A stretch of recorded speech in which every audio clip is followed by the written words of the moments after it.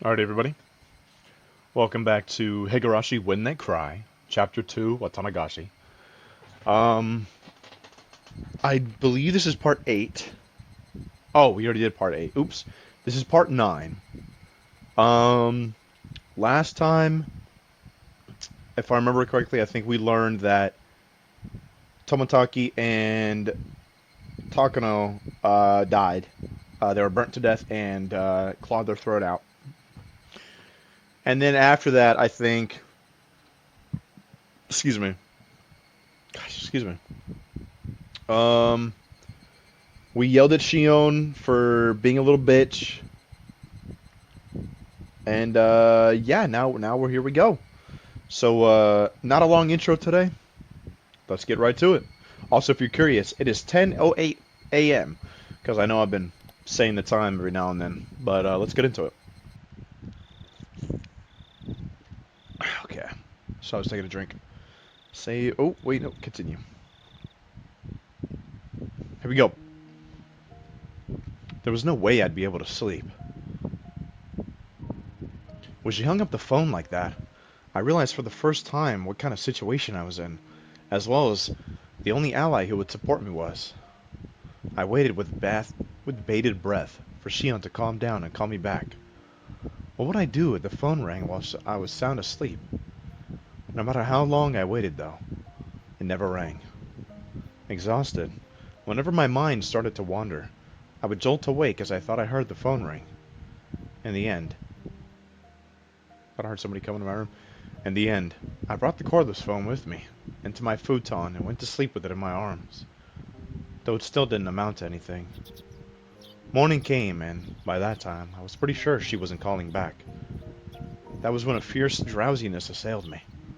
Damn it! This is no time for sleep, Keiji Maibara. I slapped myself in the face a few times. Then I went to the washroom and washed my face, which was something I usually didn't do. That wasn't enough either, so I even brushed my teeth. After that, I was finally wide awake. When Mom saw how strange I was acting, her eyes went wide. What's wrong, Keiichi? Are you going somewhere today? Going somewhere? Yeah. To school.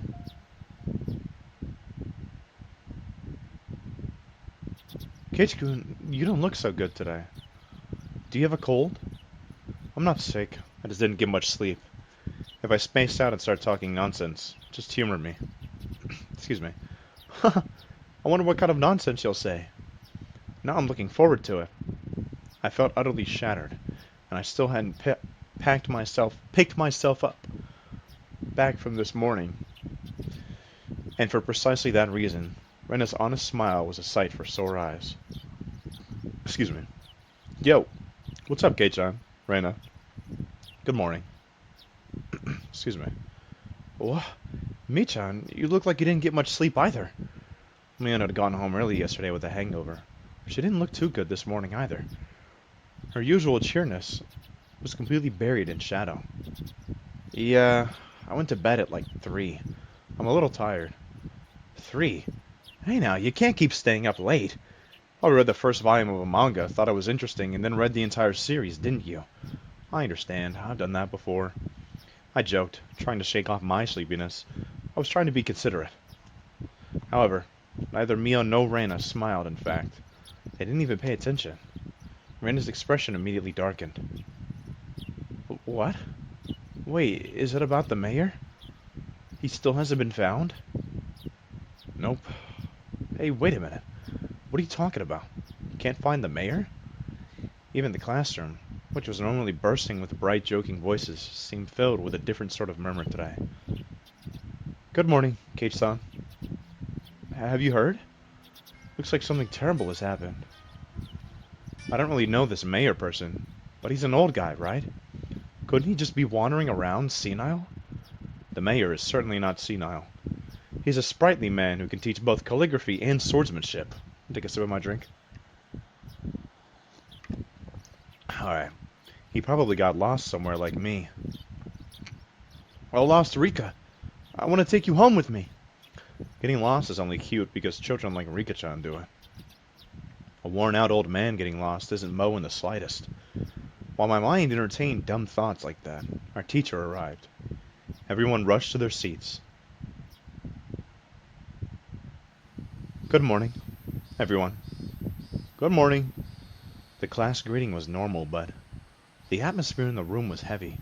I need to sit up in my chair because I can't get my full voice to come out if I'm laying back.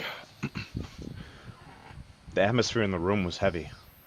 Some of you may already have heard, but last night, despite the late hour, the mayor never came home.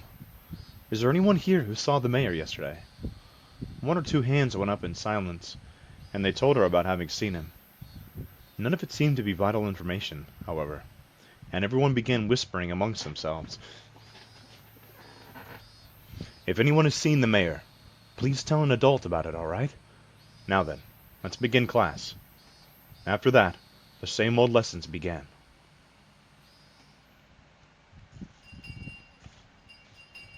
Just like that, they were over. The rumors, once quieted, blossomed in flowers again at lunchtime. I could hear a few different conversations. They were mostly related to the mayor's disappearance. Summing them all up, I came out with this, excuse me. Yesterday evening, the mayor went to a meeting at the Shrine's Assembly Hall. The meeting ended after the sun had fully set, and everyone left. The elder's house was a bit far from the center of Hinamizawa. It was already late, and Hinamizawa doesn't have a lot of lights outside. Nobody saw the mayor after the meeting. However, because he would have been hungry, he wouldn't have taken any side trips. He would have gone straight home. However, no matter how long his family waited, he never returned. Some thought there might have been an accident. They left no stone unturned. They searched from the irrigation channels to the water wells, and even in the rice paddies. They didn't find him. Of course, there was a limit to how far they could search in the middle of the night. The police were going to wait for daylight and have the young men of the town help search. After all that, they still didn't find him. They were apparently going to look even in the mountains. Even now, at this moment, the adults were probably all searching for him. The more they searched in vain, and the more time passed, the only thing that came to mind was the curse. The rumors of Onigikushi, of the demoning away. Had he become this year's sacrifice to Oyashiro-sama's curse, which had recently been occurring every year? That scary possibility, which everybody thought about but nobody could say aloud, was slowly but surely spreading throughout the village. Was he demoned away and offered as a sacrifice to quell Oyashiro-sama's anger? My classmates were whispering to each other that the curse didn't happen this year, so there shouldn't have been any sacrifices. On the other hand, I knew. The curse did happen again this year, and there were 2 people that died. This may sound strange, but I hadn't exactly thought the elder would be the one to go missing. My reason was clear. Shion and I should have been a higher priority than him. The 4 of us were thieves that broke the taboo and set foot into the sacred ritual storehouse. If Toмотaki-san and Takano-san had suffered mysterious deaths, then it should have been mine and Shion's turn next. This time should have been Shion and me, huh? I laughed painfully to myself. I'd yelled at Shion over the phone that I didn't want to end up in such a terrifying situation, but now that someone other than me had disappeared, I could only think that I should have been the first to go. Onigafuchi, the bottomless swamp, said to have been the place where they drowned sacrifices long ago. Just as it ran through my thoughts, the villagers must have also considered the swamp. Maybe police divers were plumbing its depths even now. They probably wouldn't find anyone. Not a single missing person had ever been found. They'd always suspected Onigafuchi, but not once have they ever turned up a corpse from it. After all, it was a devilish, bottomless swamp from which no one who sinks can ever return. I could hear someone telling their friend that in the classroom. Now that you mention it, Satoshi-san, he left around this time last year, didn't he? Huh? Satoshi? I've heard that name before. He was... right, he disappeared because of last year's curse. The conversation was happening in the seat next to me, so I could hear it clearly. Didn't we search the whole village like this for Satoshi-san too? We didn't find him either. What did we decide that was? Excuse me. A demoning away, right? Yeah. I heard that he withdrew all of his savings and ran away from home. Someone from the police said there was someone who saw him get on the bullet train at Nagoya Station. Ran away, huh? I wasn't that interested in the reason, which seemed understandable in this case. Everyone else who disappeared had their own reasons, too. Either they were still on the run because they were criminals, or they were a corpse that couldn't be found. It's not like any of them suddenly disappeared into thin air for no reason. But they disappeared. Someone disappeared whenever the curse took a life by design. They may have had various understandable reasons, but they still disappeared. From that point of view, it really might have been a demoning away this time. The mayor's disappearance was the first such incident without a clear reason behind it. Of course, coming to that realization didn't help resolve anything. It looks like I messed up the seasoning today. Haha, sorry. Normally, Reina would have devoured her lunch immediately, but today there was still a ton left. It wasn't because Reina's lunch didn't taste good or anything, though. Excuse me. That isn't the case. Your lunch today is as delicious as always. Sachiko dips her chopsticks into Reina's bento box and pulls bits of food out one after the other. Yes, delicious indeed. Today in particular, in fact. Chomp chomp. Huh? You know those are pumpkin croquettes, right? Are you okay? Yes. If it's your pumpkin, then it's delicious. Did Satoko dislike pumpkin? Regardless, she forced herself to smile and shoved more into her mouth. Everyone knew. Nobody's lunch tasted very good today. Satoko kept shoveling it down, repeating her remark on how good it was. If it's that good, then I guess I've got to have some too. Sato's gonna Satogo's gonna eat it all if we let her. It's just so good. I would certainly like it if Kei-chan were to eat some as well. Well, sometimes I have to show my adult generosity, right? Okay, don't hold back on my account. Eat enough for the both of us today. She really, really hated pumpkin, didn't she? Who texted me? That was my friend. That made it all the more touching to see Satoko's own brand of generosity. Let me take a drink. I grabbed her head and started stroking it. Satoko, in a somewhat exaggerated fashion, was bawling, tears streaming down her face. No way. You'll never grow up if you give away such good food. Reina, you eat too. I only have leftover vegetable stew, but it tastes great after having sat overnight. Yeah, the daikon radish has such a pretty color going through it. It looks delicious. I guess I'll have some then. Reina reached out with her chopsticks, and at last, the usual lunchtime atmosphere began to return. That was only at our desks, however. The dark tales of Yashiro-sama's curse, which had recurred for 5 years in a row, didn't cease. The whole classroom remained stuck in this somber mood.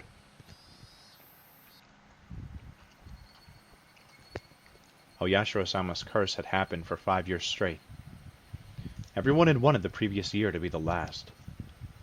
What was Yashiro-sama's curse, anyway? They were going to build a dam in Hinamizawa. The people building it were bad, so they were cursed. I would admit that much. Still, the dam project was frozen years ago, wasn't it? So why was the curse stubbornly persisting? I hit myself on the cheeks to perk myself back up. Everyone was trying so hard to brighten the mood. I couldn't go straight back to thinking about the curse like that. I forced the grim story out of my head. Driving Yashiro-sama's curse out of my thoughts was actually a good idea. In the end, that meant I would also be driving away the most terrifying thought of all, that I could be the curse's next target. Mion's taking a while, isn't she? How long does it take to wash her hands? Mion had said she was going to wash her hands, and left, and she still hadn't come back yet. Haha, she's probably taking a little afternoon nap somewhere. I think she was up pretty late last night looking for the mayor after all.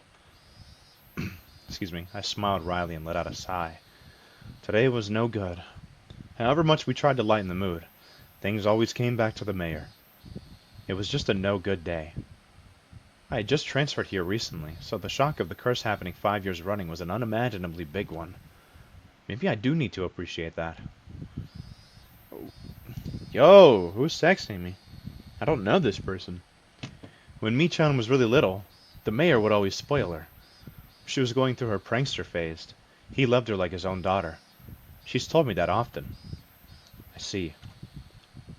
Mion was in shock too. Someone disappearing at all because of the curse was a very scary thing.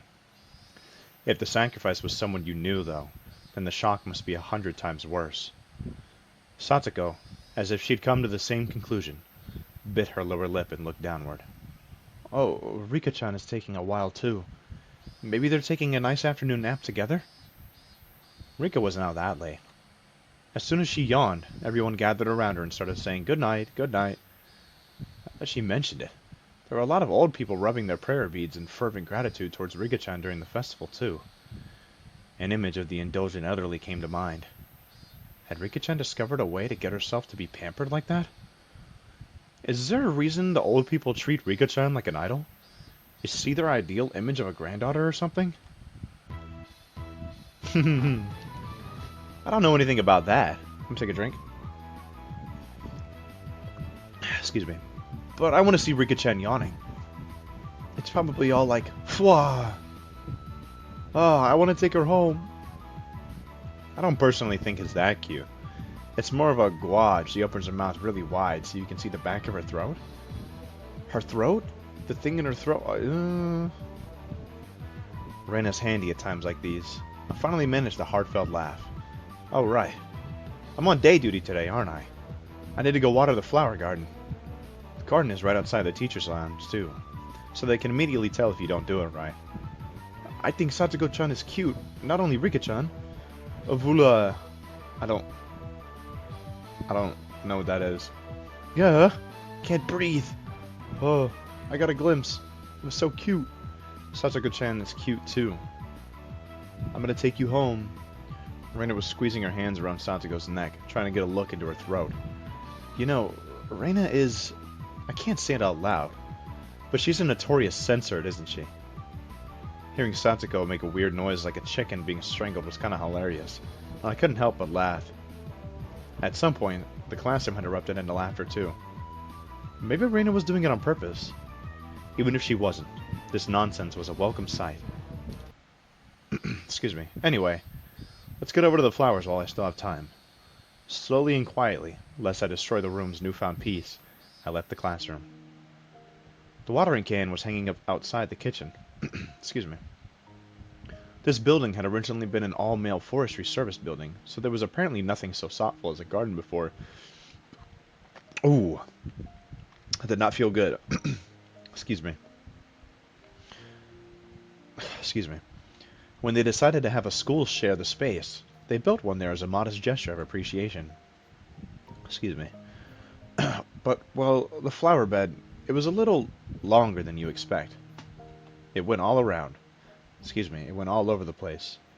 It was so big, one would need to refill the watering can 5 or 6 times to get it all done. I was doing this together with a kid who was also, thankfully, on duty today. She was in the lowest grade, though, and a full size smaller than even Rika-chan. I couldn't even make a kid who would struggle just to lift the full watering can help me with this. For this, if one was placed on day duty with someone liked, they'd do it all for you. This would be cake. No point in blaming her. I give up. I'll just get started. Excuse me. Watering can in hand. Just as I was about to leave the building, the old man from the forestry office addressed me. Sonny, there's a vegetable garden behind the warehouse, right? It's all just about dried up. Water that too, would you? Oh, you mean the curry vegetable garden? The one with the potatoes and carrots and other things that are only ingredients for curry? It's definitely the personal garden of our loving teacher, but making students responsible for its upkeep is getting them involved in our personal affairs. Couldn't say that to his face, though, so I gave up and decided to carry out my day duties. The sunlight out front was strong. The great chorus of the cicadas was strongly underlining how nothing was different today from yesterday. I passed by the classroom, and I don't know how it happened, but Satoko and Reina were in the middle of a huge melee. While I was gone, the kids had arranged all the desks in a circle, forming a ring, while everyone was cheering them on. Yeah, that's how it should be. Once school ended, we would need to return to reality, where the talk of the elders' disappearance would once again be all over the place. I wanted everyone to forget, excuse me, about everything and have fun, just like yesterday, if only while they were at school. In that sense, Satoko's whirling elbow and Reina's backward flying spin kick made for a pleasant sight, even if, as a result, they flipped over my desk. Ah, that's my pencil box. I'll just let it happen today. I set to work, hastily watering everything, wanting nothing more than to be done as soon as possible. That should about do it. No sooner had I thought than I remembered I had to water the curry vegetable garden too. That's such a pain. I have a feeling it'll come back to bite me if I don't. I gave up, filled the can with water again, and headed behind the warehouse. This was a place students didn't like to go. It was always damp here, and you couldn't discard the possibility of slugs and pill bugs being around. So when I ran across her in a place like that, I was surprised. Whoa! Oh, it's Rika-chan. Don't scare me like that.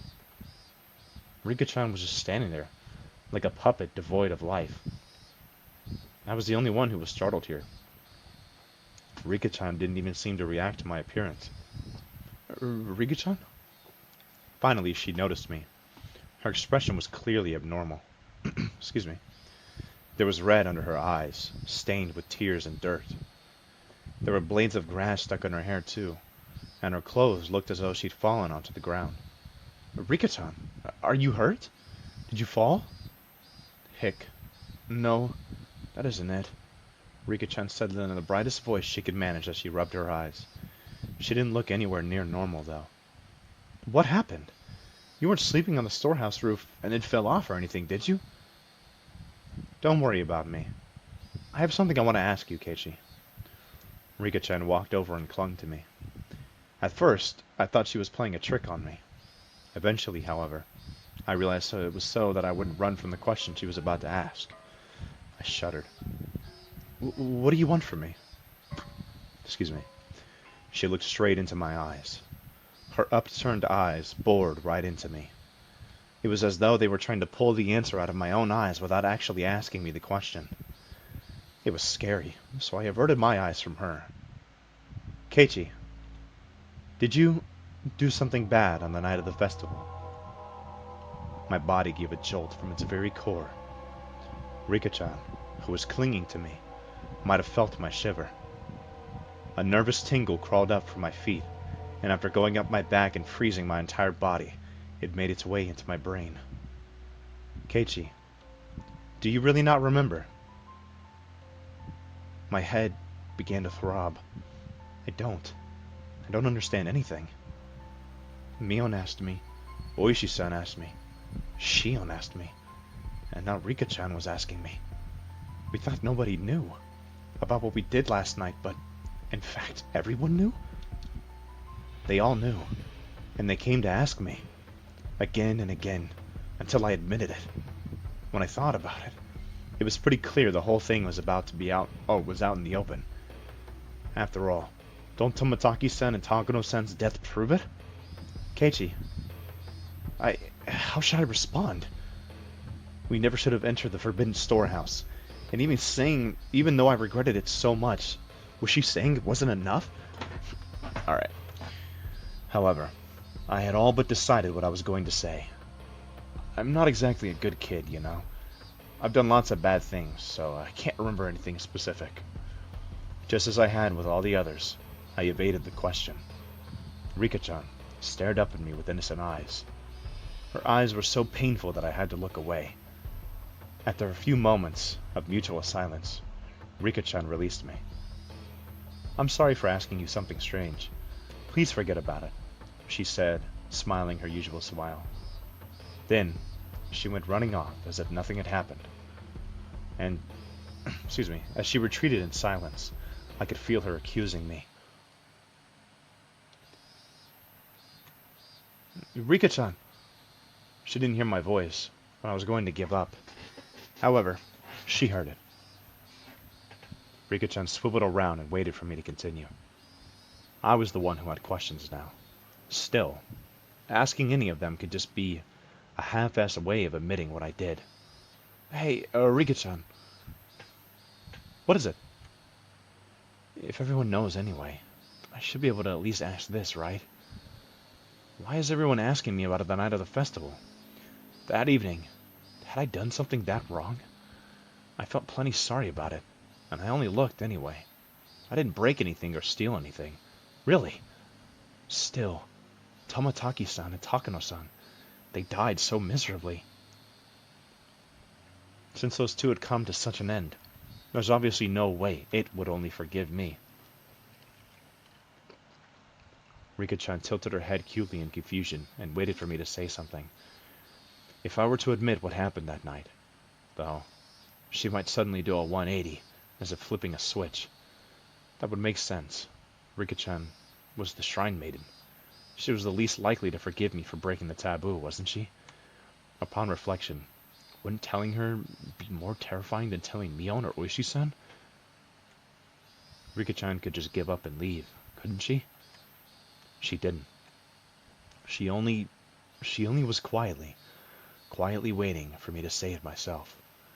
Say it, Keiichi Maibara. If you really are sorry, then just say so.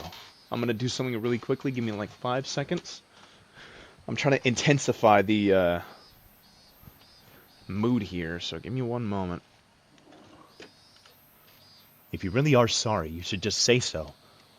Of course, it's normal to hesitate, given the crazy way Tomotaki-san and Takano-san died. A pulping machine called Chaos was grinding up my brain.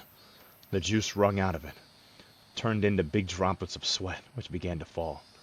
Keiichi, Rika-chan suddenly straightened up, trying to pat me on the head. I don't really understand what you're worried about, Keiichi. I had nothing to say to that.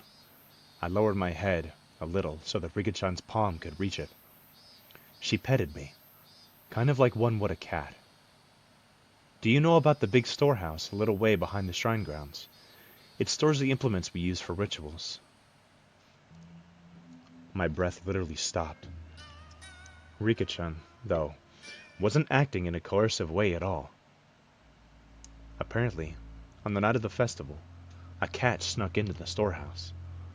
A cat? Yes, a cat. Meow meow. Rika-chan knew. She realized I was in fear. I could tell she was desperately trying to choose the right words so that she wouldn't scare me. The cat always wanted to explore inside the storehouse, but I was mean to it and never let it go inside. So on the night of the festival, the cat couldn't hold itself back any longer and went inside. The cat. It was clearly supposed to be Takano-san. Or wait, was it supposed to be me? Inside, there were actually lots of things that scared the cat. Rika-chan made a cute gesture like a ghost was coming out to frighten me. The cat was both terrified and amazed. It ran away as fast as it could. Clatter, clatter, shiver, shiver, meow, meow. It was terrible. This cat, who are you saying it was? The cat is a cat. Meow, meow. Rika-chan still avoids saying it. The cat, though, was without a doubt me. Rika-chan, please tell me. The cat, what should it do now? Maybe it was a desperate question to ask. I had sort of admitted to being the cat. The cat is just a cat, so it can keep meowing and everything will be fine. Everything will be fine? That's stupid. Shouldn't it just keep meowing? Jeez, Rika-chan and I put together an entire conversation using cat as a code word. I didn't say it directly, but I had already admitted it. I didn't want to end up like those two. I didn't want to be a sacrifice like Shion said. That's what I thought, so I stubbornly remained silent. But now, that's enough. It can't just keep meowing. The dog saw the cat, making mischief and sneaking inside. The dog. That's right. It was the dog. It keeps coming to the cat and trying to get it to say that it snuck inside. After I said that, Rika-chan's expression clouded over.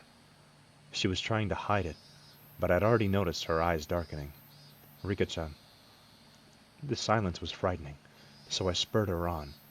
At that point, Rika-chan grinned. It's alright. I'll protect the cat. Huh?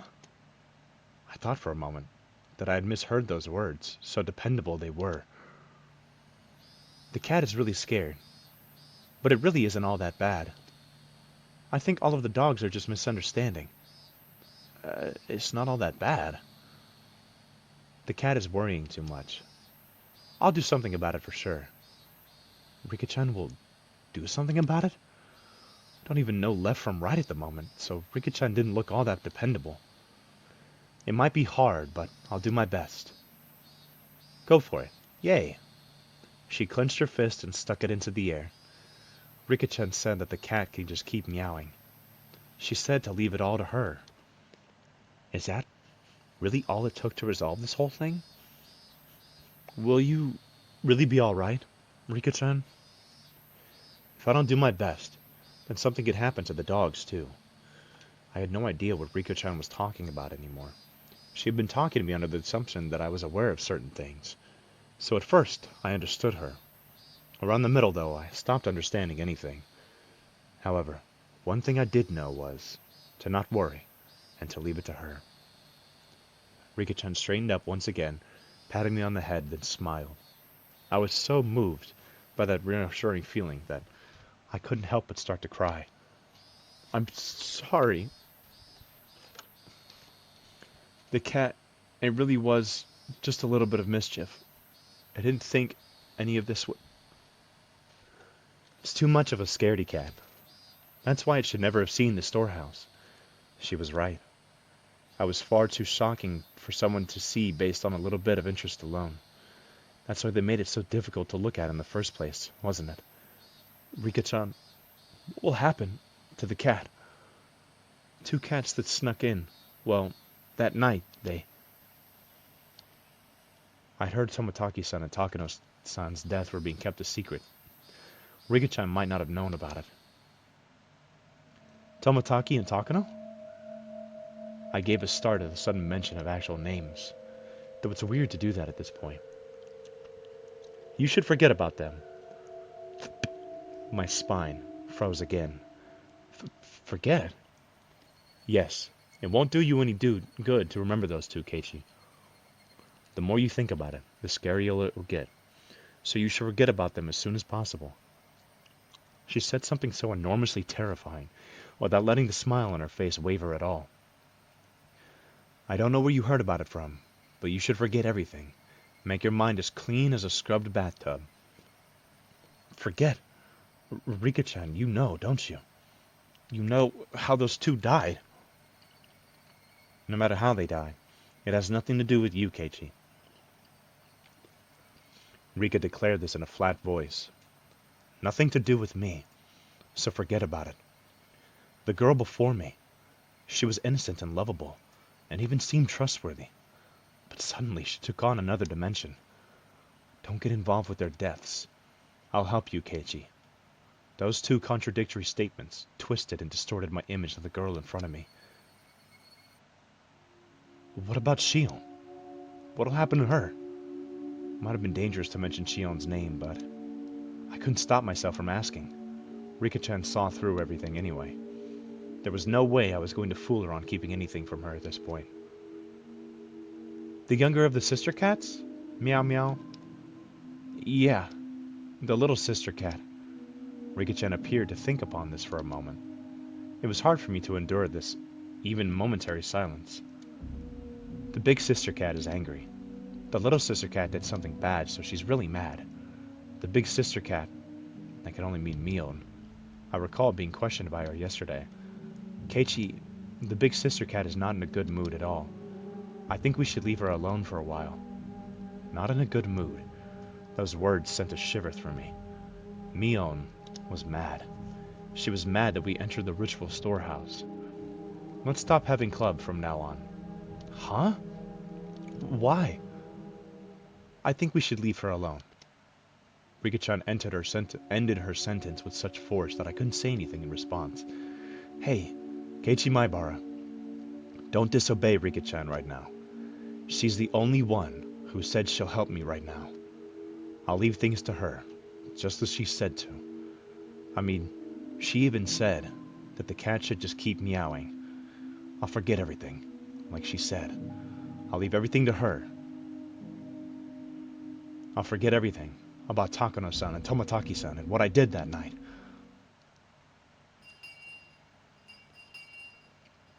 Just then, we heard a bell far away, marking the end of our lunch break.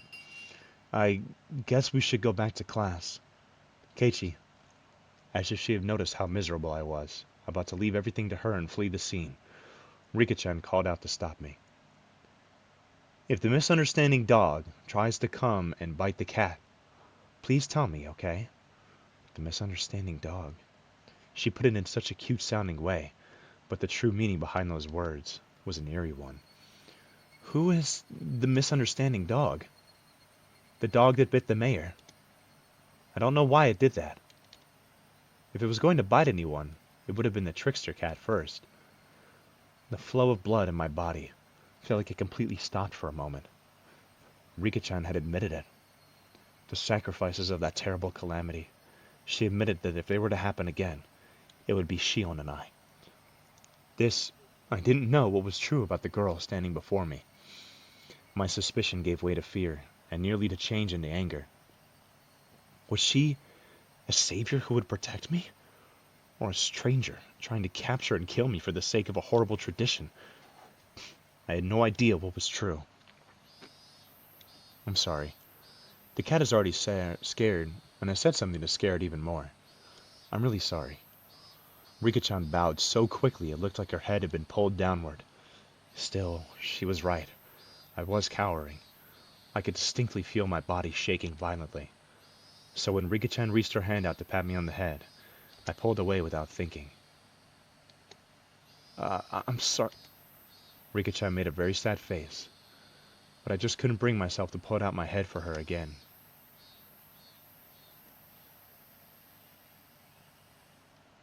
That day, Rika-chan said she wasn't feeling up for club activities that day, so she suggested we not bother.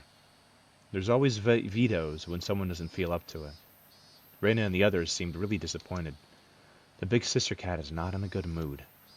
I remembered Rika-chan's words and quietly stole a glance at Mion's expression. If I could forget the way she questioned me yesterday, though, her behavior was the same as it always was. Surely that's not end of chapter.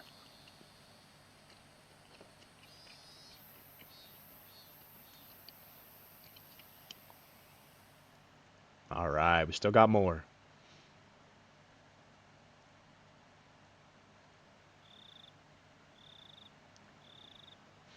After dinner, without the energy to watch TV, I climbed into the futon in my bedroom and let my head be overtaken by gloomy thoughts.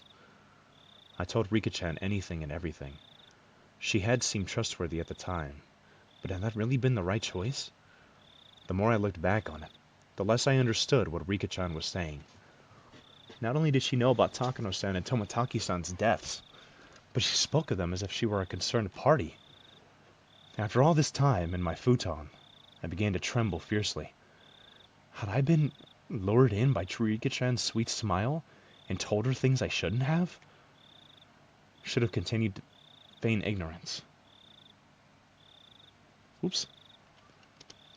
I shouldn't have shown her such a weak side of me. I'm gonna take a drink. My emotions are a mix of regret and fear, and it colored the darkness of the night with an additional layer of terror. Suddenly, a knock. I might have yelped. That's how surprised I was. Oh, there goes my cup. Keiichi, I've been calling your name for a while. You have a phone call. It's from Sonozaki-san. It was Dad. Oh, that's not a man's voice then. I reached out for the cordless phone through the gap in my door. Sonozaki-san, which one? The older sister or the younger? I don't know. Ask her yourself. I took the receiver and buried myself in my futon again. Hello? Mion? Or is it Shion? It's me, Shion. Excuse me. Good evening. I practically jumped out of bed. It was Shion, who I hoped so desperately would call me back last night. Shion, sorry about last night. I got all riled up. I heard what sounded like a deep sigh on the other end. You and me are in the same position, aren't we? I shouldn't have blamed you for everything like that. Excuse me. I'm sorry. I'm sorry, so please, cheer up. I called you because I'm in a better mood. If you're sorry, then I'll forgive you, so please stop apologizing. Shion's tone still sounded a little angry, but for the moment she said she'd forgive me. You're right. You're right too. We're tied to the same fate. Making sure the other is alright is the only way to guarantee our own safety. Yeah, I agree. We absolutely need to share whatever information we have, so that we don't die, like Takano-san and Tomotaki-san did. I forced myself to swallow a solid drop of saliva. Then, let's continue from where we left off. You'll listen without getting angry this time, right? Yeah. I'll be fine. Firstly, it seems sneaking into the ritual storehouse was more of a taboo than we thought. Takano-san and Tomotaki-san's miserable ends. Terrible enough that you could call them a warning. They were enough to make me believe that. The culprits killed those two. The ones responsible for sullying the storehouse. And they'll come for us next. I know you want to deny that, but please accept it. It'll be too late to believe me after you've disappeared, okay? I got it. You can never be too careful after all. I don't want to accept it either. To think that sneaking a peek at that museum of torture devices deserves a death like that. I don't want to believe it. That's what a taboo is. For those who honor it. If one breaks the taboo, no matter how small or innocent their intentions were, they wouldn't be forgiven. Let's report anything we notice that seems strange. If we connect all the tiny pieces that we have, then maybe, just maybe, we'll find out who killed them. Or maybe even the truth behind the incidents of the previous years. We could find the key that'll resolve everything. Oops, I just did something on my phone that I didn't mean to. You're right. You're right about that. All I was doing was waiting in fear, but Shion had already thought that far ahead. Given how trustworthy she felt, I became embarrassed over how passive I was being. Excuse me. Then I'll start since I suggested it. I feel like somebody has been watching me lately. What? It might be my imagination, but I'll tell you anyway. I think it's just me, but if you feel like you're being watched too, Kei-chan, then maybe it's not just my imagination. Well, don't worry. At the very least, everything's been fine for me. I think. As I spoke with Shion, I thought back on today. I had no grounds to say that everything was fine. I see. Then I suppose it was my imagination. But you be careful too, Kei-chan. Be especially careful when you're by yourself in public. I'm in Okinomaya, so I won't be alone very often. But you live in Hinamizawa. There will be a lot of times you'll be alone. Please be extra careful. You're right. Yeah, I'll be careful. Also, about my sister. Has she been acting strange lately? Your sister? Oh, Mion. Right. What do you mean by acting strangely? Well, yesterday, she came to me and asked me where I was on the night of the Watanagashi. What? She asked me too. The day before yesterday, I think, Mion asked me. I see. I told her I wasn't there. What did you say? I did the same thing. I was taking a drink, sorry. I just dodged the question. Both of us gave a quiet sigh of relief. Ever since the night of the festival, my sisters have been acting strangely. We can't be too careful, so just be aware, okay? Mion was acting strangely. Aside from her asking me the night about the Watanagashi, she hadn't seemed too out of the ordinary. At least, from my point of view. Her twin sister, though, was saying that she was acting weird. Maybe it was such a slight change that a stranger like me wouldn't be able to notice. Got it. I'll start being careful. I'll always have Reina with me on my back. away with me on my way back from school, so I shouldn't end up alone with Mion very often. Please, be careful. If there's anything that's bothering you, you can tell me. Alright. Excuse me. Okay, then is there anything you want to tell me, Kei-chan? My turn. That's right. Maybe I should report on Oishi-san asking me the same question at the library. Oh, that time you were too slow to escape? Yeah. Oishi-san asked me pretty forcefully whether I was with Takano-san and Toмотaki-san that night, and whether I had seen you. Oishi-san seemed to have seen the four of us together. From the police's point of view, that would make us the last people who had seen them. I suppose, given that, it's only natural they'd be interested in us. I evaded the question then, too, but that might have just made them more interested. There's no way I could have tricked that sly old fox Oishi-san. My troubled countenance would have only made him more certain. Hey, Shion, since they're the police, shouldn't we just tell them? I mean, considering our situation, I think having them on our side is a good thing. Excuse me. Shion didn't answer right away. For a few moments, all I could hear was her breathing as she thought about it. Now that I think of it, Oishi said that there was something possibly shady about Mion. At least I think that's what he said. Yeah, he definitely did.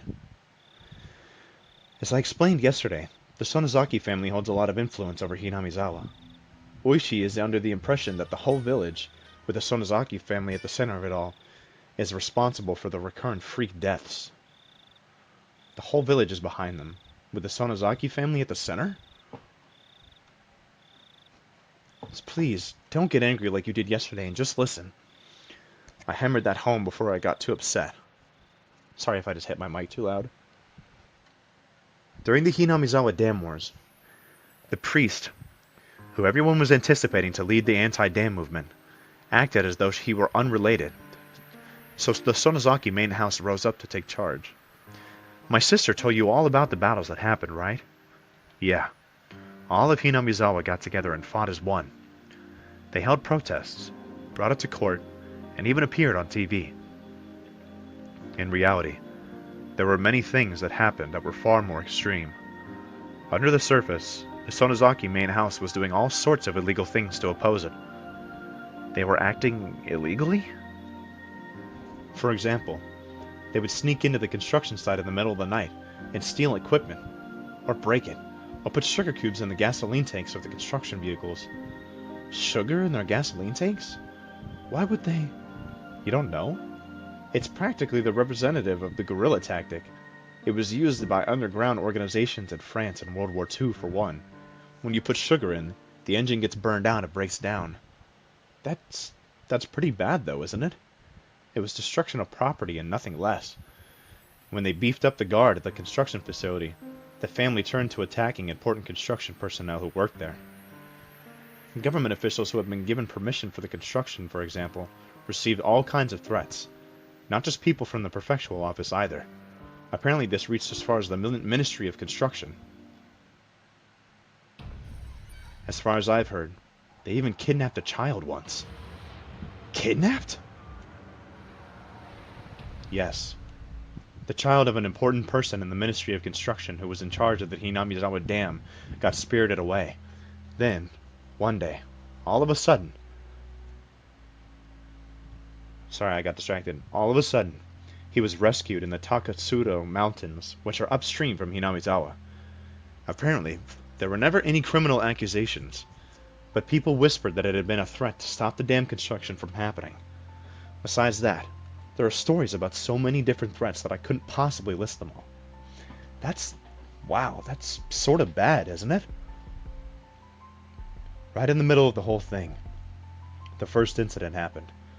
That's when the dismemberment of the construction manager occurred. People whispered that the Sonozaki family had bought out the principal offender. But of course, he fled and they still haven't found him. When she put it that way, the Sonozaki family definitely seemed suspicious. Oishi-san even seems to think that the criminal was erased so he wouldn't talk, which is pretty reasonable of him. It's even enough to make me think that the Sonozaki main house is doing some really shady things behind the scenes, even though I'm related to them. Oh, my eye hurts. Are you telling me to believe that? That the Sonozaki main house, where Mion lives, has done all those bad things, and you're telling me to believe it? Even if you don't, Kei-chan, the villagers do. While they opposed the dam in upright and lawful ways, the Sonozaki house did the dirty work for them. Everyone believes that they fought at the front, so that they take the brunt of the criticism. So they're respected as sort of heroes of darkness. I think I only really know one part of it. For example, the really bad stuff, like the kidnapping. I think only a handful of people even know about it, including Grandma. The Sonozaki family is secretive after all. Secretive, huh? A family so unforthcoming that even Shion, who is related to them, doesn't know everything about them. The Sonozaki family, unlike Shion, her older twin, Mion, was deeply involved with everything. And that was not a fun thought to entertain. My sister, though young, was the one who acted as the center of the illegal resistance movement. Mion was? What do you mean? Well, our dad is a big shot Yakuza. Even when she was little, my sister managed to subjugate a bunch of young street rats. I'm gonna take a sip. Excuse me. Then she played all sorts of tricks on them, and just generally got in their way. Mion did that? Now she's pretty laid back, so it might be hard to imagine. They put her in charge of everything, from property damage to threats, and even acts of violence. Though since she was a kid, they could get her released pretty easily. She learned that her age could be used as a weapon. It may have been indiscreet, but I can't help but chuckle dryly. She may have been young, but she was certainly still Mion. Even back then, she had already been known for her craftiness. It's nothing to laugh about. Please take this seriously. Sorry, I didn't mean to. Shion had gotten pretty angry at me. Well, her delinquency soon got her into a position of authority in the Sonozaki main house. It's not unthinkable that Oishi-san suspects them for the dismemberment incident, and the later ones too. For a few moments, I was dumbstruck at the tales of Mion's past. None of them matched the image I had of her. A younger Mion, dirtying her hands with all sorts of crimes, giving the dam construction project hell. Excuse me. As the successor to the Sonozaki main family, she was always right at the center of the vortex, of strange incidents occurring year after year. Was that really the Mion I know?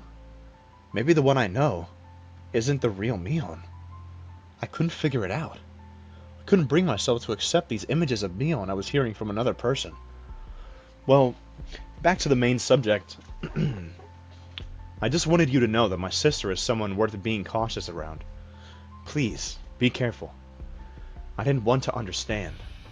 Mion was a fantastic friend. She would never do something to back me into a corner like that. She did ask me pretty harshly about the night of the festival, but even that, it was like she'd said it in a mean way or anything. Oh, excuse me. It wasn't like she said it in a mean way or anything. Alright, I'll make sure to be careful. We're sisters related by blood, but within the Sonozaki family, we're basically of different class. I want you to recognize how distant they are from me. Please. The more Shion tells me about Mion, the less I understand who Mion is. The Mion I know wasn't a dangerous person. She joked around, smiled a lot, and was full of passion. Now that I realized I had held such a view towards it, Shion was telling me to change it. To be careful around the best friend ever. To doubt her. The idea was very sad and painful. Now, about Oishi. If you think it's a good idea, then I think we should give him the information he needs.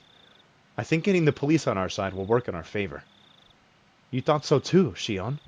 It's just, at the moment, like I explained, the police already have their eyes on the Sonozaki family already. Oh.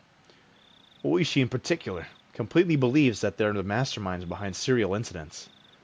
That includes me, of course. So I don't really want to do much with Oishi. I see. If Oishi-san had found out about the Sonozaki family's strife-filled history, then he probably wouldn't be very happy with Shion either. At last, I understood Mion's instinctive dislike for Oishi-san. It's probably out in the open at this point, but try not to give my name to him. Then I don't think there's a problem with you telling him anything. I got it. I won't mention your name. The police's investigative ability should be quite a reliable weapon for us right now. If Oishi tells you anything interesting, then let me know as well. Yeah, of course. We'll share information and investigate together. Who killed Takano and Toмотaki? Who was after us? Until we know, we need to defend ourselves. Anything else? Excuse me. Besides what Oishi told you, I mean. If anything has happened, no matter how minor, please tell me. Aside from my discussion with Oishi-san? Oh. Should I tell her that I revealed everything to Rika-chan? Rika-chan was acting like she knew something I didn't. She told me to leave it to her. But what? Ah, that's right. When I was talking to her, I mentioned Shion's names too. Was that a mistake? I felt like Shion would get angry. Nothing else, Kei-chan? I had remained quiet for a little while, so Shion encouraged me to speak, unable to bear the silence.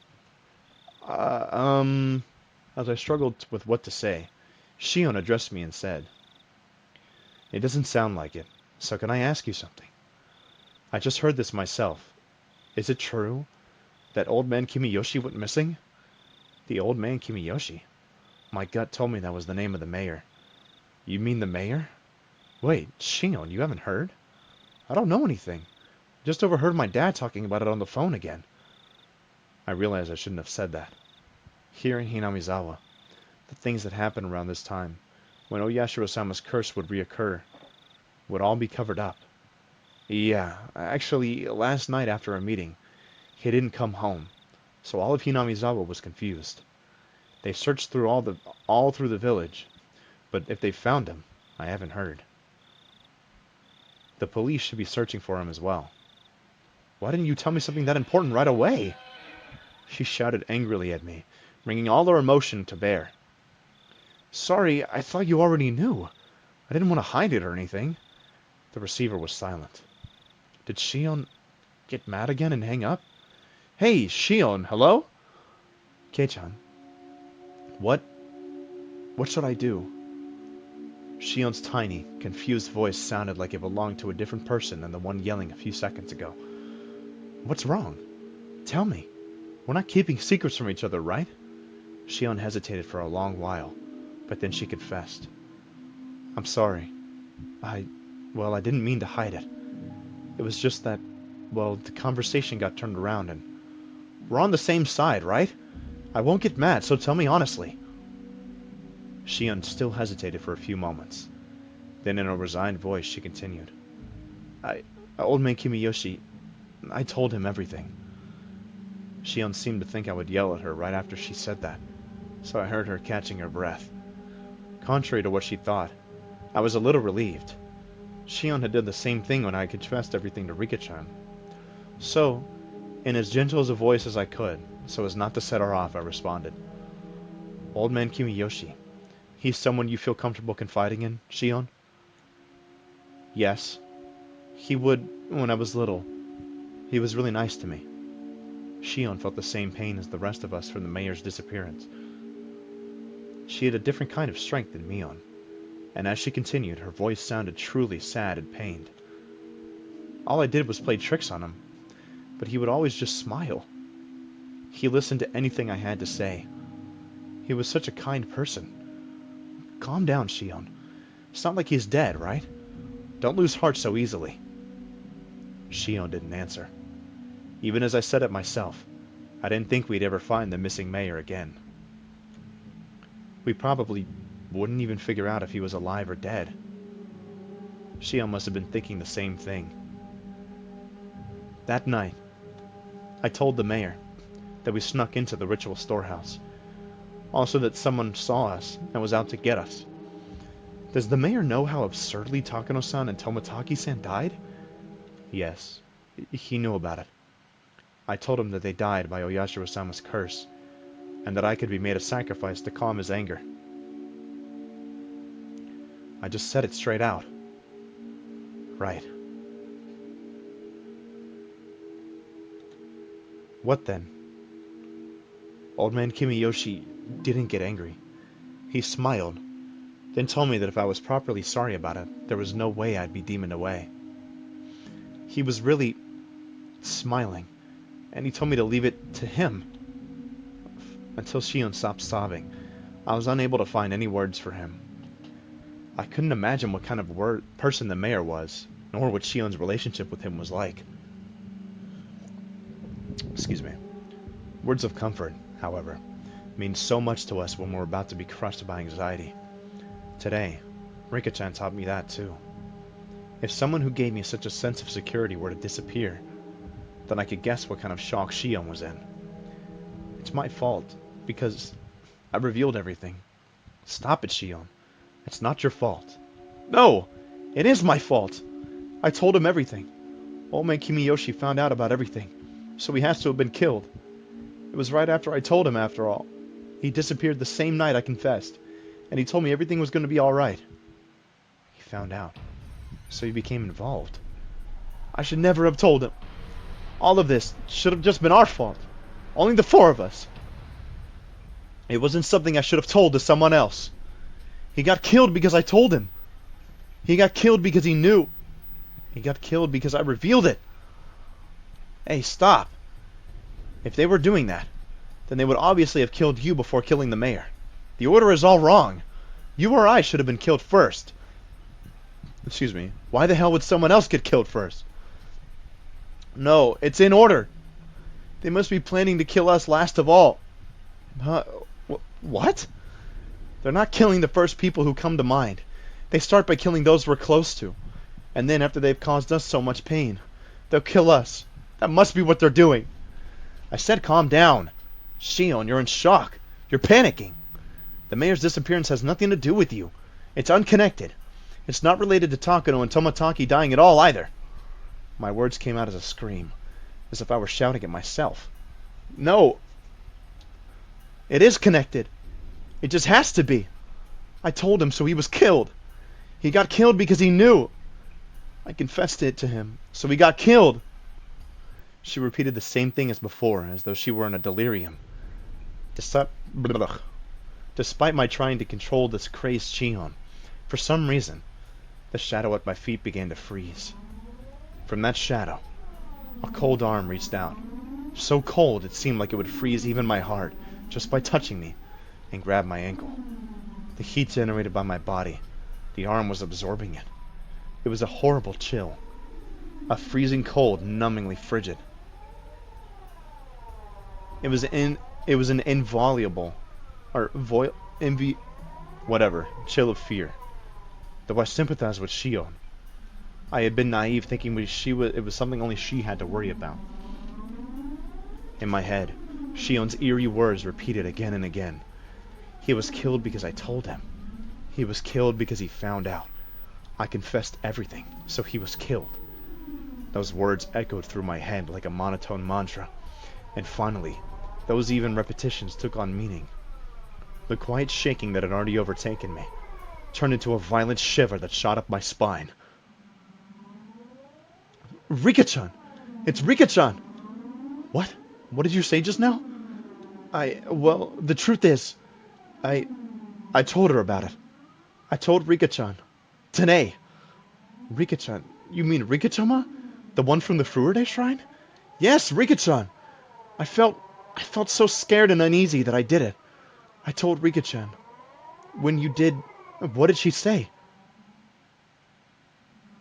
The cat is worrying too much. I'll do something about it for sure. That's what Rika-chan said. Then she smiled. She smiled just like the missing mayor had when he encouraged Shion. I'm sorry, Shion. I'm a bit worried about Rika-chan. Right. If you're that concerned, then don't worry about me. Please, go find whether she's safe. Yeah, I'll do that. I'll call you again tomorrow at the same time. When I do, you'll know I'm still alright. I got it. I'll be waiting. Okay, bye. Sorry. I'm hanging up. I put down the receiver without waiting for Shion to say goodbye. The danger to Shion and myself was secondary at this point. My sixth sense was blaring alarms in my head. I don't like this feeling. It's really bad. It's definitely bad. Damn it. Please be safe, Rika-chan. Does that chapter end? I feel like that's a pretty intense moment to end it on. Is Rika-chan gonna go missing, guys? That is the question on our minds.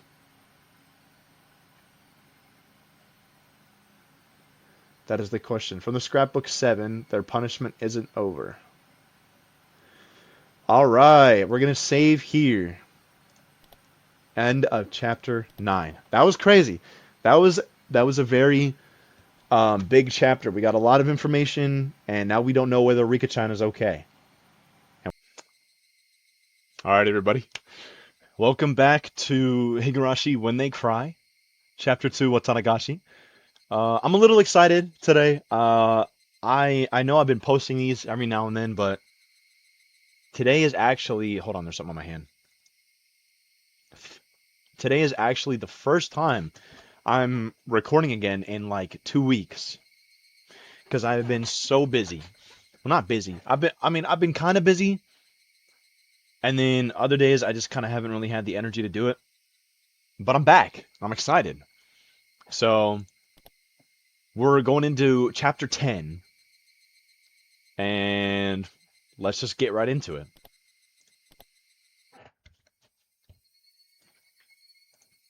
I can't remember what happened last time. Oh yeah, they're worried about Rika. Okay. After hanging up on Shion, I searched for Rika-chan's phone number on my school's contact list. There it is. My fingers trembled with urgency, and I failed multiple times to put in the simple 5-digit number. Keiichi, are you calling someone at this hour? It's late, and it's being rude to the other person. That doesn't matter right now, I shouted angrily at my mother, listening to the dial tone. Pick up, come on, pick up.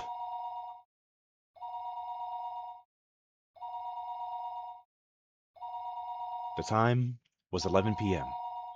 It certainly wasn't early. It was essentially the middle of the night. Had Rika-chan already gone to bed? Her phone would be ringing constantly, though, so would she get back up for me? Rika-chan didn't pick up. She didn't pick up. She didn't pick up. Maybe she just happened to miss it. Maybe her bed was just too far away from the phone. The sound of a phone ringing gets clearer and clearer the longer you go on sleeping. Then, the bathroom? Yeah, she must be taking a bath. If that was the case, then even if she heard the phone, she wouldn't be able to pick it up. It was a little late to be taking a bath, but it was possible she normally took baths right before going to bed. I'll wait 30 minutes, then try calling again.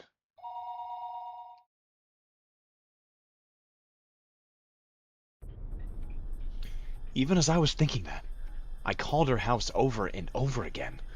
I kept calling, over and over, again and again.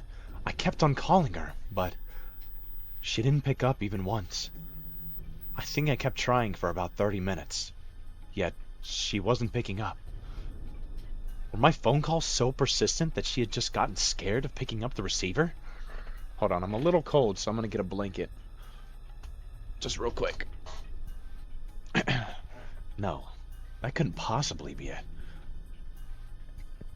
There was no point in doing this any longer. The best thing to do would be go in there in person. Where was Rika-chan's house, though? I'm gonna take a sip of my drink. Excuse me. Shit. I never even asked her where she lived. Her residence was written there in the contact list, but it was an address with mostly numbers, so I couldn't tell where it was just by reading it. Isn't there a map or something in here? Rika Furude.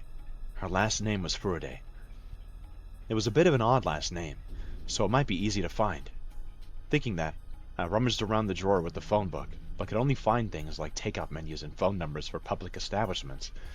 Shit! I tore one thing after another out of the drawer, but I didn't come up with any clues as to where Rika-chan's house was. Calm down, Keiichi Maibara. If you don't know, then just ask. Ask someone who does know. That's it.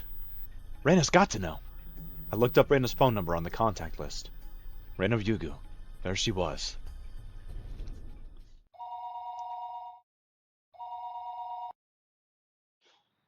Hello? This is Ryugu. It was the voice of a grumpy-sounding man. Must have been Reina's father. I am calling in the middle of the night. I need to be polite.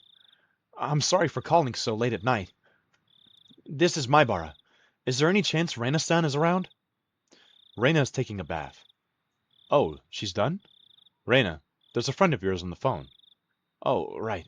Reina Ryugu was her real name, wasn't it? I'd gotten so used to calling her Rena. Rena and Reina? I'm still gonna call her Reina. That hearing her real name caught me a little off guard. Hello? This is Rena. It's me, Keiichi. Sorry for calling so late. Huh? Keiichi-kun, what do you need at a time like this? Well, actually, I wanted to know where Rika-chan's house is. Reina seemed a little appalled that I'd call her for something like that at this hour. However, she spoke her next words seriously as if she'd caught on to how urgent my need was. Okay, sure. You know the assembly hall in the grounds of the Furude Shrine? There's a two-story shack used for storage behind it. That's where she lives. I couldn't immediately visualize the place, but as long as I knew she lived on the shrine grounds, I'd just have to look around. Got it. Thanks. Sorry again for calling so late. Apologize to your dad for me too, would you? Okay, but Keiichi-kun, why do you want to know where Rika-chan lives? Rena asked me in an unusually sharp way, halting me before I could hang up the phone. I hesitated for a moment about whether to tell her. He was killed because I told him. Keiichi-kun, if you're still listening, could you answer me? Why are you asking where Rika-chan lives at a time like this? Rena affected her usual tone, but beneath her words lay a certain tension, like she'd intuitively sensed something was going on. What will you do, Keiichi? If it's Reina, can't I tell her? He was killed because he found out. I revealed everything, so he was killed. Keiichi-kun, Reina is being serious. Please answer me. Rena once again asked me in a tone so forceful I couldn't imagine her ever using it normally. I was taken aback by her vigor. Rena was Rika-chan's friend too. She had the right to be concerned about Rika-chan disappearing. If I told Rena, then, even if only for a moment, I could drive away my horrifying fears. Rena, well, I can't exactly tell you why, but... Yes? Rena's tone was seriousness itself. Just from that tone, I could feel her saying, no matter what you say, Keiichi-kun, I'll believe you. That subtle sense of security gave me the courage to reveal the truth. I have a feeling that Rika-chan is in danger. You mean like a premonition? Or do you have some real reason to believe she's in danger? I really didn't have time to go back and forth with Reina about this. Still, I think listening to her calm voice soothed my pointless impatience. I don't have much reason, but yet I still hesitated. I had told Rika-chan that we had snuck into the ritual storehouse. The mayor, to whom Shion had confessed before that, had already disappeared. So it was possible that Rika-chan also... I didn't know how to explain it to Reina. Oh, excuse me, I just ripped something up. That's a weird smell. Was that foil? Ugh. Excuse me. While I was tongue-tied, Reina spoke up. Sorry for asking something so weird. I thought about it, and it isn't like you need to be sure. Reina laughed a little, seeming a bit absent-minded. I wasn't exactly in the mood to laugh, so this time I was dumbfounded.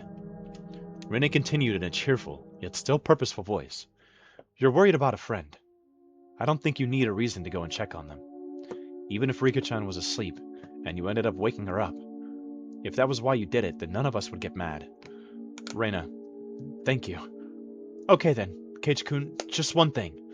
You called Rika-chan's house, right? Then you just couldn't get through, so that's why you asked me where her house is? Yeah, that's right. I must have called her for over 10 minutes. She could just be sleeping and not have noticed. Rika-chan's house is really small. She would definitely hear the phone ringing even if she was asleep. Satoko-chan is there too, so there's no way either of them would notice. Oh, neither of them. Huh? Satoko, you mean she's living with Rika-chan? Yeah, you didn't know? Well, we can talk about that later. Anyway, if you called that much and no one answered, then something's definitely wrong. Reina understood that the situation wasn't normal far faster than I ever could have imagined her to. It made her seem dependable.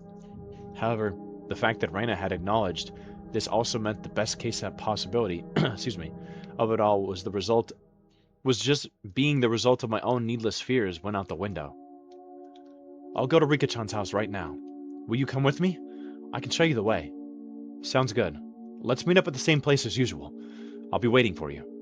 No, wait. I'll come get you at your house. You just wait there. And tell your family you're coming with me to Rika-chan's house, okay? Will that be okay? We might lose time if you come here. Did you call Mi-chan too? She's really dependable at times like these. If you haven't, then I'll give her a call. My thoughts froze for a moment. Shion had just told me to be careful around Mion during our phone conversation a little while ago. If the Sonozaki main house was somehow lurking behind the surface of annual freak deaths, then the current heir to the family, Mion, wouldn't be uninvolved. So wouldn't that mean that she wasn't uninvolved in what happened this year to Takano-san and Tomotaki-san, and also the mayor's disappearance? Okay, bye. I'll be right over. Wait for me. That's all Reina said before hurriedly hanging up. Now wasn't the time to be doubting Mion. I needed to make sure Rika-chan was safe. I got changed and grabbed a key to my bike. I figured things would go more smoothly if we met up in the place we do usually before school. Reina wouldn't need to come all the way to my house. My parents would probably object if I told them I was leaving, so I creeped out without a word. The night was unusually warm and disagreeably humid. Excuse me. She said that Rika-chan and Satoko lived together, right? What? Then it wasn't only Rika-chan. Satoko wasn't there either.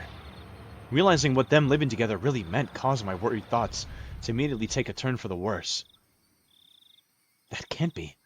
She's got nothing to do with any of this. Even if there were a reason for Rika-chan to disappear, there shouldn't be one for Satoko. Keiichi-kun? Rena was really fast. She approached me on her bike at an amazing speed.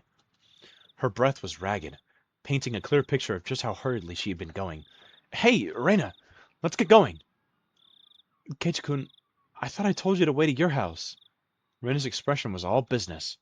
Was she mad? It came out of the blue, and I faltered for a moment. Well, I just figured it would be faster to meet up here. Keiichi-kun, don't you get it? Rena sounded clearly angry. Excuse me. I'd never seen Rena like this before. Do I get it? What's the problem? Rena seemed to notice she was scaring me. Took a couple of deep breaths, then continued as if admonishing me. I don't know what that word means. Let's look that up real quick. Let's see. What does admonishing mean? To firmly warn or reprimand someone. Okay. Her expression didn't soften at all. Excuse me. Keiichi-kun, the whole village is in an uproar now that the elder disappeared, right? Yeah. Now you're telling me that Rika-chan and Satoko aren't where they're supposed to be, right? Yeah. That about sums it up. Then you need to be more careful. Do you have any idea how dangerous it is to be standing out here in the middle of the night? I began understanding where Reina's anger was coming from. You told your family you'd be going to Rika's house with me, didn't you? So that in the worst case scenario, if you and I were to disappear, people would know when and where we did. Reina was perfectly level-headed in this emergency situation. Ever since the night of the Watanagashi. Every night, someone had died or disappeared. On the night itself, Takano-san and Tomotaki-san met strange ends. On the next night, the elder vanished. Now, on the next night after that, Rika-chan and Satoko were nowhere to be found. I hadn't been thinking of anyone but myself, but it wasn't enough to say that Hinamizawa was a little weird at the moment. It was, in fact, extremely strange. Reina had even anticipated our own disappearances, and had told me to tell my family where I was going. I was embarrassed at my own carelessness, and the need to be embarrassed made me afraid of the night. Sorry, I didn't tell them yet. Okay, then let's go tell them together. With Reina beside me, I wheeled back to my house. That's a pretty picture. The moon seemed strangely high in the sky. A sky that was uselessly vast and cold, so that no matter what, it would never seem to me like a dream. This cruel fact had already confronted me. On such a crazy night, Reina had been unimaginably dependable. Hinamizawa's metaphors, enough to make Reina's caution me against carelessness. It was to me the most fearsome thing of all. The moon seemed strangely high in the sky. I'm gonna take a sip. Excuse me. We met up with Mion on the way, and she, of course, was unsure whether to believe me about Rika-chan and Satoko's disappearance. Kei-chan, are you serious? I'm gonna get really mad if this is a joke. Mion was completely displeased. If this were a joke, it wasn't very funny. I understood how indiscreet my words were. Ever since the day before yesterday, someone had either died or vanished every night. Rika-chan and Satoko disappearing like that was something that you couldn't just say, even in jest. Michan, if it really is a joke, don't get mad. Smile. It would be a joke after all. We need to go make sure whether it is a joke or not. Excuse me. You're right. Sorry for getting upset. However indiscreet a joke it may have been. Excuse me. If we learned that our friends were safe, it would end up as nothing more than a funny story. Having been warned of that by Reina, Mion gave me a dry smile, the tension she felt loosening a bit. She mounted her bicycle as well. Our 3 bicycles' lights flashed down the pitch-black roads. They were some of the only illumination outside. Kei-chan, why did you suddenly decide to call and ask about Rika-chan's house at a time like this? Mion asked me the same thing I had trouble explaining to Rika. Would it be weird to call it a premonition? I couldn't quite tell because I couldn't quite tell because it was dark, but I thought I could see Mion smiling very ambiguously. I definitely understood that she wasn't convinced, though, despite the darkness. Well, I had this bad dream while I was snoozing, and I couldn't get it out of my head. So, did Rika-chan get kidnapped in the dream? Well, it was more of a vague feeling, sort of thing. If Rika-chan had answered the phone, I would have called you and Reina after that. Lies smoothly babbled out of my mouth, makeshift though they were. I was lying because I thought telling them I was connected to Shion would be like silently admitting we'd stolen into the ritual storehouse together. Stolen into? Mion didn't press me any further. I don't know whether that convinced her. Or maybe she figured that making sure Rika-chan and Satoko were safe would be faster than making an issue out of it. I felt relieved, and immediately a little guilty. Excuse me. Mion hadn't really been acting any differently these last few days, but I'm still trying to distance myself from her for some reason. It was only because of what I had heard from Shion and Oishi-san, that she was the successor to some kind of super extravagant gang family. No. Was I just trying to force myself to forget? Don't do that, Keiichi Maibara. Wasn't it Mion who was the first to ask me about the night of the Watanagashi? In such a harsh tone at that. Excuse me. Have I already forgotten the terror I felt? At the time, Mion looked like someone different from the Mion I knew. When I think about that Mion, then Shion and Oishi-san's description of Mion made a tiny bit more sense. That's it, isn't it? If it wasn't for how she acted that day, then I wouldn't be feeling this way towards her now. Excuse me. What on earth was going on with her back then? I was conveniently thinking of only everything she had done after that, while disregarding the very first thing I should have been looking at most, wasn't I? Mion was pedaling her bicycle in front of me, her long hair fluttering in the wind. No matter how long I looked at her back, it never gave me answers to any of my questions. We went all the way to the stone steps leading up to the shrine grounds. Of course, we weren't going to want to haul our bikes up there, so we parked them beside the staircase instead. So this is the Furude shrine. Everybody comes and goes as they please, as if it were a park. But this place is actually a grand estate owned by the Furude family. Taking a drink? Excuse me. So the entire shrine is private property. It really makes you feel the passage of time. 10 or 20 years ago, it would have looked the exact same. Then wouldn't that mean that the Furude family is really old? With the history going back for generations? Yeah, they're gone. That's odd. Rena said something clearly disquieting. Excuse me. Disquieting? So I ran over to her. What's wrong, Rena? Rika-chan and Satoko-chan always leave their bicycles here. See? They're gone. I took a look around. Indeed, there were no other bicycles aside from the ones we'd taken to get here. Couldn't they have parked them somewhere else? Could they have brought them up the stairs? Those girls couldn't do that, Keiichi-kun. Just as she said, I couldn't imagine Rika-chan and Satoko lugging their bikes all the way up there. We hadn't knocked on Rika's door yet, but reality was already sparking some ideas that weren't what you'd call good.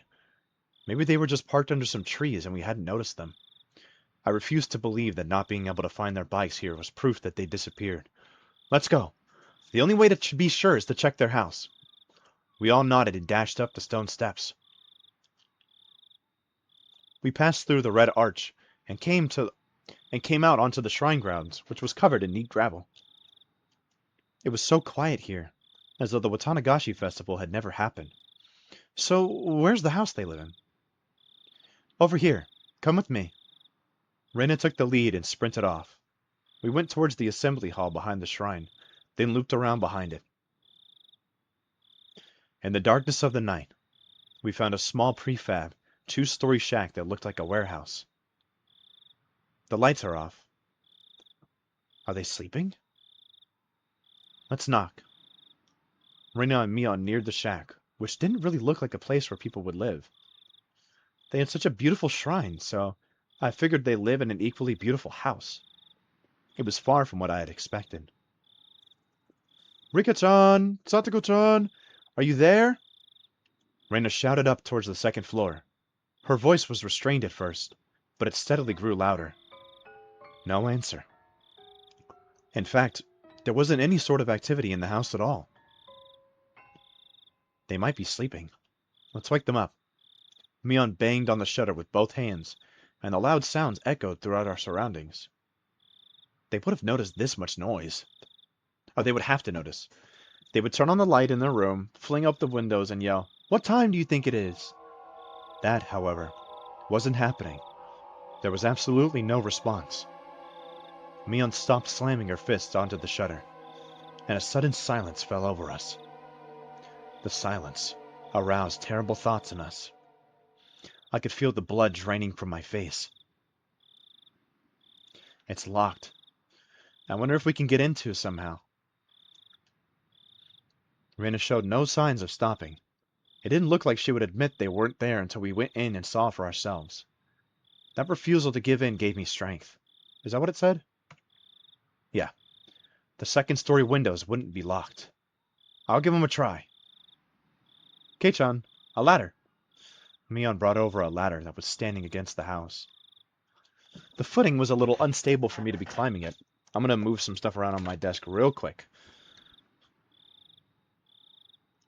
Give me 1 second. You might hear some excess noise. Oh, shit. I forgot about this. Alright. I hadn't climbed too many ladders. My inexperience with them exposed. Oh, shit. I just almost spilled a big drink. Excuse me. I climbed up 1 step at a time and tried to open each window on the second floor. Mi-chan, I'm gonna go check the main house just to be sure, okay? I'll be right back. Rena darted away. What? A main house? It's the Furude family's actual house. After her parents passed away, I think it's been left like that. Oh, right. Rika-chan's parents. They passed away, huh? At that point, I recalled something else. Wasn't Satoko living here too? Satoko's also an orphan. Her parents fell from a cliff because of Oyashiro-sama's curse. Then her older brother, Satoshi-kun, he disappeared. Satoshi? I've heard that name before. I remembered. He was the one who disappeared last year because of the curse. Ever since then, Satoko and Rika-chan have been living in this shack. Neither of them has any family, but at least they're together. They help each other out. Reina said main house, didn't she? Wouldn't it be easier to live there? The curtains were drawn, so I couldn't get a look inside to see. But 2 young girls living together seemed like a pretty tough life. I think she tried that at first. She said it was hard, though, because it reminded her of her parents. I had no idea. I felt really bad for them. They were normally so cheerful at school that I never even realized an atom of this. Rika-chan and Satoko-chan, they have it hard, huh? She's cursed. Huh? Suddenly, Mion said something in such a low voice. It sounded like she was really cursing someone. I didn't let it slide. I turned around on the ladder to face her and asked again. Mion, what did you say? I said she's cursed. Mion, still holding on to the ladder, brought her head up to look at me in the eyes. As soon as our eyes met, an absolute zero jolt of electricity surged through my body. Mion's eyes clouded over, and within them boiled and bubbled a stew of chaos. They whirled around and around like raging sea, and bubbles floated to the surface. I had, at some point, been trapped on this ladder, like being cornered on a dead-end street. Mion, why are you making that face? I intended to follow that up with, you're going too far with this joke, and give her a forced smile. However, on such uneven footing as I was, the only thing that came out of my mouth was a hoarse groan as I desperately struggled to not let nausea overwhelm me. Satoko Hojo, she's been cursed by Oyashiro-sama.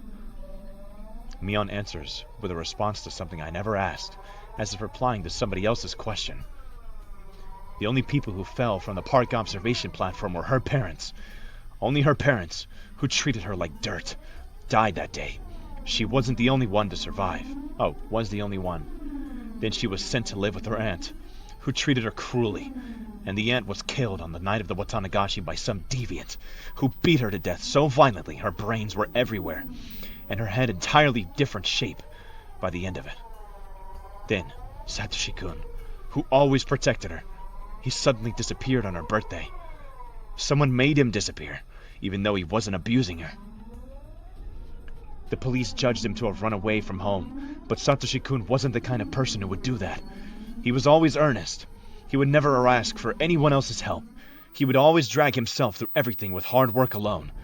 He worked so hard he nearly ground his bones into dust, all for his one and only little sister, and yet someone made him disappear.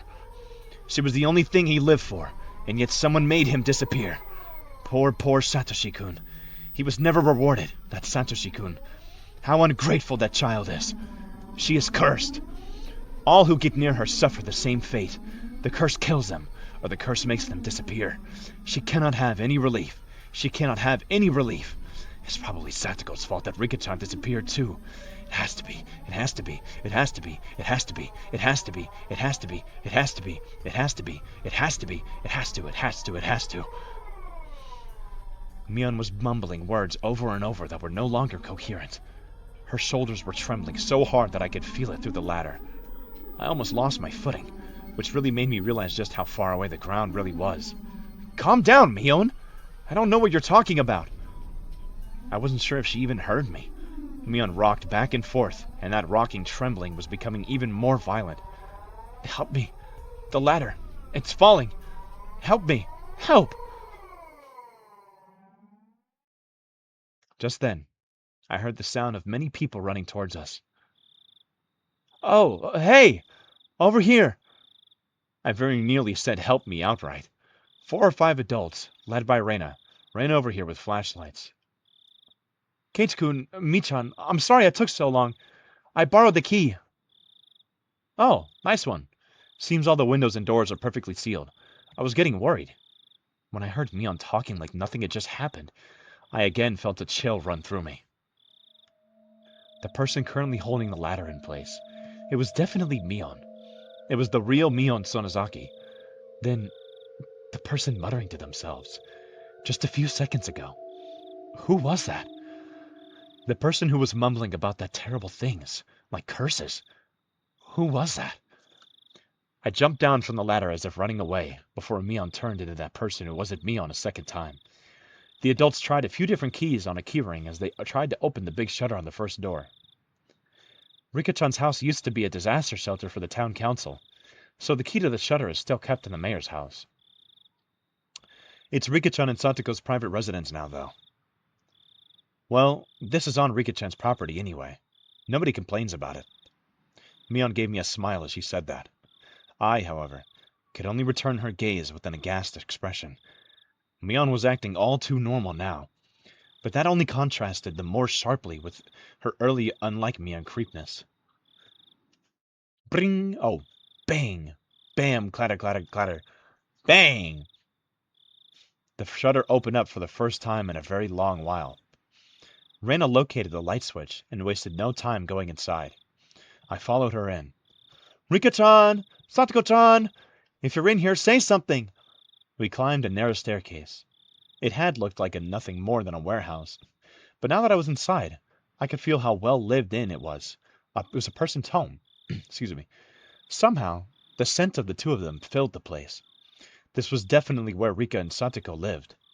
I'm going to take a sip of my drink. Excuse me.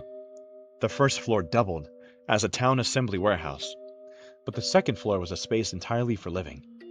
Just like a one-room apartment, past the kitchen was a living room taking up about 150 square feet. Dressers, cupboards, and the like were packaged into the space. And in the corner there was just a huge pile of clothes that appeared to have just been taken in from drying outside. In the center of the living room was a fold-up table, and on it were small containers for things like soy sauce and salad dressing. The sense of a frugal lifestyle drifted from all of it. It was strange that they weren't here in the middle of the night like this. The adults, climbing the stairs one at a time, began to make a fuss and talk amongst themselves. Take a sip. Excuse me. So? Not here? Yeah. They're not here. This is definitely weird. The village had just been thrown into chaos yesterday because of the mayor's disappearance. Then today, even Rika-chan and Satoko had... Were they out playing somewhere together? That can't be. Their bicycles aren't here, though. Where would they have gone so late at night? Have they just not come back yet? Where did they go? The adults put forth various possibilities, and the house immediately devolved into a state of confusion. Eventually, Mion settled them down. I don't want to believe it, but the mayor, Kimiyoshi, disappeared yesterday. We can't say that this is unrelated. The adults' faces paled at Mion's declaration. Mine and Reina's did as well. Let's see. They could have gone nearby for some tea or something, then accidentally fallen asleep. Whoever invited them might just not be able to wake them up at all, too. Let's eliminate that possibility first. Makino-san, please go around to the house near the stream. Kiyotaro-san. Oh, Kiyotaro-san, go look near Ojika Lake. Okamura-san, excuse me, Mion promptly gave directions to the villagers. The adults followed them without hesitation despite their age. Oh, her age. We'll remain here and call up anyone we can think of on the phone. Okay, everyone, you have your orders. Got it. The adults all roared in reply and pounded back down the stairs below. Wow, Mi-chan, you're not only the chairperson of the school, but Hinamizawa too. No time for jokes. Hey, step aside. This old man is using the phone. Mion grinned proudly and took the receiver and got started. Reina gave Mion a trusting look, considering her dependable for doing all this.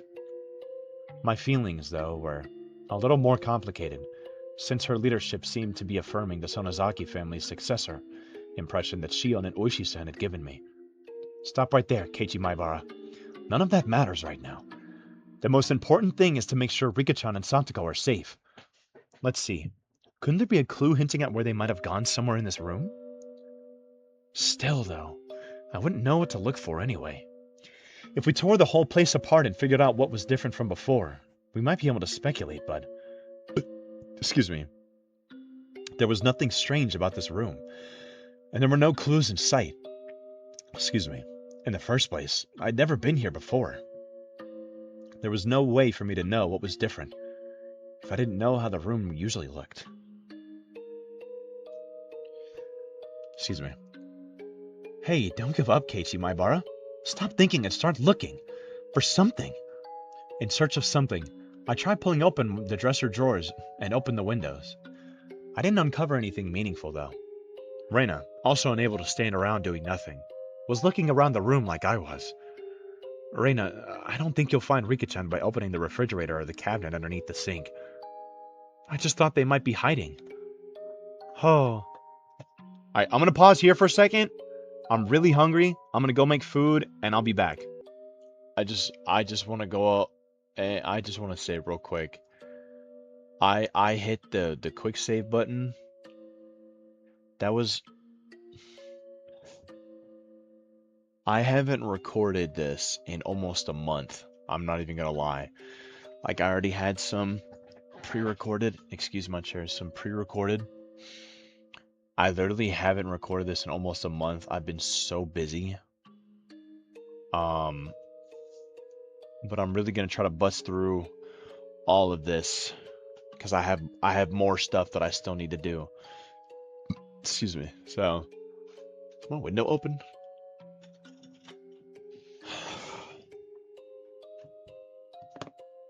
Okay, my lights are not doing what they need to be doing. Let me unplug and replug in my shit here. Okay. I don't know where I left off, so we're just gonna start over on this page. Reina, I don't think you'll find Rika-chan by opening the refrigerator or the cabinet underneath the sink. I just thought they might be hiding. Oh.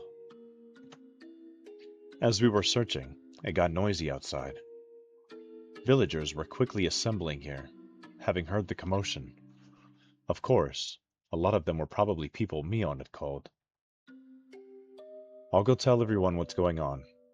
The police will be here sooner or later, too. We'll need to explain the situation to Oishi. Mion began descending the stairs, and we followed her out to the front of the house. There were already around 10 adults there, and all of them looked uneasy. I suddenly noticed that the old people from the shrine were here as well, and they were praying for Rika-chan's safety, rubbing their prayer beads. Sorry, I was looking at my hand. This had gotten bad. This wasn't just a problem between friends anymore. Mion-chan, excuse me, is it true that Rika-chan and Satoko-chan aren't anywhere to be found? The villagers all formed a ring around Mion, swarming her. Mion raised her right hand, as if silently telling them to calm down. First, let's check every house according to the town council's notification division and see if they're visiting anyone. After all, they could be fast asleep at someone's house and totally unaware that we're looking for them. It would definitely be hard for someone to wake up Rika-chan if she had eaten a good full meal and fallen asleep like a kitten afterwards. Oh, how nice it would be if that were the case. I don't want to think about this, but it's also possible something bad has happened. Mion's face grew remarkably more grim, and a wave of silence washed over the adults. We should divide up the work, too. We'll go around to all the places we went last night while looking for the mayor. We'll go look around the dam construction site as well as best we can. You guys go search around the school. Right. Let's get a move on. Come on, let's go. All of you are up all night looking for the mayor. I know you're all low on sleep, but please, do your best. Okay, go on. Oh, excuse me. Got it. With that, as their signal, the adults scattered in every direction. I figured I should scatter somewhere as well, so I started walking unsteadily in a direction no one else had gone in. I was getting farther and farther from people. I didn't feel scared or anything, though. If someone were made to disappear, Shion and I should be first. It would have been perfectly normal for me to be scared of the dark. However, I didn't feel that way. Why was that? It was because, tonight, someone had already disappeared. So nobody else would disappear tonight. It would take some time before I, exhausted as I was, would feel guilt at the cause of my own selfish sense of relief. Sorry. Don't tell me that was it. I waited a month to finish the chapter and that was it? No way. Okay, I was about to say. Suddenly, my vision cleared, and a cold wind caressed my body. This was the hill from which you could see the whole village. I had to crack my neck. Looking down from this hill, I could see lights on here and there, and knew that the entire village had awoken from its slumber. First, Takano-san and Tomataki-san, then the mayor, and now even Rika-chan and Satoko had been sacrificed, and a word of it was spreading it everywhere. The strength in my knees left me. This could no longer be a joke. We could have found them. Mion would have just told me I was a worrywart. Reina would just be glad we did, and they would have smiled at me. My hopes disappeared as if I were awakening from a dream. That was what the view I could see was telling me.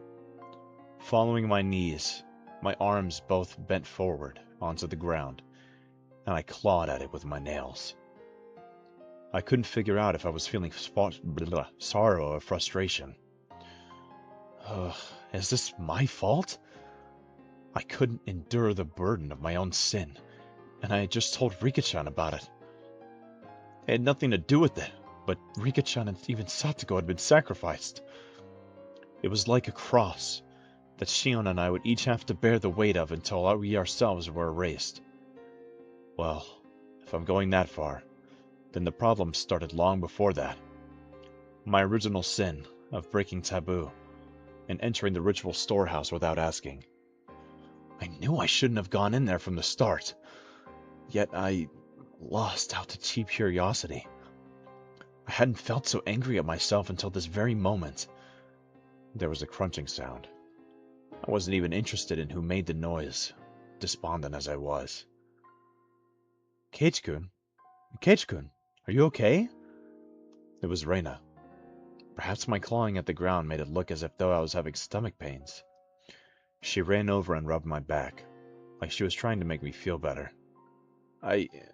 This is my fault. It's because of me. It's my fault. Keiichi-kun's fault. You didn't do anything wrong. Please don't blame yourself for this. I could tell Reina was doing her best to choose the right words out of consideration for me. That's why I could sense her intent behind those words. Keiichi-kun, you know why Rika-chan and Satoko-chan disappeared, don't you?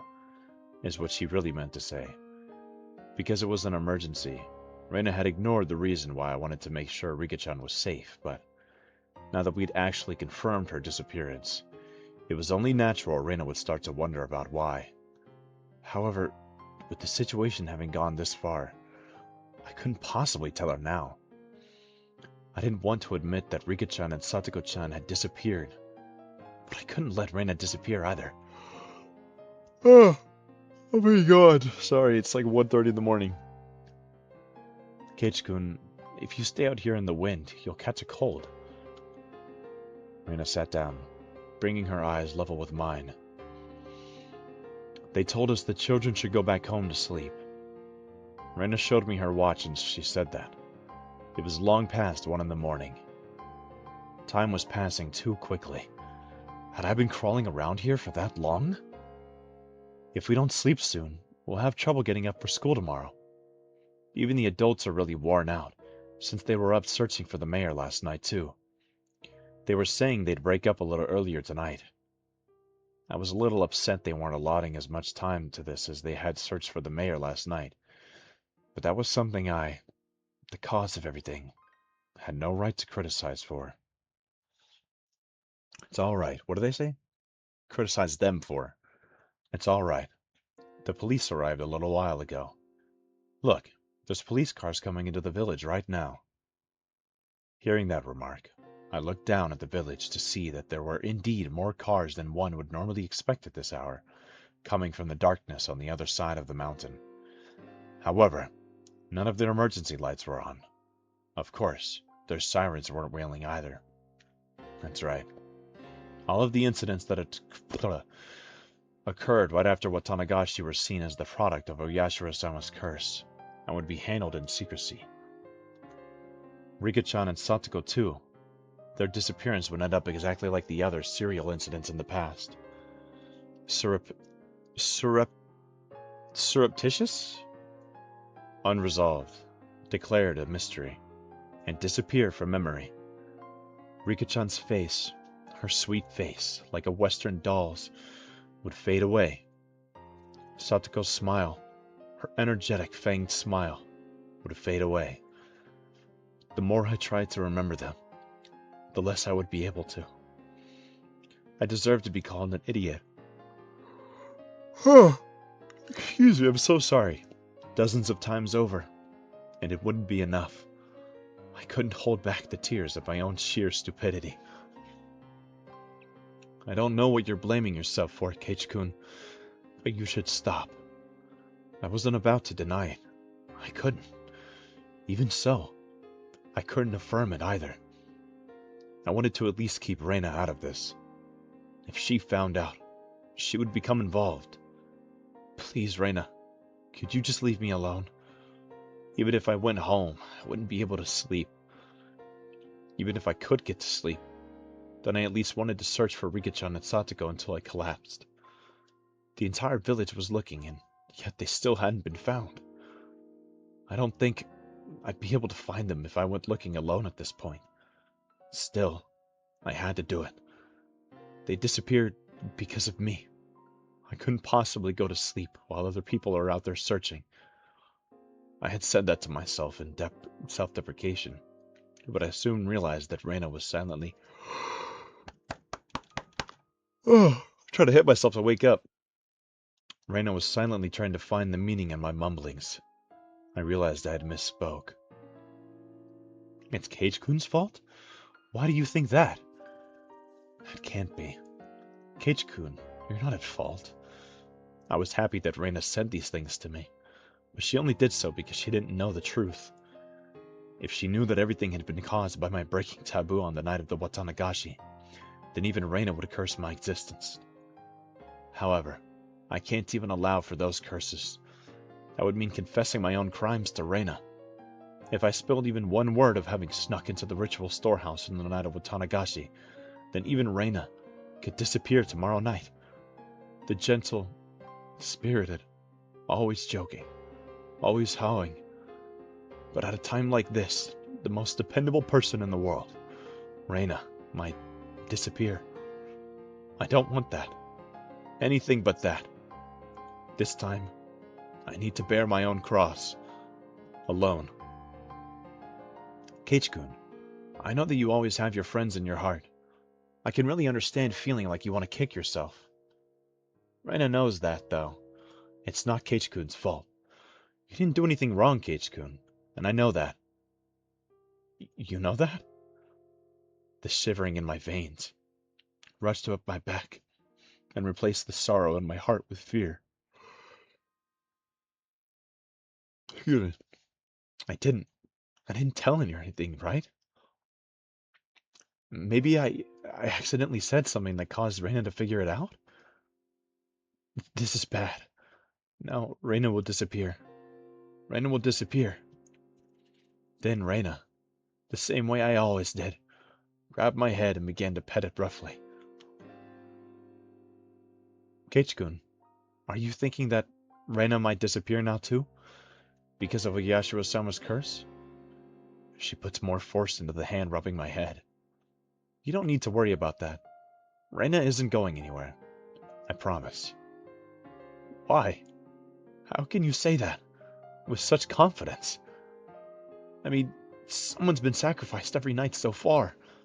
There was no proof that it would happen again tomorrow night. It was even less proof, after all, that the sacrifice wouldn't be Reina. I don't care who you are. Just please, if you're going to erase someone, erase me first. Please, stop cruelly getting rid of people we're close to, like the mayor for Shion, and Rika-chan and Satoko for me. Shion's hysterical shouting came back to mind. They must be planning to kill us last of all. They're not killing the first people who come to mind. They start by killing those we're close to. And then after they've caused us so much pain, they'll kill us. That must be what they're doing. Reina, please don't disappear. Please don't. As long as I'm still here, I could no longer conceal the sobs welling up in me. Come on, Kage-kun. Crying doesn't suit you. Let's go back to the others. The housewives are cooking some miso soup for us. It'll warm you up and calm you down. Reina prompted me to stand. I didn't have the energy to oppose her, so I stood as she urged me to. We returned to the shrine grounds to find several gas stoves there with miso soup in big pots. The many villagers there sipped at the soup they were given in dead, stony silence. Their expressions were absolutely exhausted. Everyone had just been running around the village until a little while ago. From the dreary looks on their faces, though, I assumed they hadn't come up with anything yet. Kei-chan, where did you go? I was worried you'd disappear too. Excuse me. Sorry. Mion held out some miso soup for me, but I refused the offer. I didn't have much of an appetite. Excuse me. Mi-chan, how is it? Excuse me. Did you find any clues? Mion took a sip of her soup, her expression frank. None at all. School ended and they went home. Then, the two of them went somewhere on their bicycles. Moreover, nobody saw them riding their bikes, so... When it gets dark out in Hinamizawa, people quickly vanish from the streets. Aside from adults hurrying back home from town in cars or on their bicycles, it was normal to see absolutely nobody walking around outside. It wasn't at all strange that nobody had seen Rika-chan and Satoko riding their bikes. It was the same last night with the mayor. There's no hope. Mion's apathetic tone pricked my nerves, but that anger quickly subsided. She had been doing all sorts of things to try and find Rika-chan until just a second ago. If I asked her, she'd probably say she was up all night last night too, looking for the mayor, wouldn't she? She must have been far more fatigued than I was. Besides, what about me? I had spent the time hunched over in indecision all alone. I had no right to say anything about Mion. Kei-chan, I know it's hard, but let's turn in for the night. We just decided we should break up the search for now. Drink this and let's call it quits. Is this the end? Oh, no, of course not. Once it's bright out again, we'll do a thorough search with the police's help. They could have gone to Okinomaya too. People are even saying we should go through all of Shishibone City investigating whether there are any witnesses, for both the girls and the mayor. Anyway, what happened, Kei-chan? Where did you go off to? You vanished all of a sudden. I was really worried. Suddenly, I was on the receiving end, but I didn't have the willpower to respond. Sorry, I'll be more careful. Nothing happened? There wasn't anyone suspicious spying on or stalking you? Nothing like that? Mion demanded with a serious expression. I was being criticized for how inconsiderate I had been. Excuse me. Despite being in so much pain, I was frustrated that I was being criticized. But it was my sin. My sin. And I must bear it alone. Nothing. I'll be careful either way. Sorry. Mion, now aware that nothing had happened, heaved a big sigh with her shoulders, looking relieved. Oh, my. I knew I smelled something good coming from over here. I'd be much obliged if you'd allow me to have some. We heard the repulsive voice of a fat man. It was Oishi-san, trailed by a handful of police officers. He was acting energetically, in a way unfitting given the situation. There's not much left, but you can have some if you want. Mion didn't like Oishi-san very much. Her cold attitude, though, didn't seem to bother Oishi-san in the slightest. It was like splashing water on a frog's face. Well now, miso soup leftovers have a bit too much salt for my taste. Confound it. Haha. Would you all like any? He recommended it to his subordinates, but everyone gave dry smiles and refused. So have the police gotten hold of any clues? Rena's smile was warm enough to replace the miso soup. Don't you worry, little missy. Everything's fine. We're searching for them real good. He didn't say a word about having found any new clues. In other words, there had been no progress. That sure was an annoying way of beating around the bush. In any case, it really has gotten late. All you youngsters should get on home and get some sleep.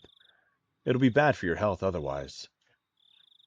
Yeah, excuse me. Kei-chan, Rena, get some rest. These guys get our tax money. They'll handle it for us. Or, they'll handle it from here for us. Excuse me. We're taxpayers too, you know. It's like we're drinking our own piss. I really wasn't in the mood for laughter. In fact, Oishi-san was the only one laughing like an idiot. Okay, seriously, please do your best. Let's go home, Keiichi-kun. It'll be harder to wake up tomorrow if we don't. Yes, that's right. I can always bring you home if you need. Kuma-chan, why don't you bring the car around? No thanks. We came on our bicycles, so. No need to worry. We came in a truck. We'll just throw the bikes in the back. We may have gotten pretty sleepy. We just needed a ride home at this point. I didn't want to bother the police like that. Rena, however, nodded. Okay, if you insist, we'd appreciate it. It's probably safer than if we went back alone. When I thought about it carefully, I realized that Rena's idea was extremely rational. Now that it's decided, let's get a move on, shall we? Okay, bye. Good night. Rena, Kei-chan. Yeah. Mi-chan, you go to bed soon too, okay? Good night. I waved my hand as well, saying goodbye. Rika-chan and Satsuko still hadn't been found. My unease, however, was steadily being pushed away by sleepiness. Reina showed the police where our bicycles were so that Oishi-san could haul them up into the truck. He prompted us to get into the back seat. I could hear the springs squeaking as I sat down onto a seat that would normally hurt my rear end, but at this point, it was very soft and was more comfortable than enough for me to fall asleep on. Ladies first. We'll start with the little Mrs. house. Excuse me. Where do you live? Thank you. My house is, well...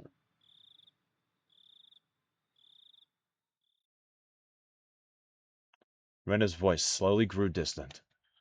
I felt myself being sucked into the void of sleep.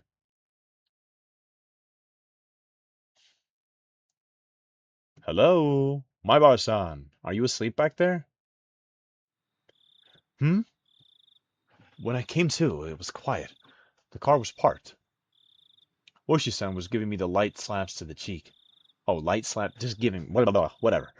It didn't feel good at all, so I woke up immediately. I'm sorry. I just fell asleep. Something was being held right under my nose. A clump of metal? It was a can of coffee. It's lukewarm by now, but cafe au lait, is that how you say it? Is good even at room temperature. Oh, thanks. I mechanically took the can and pulled the top. Oh, opened the pull top. The feeling of the warm, sweet liquid going down my throat awakened my sleepy mind. When my drowsiness receded, I started wanting to know why the car was stopped, and why I was offered coffee. Oishi-san, who had been in the driver's seat, had at some point moved to the back. Suddenly, I had a very bad feeling about this. It reminded me of the questioning yesterday at the library. It was already too late by the time I realized made a mistake. Today of all days, it didn't look like I would be getting away. I had a feeling that until Oishi-san heard what he wanted to, he wouldn't be letting me go. Please don't get formal on me. I'm not going to eat you or anything. Maibara-san. Oishi-san gulped down the last of his coffee, then stretched wide, showing me how relaxed he was. That, however, only served to heighten my nervousness. What do you need from me? Need? Oh, no, nothing really. You're going to evade the question at this point? What a deeply unreadable man. Well, I don't need you for anything. I just thought that you might need something from me, my boss-san. I don't need anything. Oh, I see. Really? Are you sure there's nothing? Excuse me. There was only one side door in the back seat of this truck. In other words, my only exit was blocked off by Oishi-san. I couldn't get away. I could only limply hang my head and maintain my silence. Oishi-san, despite my reticence, relaxed and began smoking a cigarette. The cries of the insects outside seemed to be growing longer and longer, to an amount of time that almost seemed infinite. Who texted me? Oh, it's my sister. Give me a second. I want to show you my base, but I'm reading Higurashi right now, so give me a little bit of time. Okay, talking about Minecraft, sorry. Here I was sure that you had something you wanted to talk to me about. Oishi-san exhaled a puff of smoke. The windows were open, but the tobacco smoke still accumulated inside the vehicle. How much did Oishi-san know? What did he know, and what did he want to hear from me? If finding out the truth made you disappear, then if I told him, would Oishi-san disappear too? I had a feeling I didn't need to worry about that in this case. I wonder how this all ended up happening. Oishi-san addressed me in a low tone as if he was talking to himself. How all this ended up happening? How the hell should I know? That was what I wanted to know. You know Jiro Toмотaki-san and Mio Takano-san, right? I know you do, because I personally witnessed you with them during the festival, along with Shion Sonozaki-san. Do you know how Toмотaki-san and Takano-san are doing now? They've actually, well, passed away. They met very untimely deaths. Oishi-san probably played that card in order to surprise me. However, I already knew and didn't display the extreme reaction he expected. What's this? Did you already know? Unfortunately, for this question in particular, remaining silent was the equivalent to saying yes. Oh, so then you also knew the reason Toмотaki-san and Takano-san were cursed like that. People are saying that apparently they went into some forbidden building, the storehouse for ritual implements, and that forbidden shed, sealing away Hinamizawa's blood-stained past, where the mistake that started it all had happened. Do you know about the rumors that say the mayor and Rika Furude-san were cursed because of that too? That would mean it was mine and Shion's fault. He was right. As soon as we revealed what we did. Wait, what we did? What did they call it? A ritual storehouse? They were saying it was bad luck. The lock to it had been replaced by a simpler one, which made it easier for thieves to get inside. What? This was news to me. Until last year, it apparently had these big bars and a huge padlock on it. I mean, ever since the priest and his wife passed away.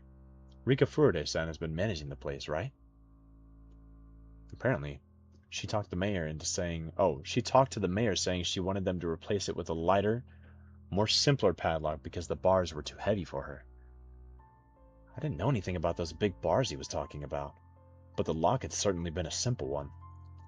It was a pretty cheap one too, and it didn't really fit my impression of what a lock for a place you'd store something as important as ritual implements would look like. Rika-san is a small girl after all. The bars were heavy with rust, and they might have caused her a lot of trouble. So the mayor hired a craftsman and replaced the lock with a simple padlock so she could open it with a key. How does that mean it was bad luck? Here's what I'm saying. Thieves couldn't get in with the old lock. The mayor and Rika-san replaced it with a cheap lock and a key on their own, so thieves broke into it. Apparently, that's how it's going down. That explanation's a bit... Letting that slide. Certain members of the village delivered punishment upon thieves who stole into the ritual storehouse, as well as the mayor and Rika-san who changed the lock. At least, those are whispers that seem to be going around. My Varsan. What do you think? What do I think? I don't really know what you mean by certain members of the village. Are you familiar with the three families? Representatives from each of them gave short addresses at the Watanagashi festival's opening ceremony. Did you see them? I came part way through the festival, so I don't really... The three families are the three oldest families in Hinamizawa. To give actual names, the Kimiyoshi family, the Sonozaki family, and the Furude family. They each have quite the lineage, it seems. Long ago, it's said that everything in the village was decided by a council of the three families. The Kimiyoshi family, Old Man Kimiyoshi, meaning the mayor's family. The Sonozaki family was Mion's, so the Furude family was Rika-chan's family then. After the war, the Sonozaki family quickly expanded their influence. Practically speaking, after leading the fight against the construction during the dam conflict, they jumped to the top of hierarchy in Hinamizawa. You see, though in accordance with the old ways, they still decide important village matters only after consulting with the three families. That's why the leaders of the three families each have their own addresses at the start of the Watanagashi. In other words, the mayor, the old lady currently in charge of the Sonozaki family, and the last remaining member of the Furude family, Rika-san. I heard that the Sonozaki family was pretty high up there, so Rika-chan's family was just as old? Well, as you're aware, she has no relatives at all. In reality, the Furude family holds pretty much no influence. Excuse me. However, it seems like people gravitate towards Rika-san on a personal level, and I hear that many of the village's elderly have blind faith in her. It was certainly true that Rika-chan had an odd sort of charisma amongst the elderly. So, what are you telling me all about this for? Oh, telling me about all this three family stuff for? Uishi-sen paused for emphasis, lighting another cigarette. Excuse me. I've explained a lot, but I suppose it's still not enough. I'm asking because I don't understand. Excuse me. Uishi gave me a dry, meaningful grin and blew out another big puff of smoke. Members of the three family are disappearing one after the other. That's what I'm talking about. Excuse me. I've read that it's based on some kind of old traditions inherent in Hinamizawa, but I don't know much beyond that. I don't know anything about it either. That's why I'm asking. The leaders of the Kimiyoshi and Furude family have disappeared, so maybe the leader of the Sonozaki family will disappear next. Excuse me. Well, that's just a random idea bouncing around in my head at the moment. Just kidding, really. The leader of the Sonozaki family? Who is it? The current leader is the old lady at their main house. But it wouldn't be incorrect to say that practically all the rights of leadership have been transferred to her granddaughter, Mion-san.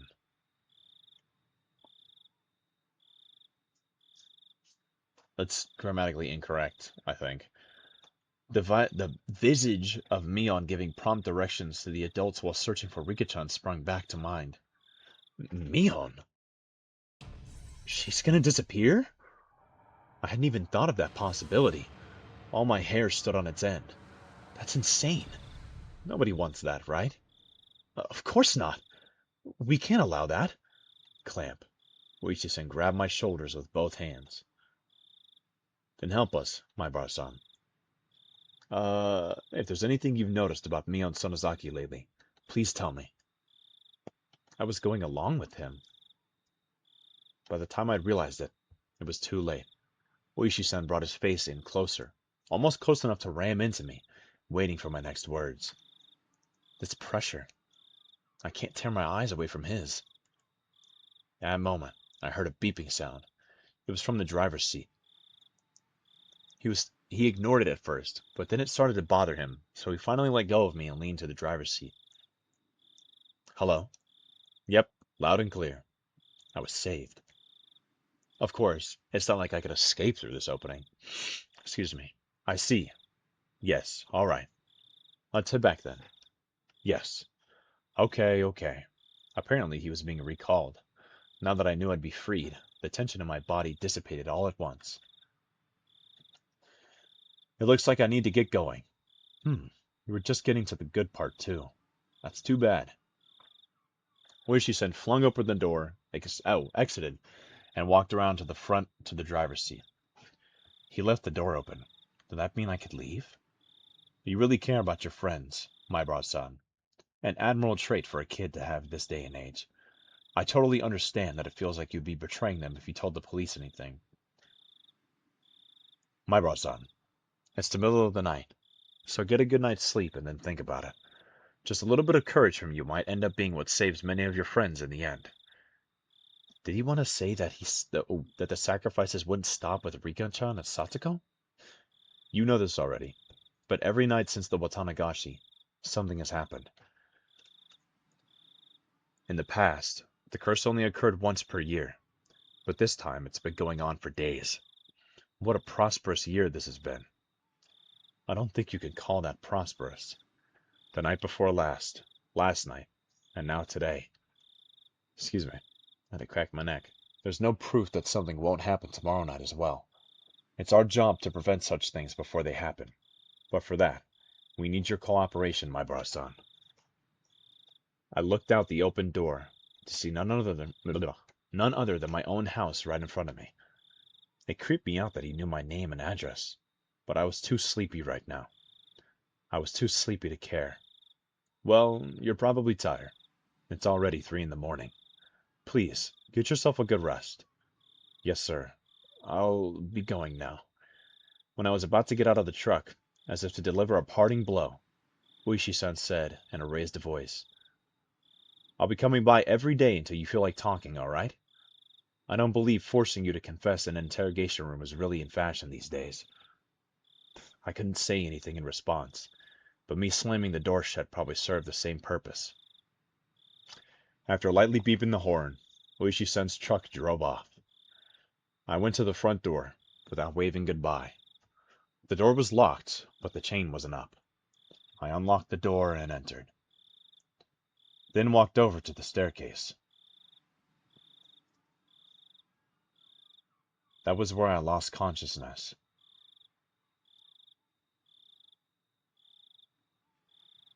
This is a long chapter. Oh, is that it? Is that title card?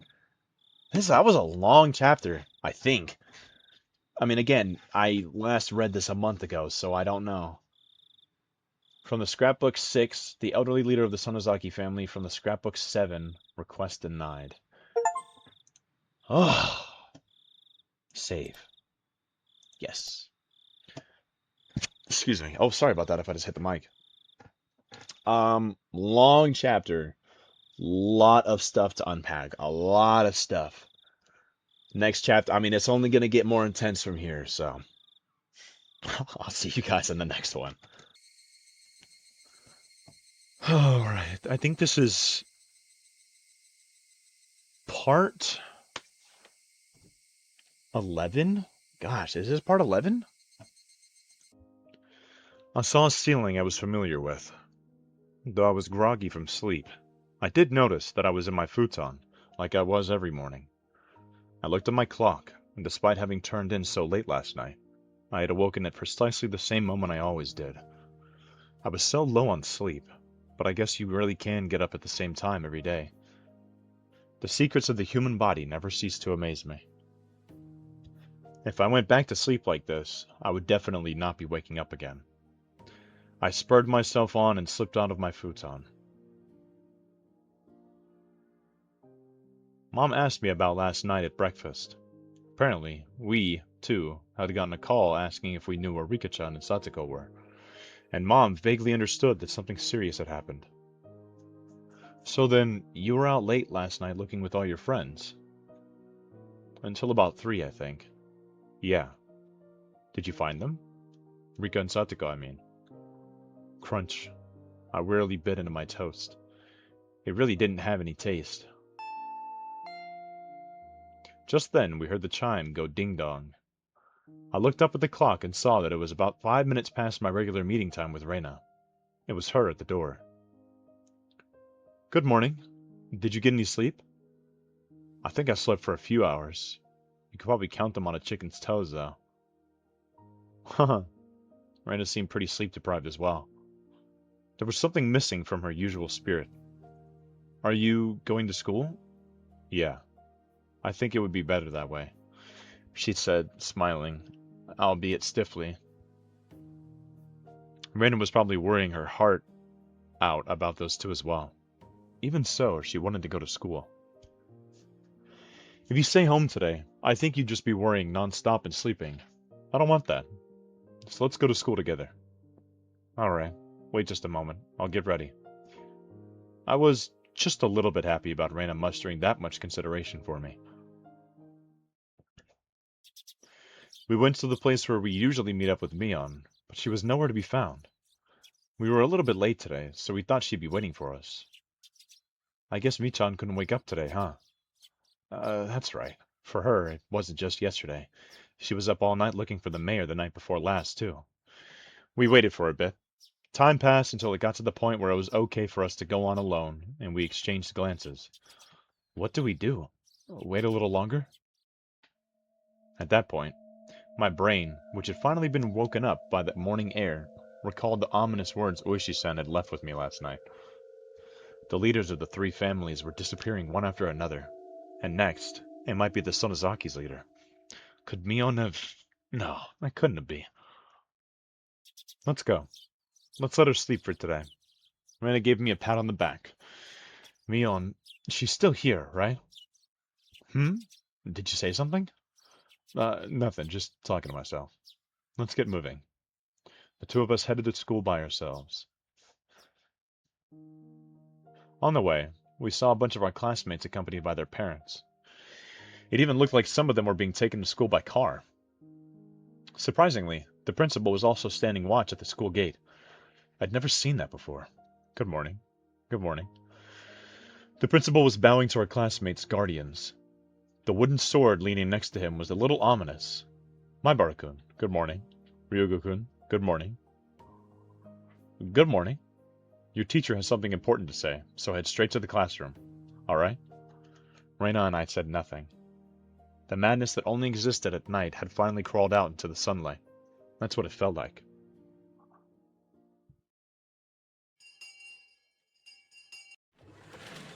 Good morning, everyone. The hushed conversations that had been spreading for a while now all disappeared like an illusion the moment our teacher walked through the door. Silence dominated our classroom. The principal came in with our teacher as well. This was clearly not a normal morning. First, the principal has something important to tell everyone. Go ahead, Mr. Principal. The principal cleared his throat and approached the dais? Excuse me. The dais? Dais? I don't know. I'm sure some of you already know this. The classroom was dead silent. Everyone was staring at Rika and Satoko's empty seats. The principal briefly and simply declared that Rika and Satoko had gone missing. There wasn't a single person in the classroom who didn't already know. There seemed to be many, however, who couldn't accept it as the truth. It had been confirmed to them now by the principal's words. There were sobs. There were sobs throughout the classroom, and I heard a kid crying. They steadily spread throughout the whole room. The big-hearted principal wasn't able to keep his cool either. Okay, everyone, pay attention. From today on, your parents or guardians will be taking you to school. For those of you whose parents can't do so, you'll be coming here in groups. I made a handout, so read it carefully and be sure to show it to your parents. Understand? The teacher's voice was a little abrasive. Not even she could conceal the strain she felt from this unprecedented, abnormal situation. They should have just canceled school today. However, Randa told me that the school was also like a nursery for the students whose parents both worked. Oh, both worked, so some of them wouldn't want school to be canceled. Well then, let's begin the lesson. Class president is she's absent, I see. Then, whoever is on day duty, let me hear it. All rise. That feeling of wanting to maintain an everyday atmosphere, even if only in school, precisely because our lives had been messed up, was something that I agreed with at this point.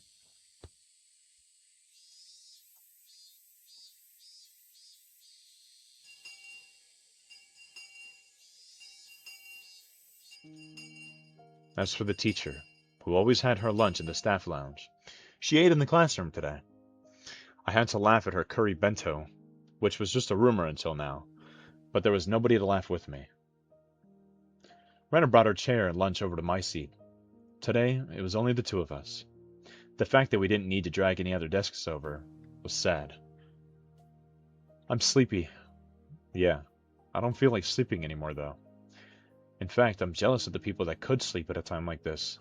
They've got nerves of steel. You're right. I was sleepy this morning, but my drowsiness had dissipated after coming to school and constantly feeling the incredible tension. Reina's bento box didn't have its usual luster. That was to be expected. Reina was up for a long time last night, too. She wouldn't have had time to make her lunch beforehand, since it's not like she would have gotten up early this morning. Grab anything you want. Go ahead. You can admit that my bento is better today. Okay then, I'll have some. Wow, a chikua roll with perilla, whatever, and cheese? That's interesting. Rena, yours might have ready-made food in it, but it's pretty good too. I realized the two of us were desperately trying to brighten the afternoon mood to its usual level as much as we could. I looked around the classroom, and it seemed like we were the only ones trying to do so, surrounded as we were by gloominess. Just the two of us sharing our lunches like this. It's sort of, well, sort of like something. Hmm. Ha. Our laughter grew quieter. I was the first one to mess up. Sorry. I'm sorry. No, it's okay. It's not your fault. Our chopsticks both stopped moving. We couldn't keep it up anymore. Rika, Satoko, I wonder where they went. Those words might have sounded too miserable. Everyone was thinking it, using roundabout ways to address the topic, but I came right out and said it. I heard Reina catch her breath. Yesterday, while you were gone, I heard a bunch of things, so I'll tell you what I know, okay? Sorry again about last night. Go ahead. At that time, since they had arrived for support, Reina was helping the Ladies' Society cook the miso soup we'd had. They reported all the information the villagers had gathered, and Reina said she overheard it. They didn't know anything important, though, did they? Rika and Satoko went home after school and then apparently went somewhere on their bikes, but other than that, Miyanda told me yesterday, we had no clues. Yeah, the police also said that they probably went out on their bikes to go play somewhere as soon as they got home. If they were going out to play somewhere on their bikes right after getting home, then they might have gone into town. So I guess they concluded that they disappeared while in Okinomiya. The police were saying how they were going to expand their search to Okinomiya in the morning. In town. It makes sense why we couldn't find them even though we searched all of Hinamizawa then. Still, something didn't fit. I had no basis for thinking that, just a gut feeling. I revealed something to Rika last night. Oh, Rika-chan, that was likely very important to her that day. Then, Rika had told me to leave it to her. And then, what did she say? Oh, right. If she didn't work hard, then something bad might happen to the dog too, I think. With all the talk of dogs and cats, I still didn't have the faintest idea what she really meant, but it might have been Riko's way of saying that this was a race against time. Damn it. I'd selfishly pushed my anxiety on Rika and tried to run away. When I thought about it, I shouldn't have run back then. I should have. Oh, what the fuck? It scared the fuck out of me. Why is nobody ever different, man? Why is it always you guys? Why'd you scare me, Amari? It's what you say, sometimes. Shut up, I'm reading. The more I think back on it, I really screwed up. Anyway, I don't think Rika-chan was in a situation where she would just go off and play somewhere. Of course, I didn't have any evidence or conviction to base that on. It was just a hunch. I don't think she'd go into town. You think so too, Keiichi-kun? I agree. Rika-chan and Satoko-chan must have disappeared in Hinamizawa. I looked back at Reina, startled. I could hear the conviction in those words. Without replying to my gaze, she took her bento box and went to the hallway. I'm going to go rinse this out. She timed that in a way that broke off the conversation. I'm going to lean back. My back hurts. Suddenly, I got the feeling the next thing she had to say would be would be hard to say aloud in the classroom. I hurriedly grabbed my bento box and followed her. Rena didn't go to the kitchenette, but rather to the water fountains out back, where students seldom went. The water flowed down onto our bento boxes. During that time, Rena didn't say a word. Then, after making sure there were no other students around, she finally opened her mouth to speak. The whole thing about Rika-chan and Satoko-chan going into town to play and then disappearing, that didn't make sense for some reason, so I decided to investigate a little bit myself. Who did you ask? What did you ask them about? I asked the Ladies' Societies all kinds of things. There was a lot of tofu in the miso soup yesterday, remember? The old lady from Tomita Tofu Shop came too. The Tomita Tofu Shop? Oh, I remember. That was one of the stores on the road leading to the hospital. Those huge lumps of tofu dancing in the bathtub-like cistern always looked nice and refreshing. The old lady says she remembers Satoko-chan stopping to buy tofu on their way home from school. Tofu? Well, it's on the way home, right? How is that a clue? Just listen. Do you remember when we went to Rika-chan's house? Rena stepped away from the sinks and spread her arms wide to recreate the space of Rika-chan's room. There was a pot on our gas cooker, and there was miso soup in it. I think there was probably about half inside. The rest was in the refrigerator. They must have been planning to make chilled tofu. It was on a plastic wrap, and I was on a plate in plastic wrap. As Rena explained, she walked around, as if she were really going through Rika-chan's room. Still, Rena, why does this matter? Keiichi-kun, when you make miso soup, you put the tofu in last. That means Rika-chan, or Satoko-chan, whoever was cooking, was standing there making it up until right before dinner time. Right up until dinner time? Wasn't everyone saying that their bikes weren't around, so they must have gone somewhere to play by themselves? I'm gonna sit up in my chair. Ow! I just hurt myself. The trash in the countertop bin was put there really awkwardly, too. Oh, Crippen's playing Repo! I'm sure you all remember Crippen. From, what's it called? My hardcore Minecraft challenge that I did. Excuse me. Rika-chan makes the most of their food and lunches, but occasionally Satoko-chan does it too. So Satoko-chan was cooking that night. Excuse me. So that means that Satoko, at least, didn't go somewhere to play. She was preparing dinner? Yeah. Then I took a look at the rice cooker and there was rice for two still in there. So she made dinner for both of them, but neither of them ate it. Is that right? Rena nodded. So next I looked in the fridge. There was some chilled tofu, made from the other half that they bought. That's not all either. There were a whole bunch of plates with side dishes for dinner, and all of them were in plastic wrap. You usually plastic wrap things so you can have leftovers the next day. My mom does it all the time too, using them in breakfast or lunch. That's right. You use plastic wrap to save leftovers for later. So the fact they were in the fridge means that they didn't plan on eating them that night at least. Is that what it means? Keiichi-kun, think a little harder. Their dinner was totally untouched and wrapped up. What do you think that means? Well, that means they didn't need to eat dinner anymore. So they would have gone out to eat or ordered takeout. It must have been really sudden too. If they had decided that beforehand, they wouldn't have made anything, but there was dinner for the two of them. That means that when Satoko-chan was making their dinner, they really thought they were going to eat it right before they didn't.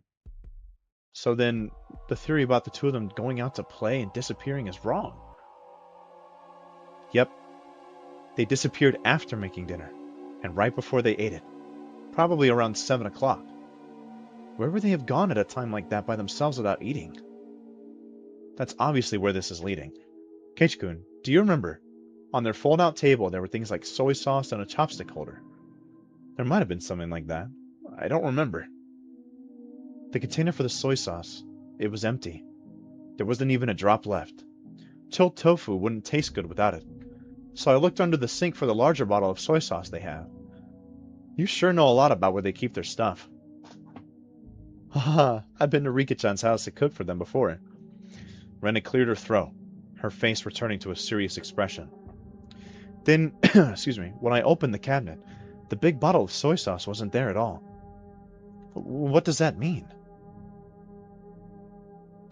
Alright. Everything I'm going to say from here on is just Reina's idea. So please listen until the end without saying anything. Gotta sit up and get serious. Last night, Satoko was making dinner like normal.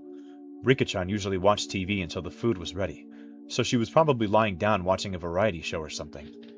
Satoko put the tofu in the miso soup, and right when dinner was about to be ready, she noticed they were out of soy sauce.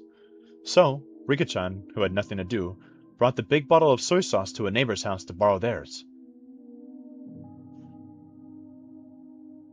I don't really know my neighbors that well. Would people be willing to just give her soy sauce? Yeah. It's not all that uncommon in Hinamizawa. So Rika-chan rode her bike out to get some soy sauce. No matter how long Satsuko waited though, Rika-chan didn't come back. So then Satsuko called up the house where Rika-chan was going. Would Rika happen to be imposing on you? Something like that. Then the other person must have replied with something like this. Grammatical error. We have plenty of food here, so you should come too, Satsuko-chan.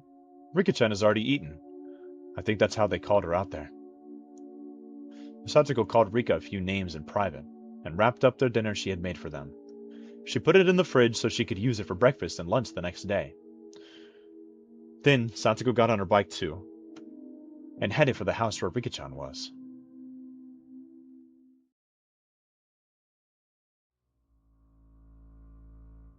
Okay, but this is already pretty strange. You don't normally make so much food that you can give it to people who suddenly arrived at your house. A veteran housewife would never normally make so much food that she could feed 2 extra people. Could it have just been a coincidence that they made too much? It's still unthinkable. Reina flatly denied me. Since Rika-chan knew that Satsuko-chan had worked really hard to make dinner for them, didn't she? No matter what kind of food she was offered, she wouldn't let Satsuko-chan's dinner go to waste. This was all only circumstantial evidence in Reina's guesswork. Even so, it was all extremely convincing. It was the only ray of hope that we had to topple this situation bereft of clues. Never heard of that word before. Then, Reina, where did Rika-chan go? To get soy sauce. That was the heart of it. It would have to be somewhere she'd comfortable asking for soy sauce, and somewhere Satsuko didn't think it was suspicious that she'd been invited for dinner. So who was it? Reina slowly shook her head. That's all for Reina's guesses. These are just ideas, okay? Keep them a secret from the police. What is there to hide? Even if only half of what you say is right, it should be a good clue for all this. Keiichi-kun, this all means suspecting someone from Hinamizawa. We can't suspect anyone without a really good reason. I saw a few girls coming over to rinse out their bento boxes. Reina cut the conversation short there and returned to the classroom. I stayed there alone, my body bathed in the lively voices of the cicadas. Let's think about this. In my own way, Reina had barely any information to go on, and yet she'd reasoned out that much. Sorry, give me 1 second. I'm recording some Higurashi, and Josh went to go make food. Okay. No chance. No chance. Me? No, I'm doing literature. Reina had barely any information to go on, and yet she'd reasoned out that much. So there should be something that only I, who knew far more than Reina did, could deduce. Oishi-san said this last night too, but this incident was definitely occurring within Hinamizawa. Reina might not have wanted to believe it, but it's basically a given that the culprit is someone from the village. Excuse me. The trigger for everything was when the 4 of us trespassed in the forbidden storehouse. Excuse me. Somebody saw us going in there. For the culprits, breaking the taboo was a crime punishable by death. So that night, Tomotaki's-san and Takano-san were murdered. Oh, sacrificed. I read too fast. There were 2 left. Shion and myself. Just checking my email real quick.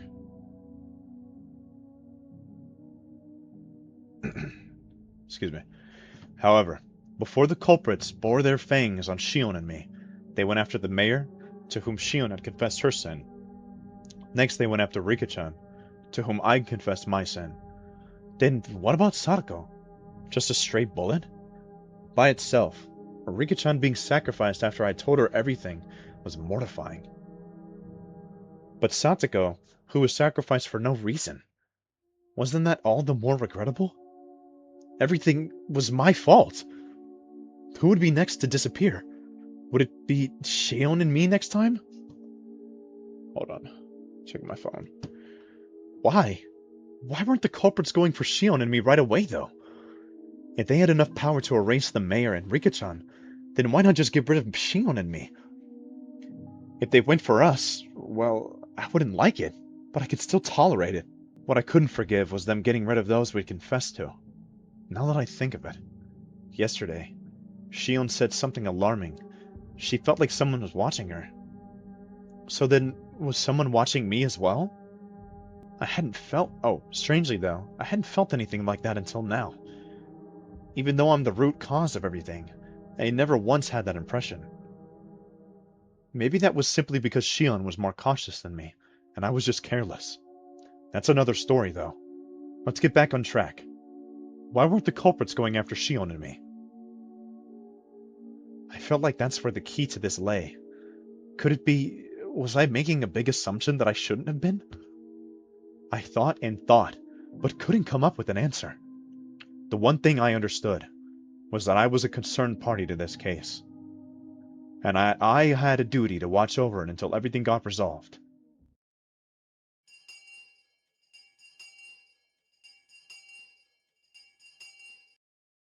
I heard the ring of the bell declaring the end of the lunch break. Would somebody else disappear tonight? If nobody else did, then I wanted them to get rid of me tonight for sure. And put an end to all of this. Shion's hysterical voice on the phone last night came back to mind. They planned to murder those close to us first, make us all miserable as possible. And then, only then, would they kill us. Maibara-kun, lunch break is over. Go back to the classroom. At the principal's urging, I returned to the classroom, which was quiet as the streets at night.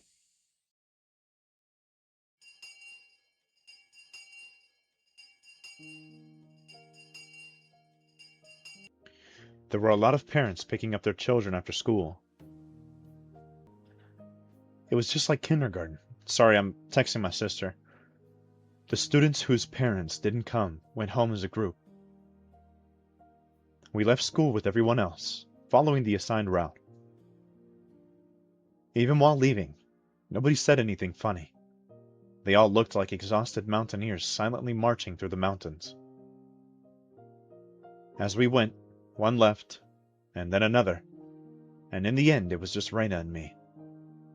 I was supposed to escort Reina all the way to her house, but she declined. Will you be alright? It's not safe to go alone. Alright, my sister's taking a nap. It would be just as dangerous for you to go home by yourself after bringing me back, Kage-kun. It's still light out anyway. I'll be fine. I see. Then be careful, okay? Yeah. Huh? Isn't that a policeman? Reina pointed towards my house. There was a car stopped in front of it. From out of that car came Oishi-san. He must have been waiting for my return to ambush me. Oishi-san started walking over wearing that annoying grin. Reina, you should go. If you get involved with him, you'll be here for hours. Hours. But what did the police want with you? Reina's a good person. Even when I made a fuss over Rika-chan's disappearance, she never asked me why I did. She could have been suspecting me ever since then, and that would have been okay. Even so, she still hadn't asked me anything. She didn't try and pressure me into revealing the truth. I'm not the culprit. I know that. That said, I can't say that I'm totally uninvolved with this incident. Reina simply listened, smiling like she always did. Even though I had insinuated I was related to the incident, she didn't look at me as though she were looking at something dirty. I'll tell you next time. Okay. I'm looking forward to it. Get going then. Reina gave me a slight bow and trotted away, leaving me alone with Oishi-san, who walked over. Hello, hello. Welcome home, Maibara-san. Hello. It looks like your parents aren't here. My. Was I in a bit of a spot? He came all the way to my house? I could only thank my good fortune that my parents were absent. Since neither of them was around at this hour, they would probably be back late. I think Dad got called out on business. I don't think he'd be back until later. I see. Well, that's convenient, I suppose. We can do this without giving your parents any strange ideas. Oishi-sen pushed my back, prompting me to walk. It seemed like he wanted me to get in the car. Are you taking me to the police station? I wasn't the culprit, but I was the cause of everything. It wouldn't be weird if you wanted to investigate me. That kind of gave me a resigned feeling. No, no. I just don't want to stand around talking. We can just talk in the car, that's all. Come on now, don't be shy. He opened the back door and urged me inside. If I got in, I wouldn't have a very easy time getting out. If I said no, however, this man might really handcuff me and take me away. I couldn't refuse. I could only accept it in good grace. I have to yawn, but it's not coming out.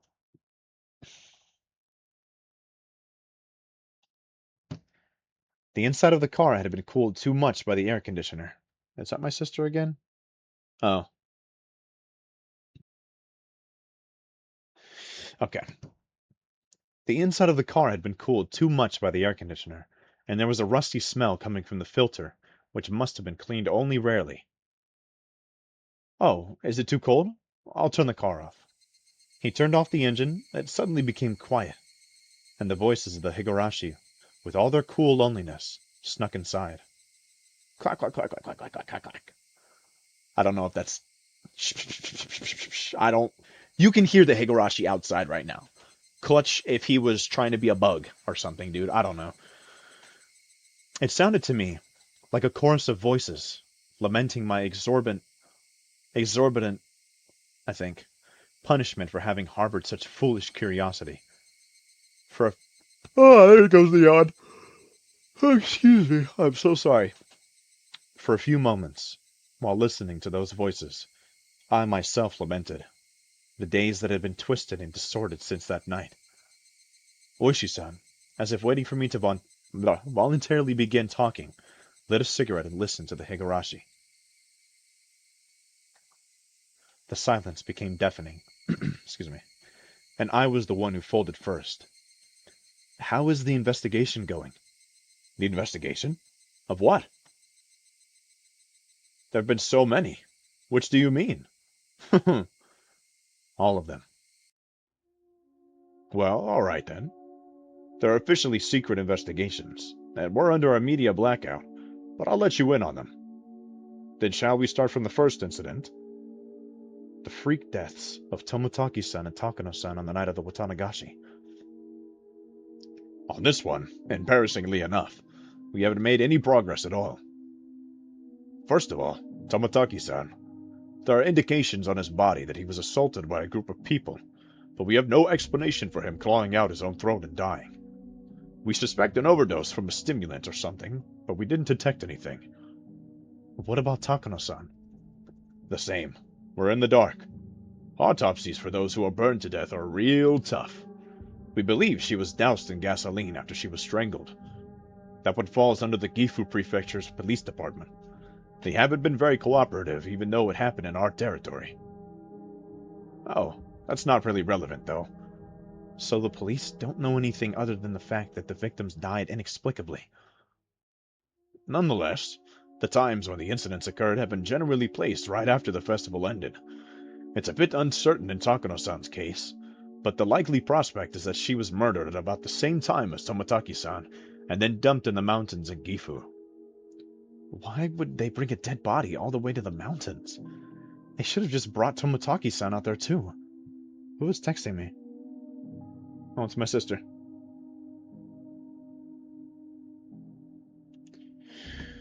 Oh my, Maibara-san, you're quite sharp, you know that? Of course, I do believe that is something we need to be attentive of. There are a bunch of other suspicious things, but this is about all I can tell you at this point. How about the mayor? Have there been any clues? Having exhausted that topic, I changed the subject. Otherwise, he might turn the conversation on me. We investigated his movements on the day he disappeared. We didn't find anything that could provide any clues, but I'll tell you about it anyway. The mayor, Kichiro Kimiyoshi. Apparently, he was suffering from severe hemorrhoids. People who lived a long time have an unusual amount of pride, so the mayor hadn't been telling anyone that he was going to a proctologist at a certain university hospital in Shishibone. On the day he disappeared, He had an appointment for the checkup, so we went out first thing in the morning.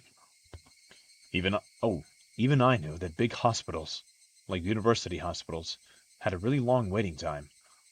Apparently, people would get in line hours beforehand, even if they had an appointment. His exam ended at 1 p.m. After that, he ate a light meal in the hospital restaurant and passed the time reading a magazine. We know this because of a receipt we found in his wallet at his house. There was nothing suspicious about that. That day, he planned to go to a meeting in the assembly hall in the evening. He was supposed to return home with plenty of time to spare, but he was on the train coming back. There was an accident. Seemed it delayed him, and he only got back to his house right before the meeting was scheduled to start. His family witnessed a very hectic mayor leaving to go to the assembly hall at the shrine. Wait, when did that start and end? Am I supposed to be reading that in the voice? What was the meeting about? He disappeared on his way back home, right? The three families and the essential members of the town assembly were at the meeting. We think they were discussing how to deal with the serial freak death incidents that had happened again this year. That's just one of my friends. So then, on his way home, the old man, who had treated Shion like his own daughter, he was a dependable person who would encourage Shion whenever he felt pressured. Oh, she felt pressured by anxiety, and yet Shion's painful voice struck me right in the heart. Hmm? Ha! What's the matter? I was taken aback by how strange my own voice sounded. What was it that just surprised me? I squeezed my head with my hands and to try and drag back out what I had only just realized for a split second. Remember, Keiichi Maibara, you just realized something. Something important. The night of the Watanagashi. That was when everything started. That night, Takano-san and Toмотaki-san died. The next morning, word of the incident had spread throughout Hinamizawa. They planned to talk about it during the evening meeting. The mayor, however, had an appointment at the hospital and was planned. Oh, and as planned, he went there without telling his family. He got a checkup at the hospital, ate something. I'm gonna take a sip of my water.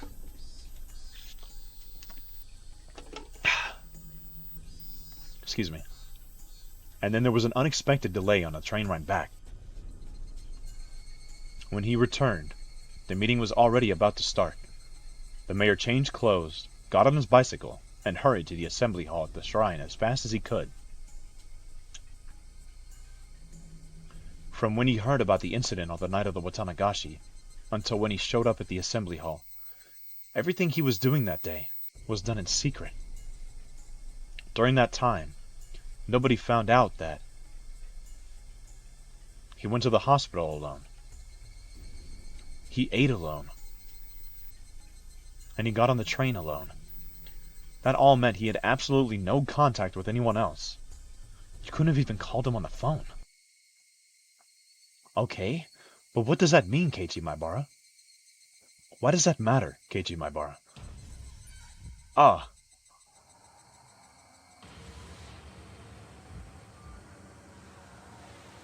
Kei-chan, what should I do? What's wrong? Tell me. We're not keeping secrets from each other, right? Old man Kimiyoshi, I told him everything. I told him everything. I told old man Kimiyoshi everything. That night, I told the mayor that we snuck into the ritual storehouse. Also that someone saw us and was out to get us. Excuse me. Right. What then? Old man Kimiyoshi didn't get angry. It was cold in my room. He told me that if I was properly sorry about it, there was no way I'd be demoned away. He was really smiling, and he told me to leave it to him. Sweat burst out of my body like bullets. They became one long strand and slid down from my forehead to my nose and fell.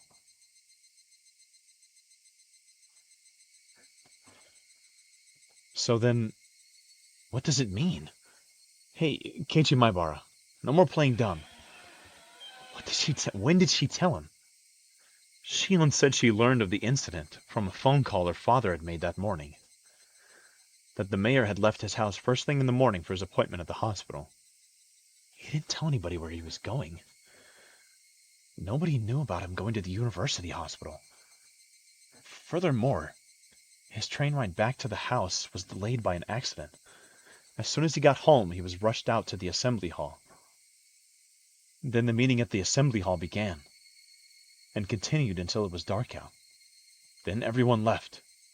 Nobody saw him until after the meeting was over. He just disappeared. Which meant, which meant, which meant, Maibara-san, are you alright? If you're too hot, I can turn on the air conditioner, Another part of me was messing with my thoughts, demanding that I not think any further than that. My head was pounding violently, and the fluids packed inside it, all blended together until nothing made sense. It was just about to settle, and yet it had been smashed and melted in the blink of an eye, no longer able to retain its shape. I can tell you what happened, because I just put it together. If nobody knew that he went to the hospital, except for the police because they found the receipt in his wallet, then how did Shion's dad know that he had left to go to the hospital? So the Sonozaki family knew. That's basically what happened. Maibara-san, are you in there? Yeah. Oishi-san lit yet another cigarette. There was yet another cigarette butt placed in the ashtray. Was it displaying the passage of time? Had my thoughts been frozen over for that long? I've tried to tell you everything I know. In return, feel free to tell me anything you want, Maibara-san. My mind had become a gigantic oozing mess. My brain felt like it had been totally minced by the blades of a blender, and I couldn't think. Now, don't clam up again. If there are any misunderstandings, I'd like to clear them up first. I don't think you're the culprit here or anything. Oishi-san gave his best attempt at an adult smile. I know the four of you snuck into the ritual storehouse that night. Everyone in the village heard rumors about it by the next day. That in itself means we should take you in for trespassing, but that isn't the problem. It's what was inside. What was inside that made the people who snuck in there end up as sacrifices? There wasn't anything. As soon as I said it, I regretted confirming my presence in there. But I knew it didn't matter anymore. Was there really nothing in there? I mean, everyone who went in is being sacrificed one by one, you know. Even the mayor and Rika-san, who switched the lock on the door, were sacrificed. What was inside that could have caused such terrible things to happen? I was far too tired of keeping quiet about this. Perhaps that was what Oishi-san's goal was all along. But then again, it didn't matter anymore. There were just a lot of torture devices that were used a long time ago. I looked around at them with everyone. Was that really all? And that was really all. There was nothing terrible in there that would make you keep silent. Like a pile of psychoactive drugs? Maybe a secret poppy workshop. Perhaps there were mountains of Soviet or Chinese handguns. There weren't any suspicious wooden boxes or containers packed in there. There was nothing as exaggerated as what Oishi-san was hoping for, but I felt like in a way there were terrible plenty things hidden in there. Oh, plenty of terrible... I'm so sorry. From the perspective of someone who viewed the storehouse as sacred, whether or not I thought I had seen some crazy things didn't matter in the slightest. The four of us broke the taboo. Punish us. That should have been what happened.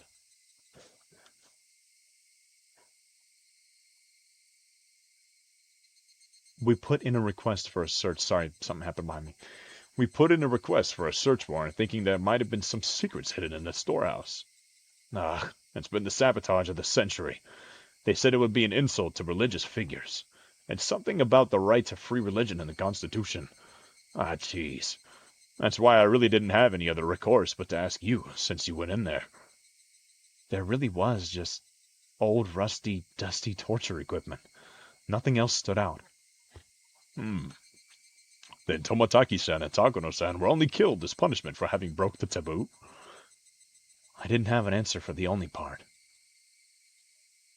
I suppose I won't bother hiding it anymore. You're the only one to escape the harem so far. Oh, whoa, whoa! So Shion's gone? Enough with the voice. Everyone but you has disappeared, and yet you alone are safe. What's the difference between you and them that would protect you, but bring harm to the others? That's what I want to know. There was something wrong with what Oishi-san was saying. You alone. You alone. What? Wait a second. What do you mean by you alone? I'm saying that you alone have been left alive, right? Out of the 4 people who tripped into the storehouse, for ritual implements, I mean. The only one left alive. Hold on, Shion was still... Jiro Toмотaki-san and Mio Takano-san died that night. Oh! Oh! Oh! And Shion Sonozaki disappeared the next day. Only you are safe and sound at this point. Why only you? I'm saying that's what I want to know. Shion disappeared?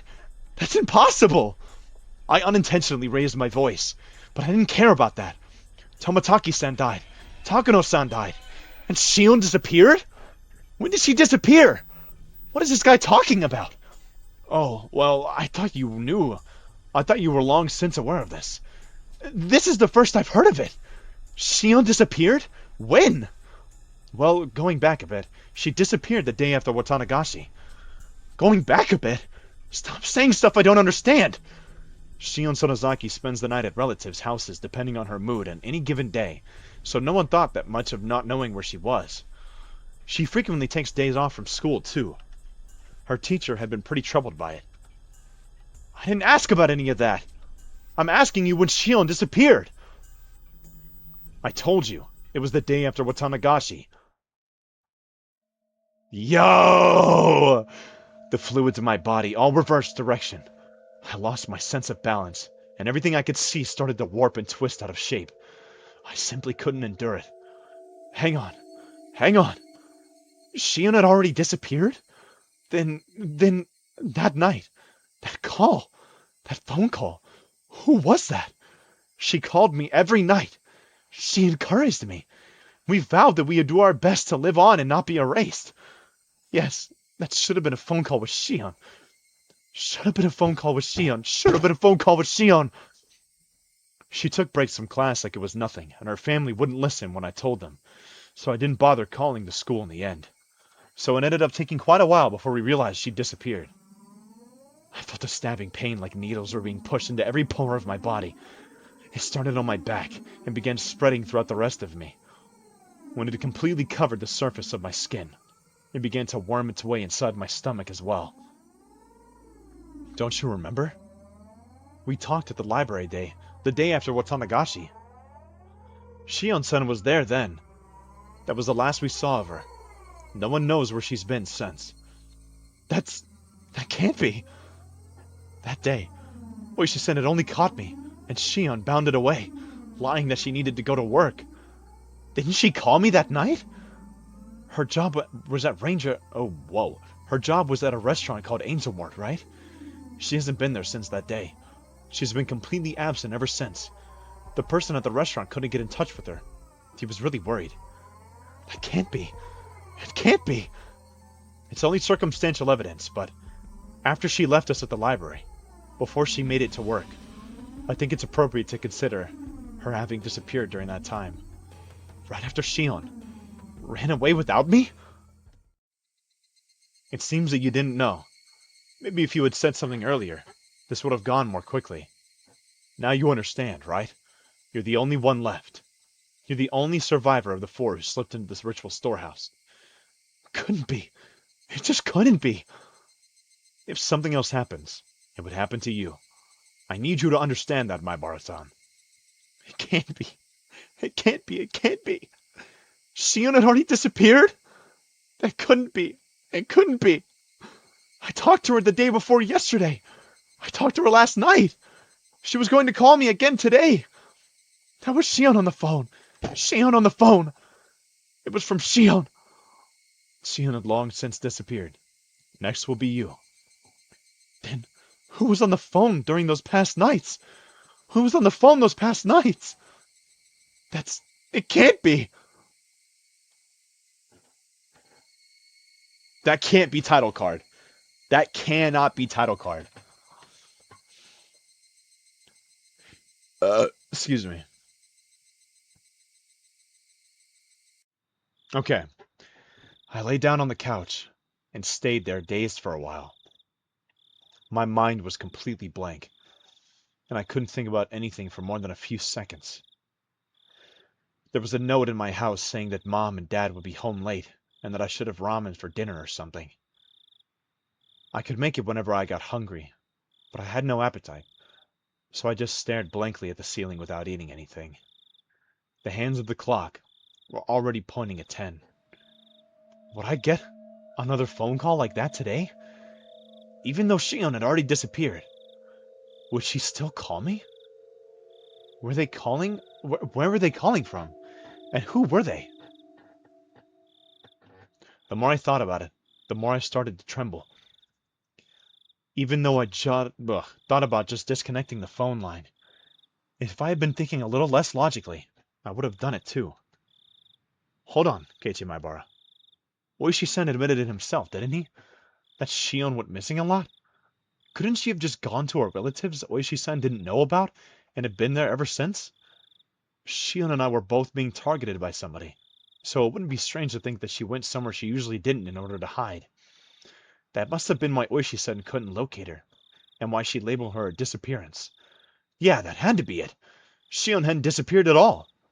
Then, my right hand moved on its own volition and slapped me on the cheek. Its cold sting let me calm down a little. Don't just convince yourself of the most convenient possibility, Keiichi Maibara. I knew I didn't want to admit that she had disappeared. Admitting it would mean that something terrifying was definitely happening. I just needed to figure out whether Shion was the one on the phone or not. Would I ask her if she was actually Shion? That seemed like an incredibly absurd thing to do. Still, don't run from this, Keiichi.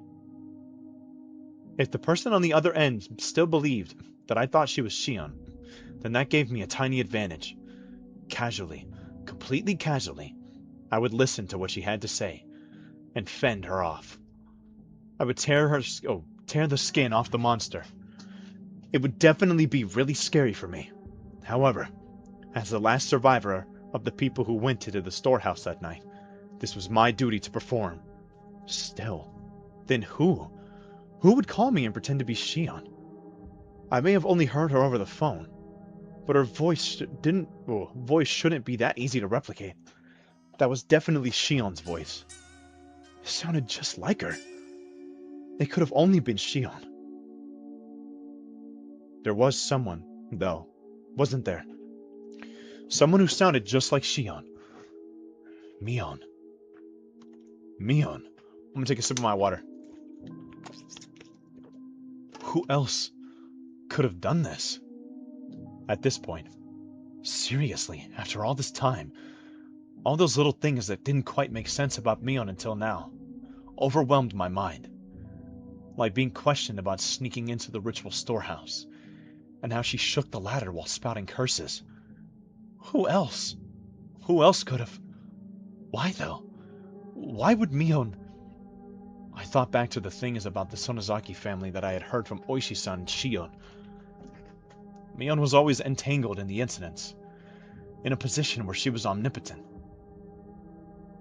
Some of that information included things that Shion had told me after she disappeared. I madly scratched at my head. Courage. Give me the courage. Just a little bit of courage to pick up the phone. I know it will ring tonight. It would be so easy to run away. That, though, would be the same as making it easy for them to erase me. I cannot run. I must stand up and face it. After all, the next sacrifice would definitely be me. I was sure Shion will use tricky words to try and trap me. Be careful, be careful. I'm scared, I'm scared, I'm scared. I don't want to do this. I don't want to do this. Cue the phone. I was waiting. At that point, it rang. The phone rang. and I didn't know where the call was coming from. Shion had disappeared. Disappeared a long time ago. Disappeared the night though after the Watanagashi. Yet, until today, she had been calling me like nothing happened. Now again, tonight, the people that had disappeared, their corpses simply haven't been found. I really didn't think they were alive. So, if it really was Shion on the other end, then did that mean she was calling me from another world? Of course, that couldn't be. A living being was calling me, pretending to be Shion. Shion was long gone, and yet, as though she were alive and well, the phone continued in its incessant ringing. I didn't want to pick it up if I didn't have to. I had just concluded, though, that not doing so wouldn't solve anything. I'm gonna take another sip of my water. Then what would I do after I answered it? Would I immediately declare that she wasn't Shion and ask who she was? Alternatively, would I pretend I was still fooled and try to grab her by the tail? That was probably the safest thing to do. What I was most afraid of was what the person on the phone would do when she realized I knew she wasn't Shion. However, as long as I continued to let her think I was fooled, she wouldn't do anything extreme, right? If I just make sure to be careful, that should be the safest option. I've made up my mind. I'll answer the phone. Once I do that, I'll talk to her as if nothing happened. That wasn't all I'll do this time, though. I'd scope her out. Who was she? What was she thinking? And what was she after? Why was she doing this? Was she really the one who killed Toмотaki-san and Mion? Oh, and Takano-san? What happened to the mayor? What happened to Rika-chan and Satoko? I reached out for the receiver, my arm trembling. There were too many things I wanted to know. Too many things I wanted to ask. I was scared. I should start by picking up the phone. Pick it up, Keiichi. Pick it up, Keiichi! Hello? Oh, how relieved I would have been if it had been a call from Shion. Kei-chan, it's me. It's Shion. My momentary, convenient, and above all fleeting prediction was ripped into 1,000 pieces. I couldn't help shaking at this point. Get ready for this. You took a long time to pick up. I thought you weren't home and I was about to hang up. Sorry. I was just in the bath. Did your family not pick up for you? Could your parents not be home right now, Kei-chan? I failed. I let her in on a fatal piece of information that I was currently on the only one at my house. Well, no, they're not really. Anyway, have you heard about Rika-chan and Satoko? No? What happened after that? Were they found? Nah, they weren't found. Kei-chan, please don't lose hope. If Oishi-san hadn't let me know, then I might have allowed myself to shed a tear or two at Shion's considerate words. Instead, now that it had come to this, I couldn't take her words at face value. This person on the other end of the receiver, the more perfect to Shion they were, the more my blood curdled in fear. Rika-chan and Satoko, they were kidnapped, weren't they? Yes, I don't think there's much doubt. Just how cruel and grave a meaning did those words hold? Their weight astonished me, and then a moment later I was overcome with numbness and felt like I would pass out. I had asked if Rika-chan and Satoko-chan had been kidnapped. Shion, in turn, said that there wasn't much doubt. That cruel meaning behind her words. Rika-chan and Satoko were... no, I mean, I'm sorry. About the mayor. What do you think happened after he was kidnapped? Do you think he's still alive? I'm gonna cough. Excuse me. What happened to Rika-chan and Satoko after they were kidnapped? That's what I wanted to ask, but I frantically caught myself. What if she had given that question a terrifying response in such a way to sound like it had nothing to do with her? I was scared of that, so I immediately brought up the mayor. That said, however much I talked about the mayor, I think he was killed. Hey, wait! That was quick! I think it must be really hard to kidnap someone and keep them like they are. As long as they're not hostages, it would be the most practical to kill them once you were done with them. The world started to bend so much I almost lost my balance. The scenery in my eyes whirled around and, oh, like the hands of a clock, and tried to swallow me whole from below. I frantically put a hand on the wall to support myself. A moment later, a severe nausea welled up within me. How was she saying such things? So lightly. Killed him. So readily. I mean, what's a human life or two anyway? It's a horrible thing, but I think that's probably what happened. If the mayor was killed, then did that mean that the same had happened to Rika-chan and Satsuko? No, that couldn't. They weren't some random old man. It was Rika-chan. It was Satsuko. They couldn't kill them so readily. It's probably better to think that Rika-chan and Satsuko-chan ended up the same way. Oh, those were the words I wanted to hear the least, and I fought them back with a scream of my own. Even though it wouldn't change anything. Still, I couldn't help but scream. This time, the tears flowed. I'd been confronted with the most horrific outcome that I'd been trying to avoid considering ever since that last night, and I cried. There was no longer any doubt that it was my fault. I killed them. I killed Rika-chan and Satsuko. I succumbed to the weakness of my own heart and confessed everything to Rika-chan. That's why they were killed. That meant I killed them. When Rika-chan looked at me with those innocent eyes, if only I hadn't given in.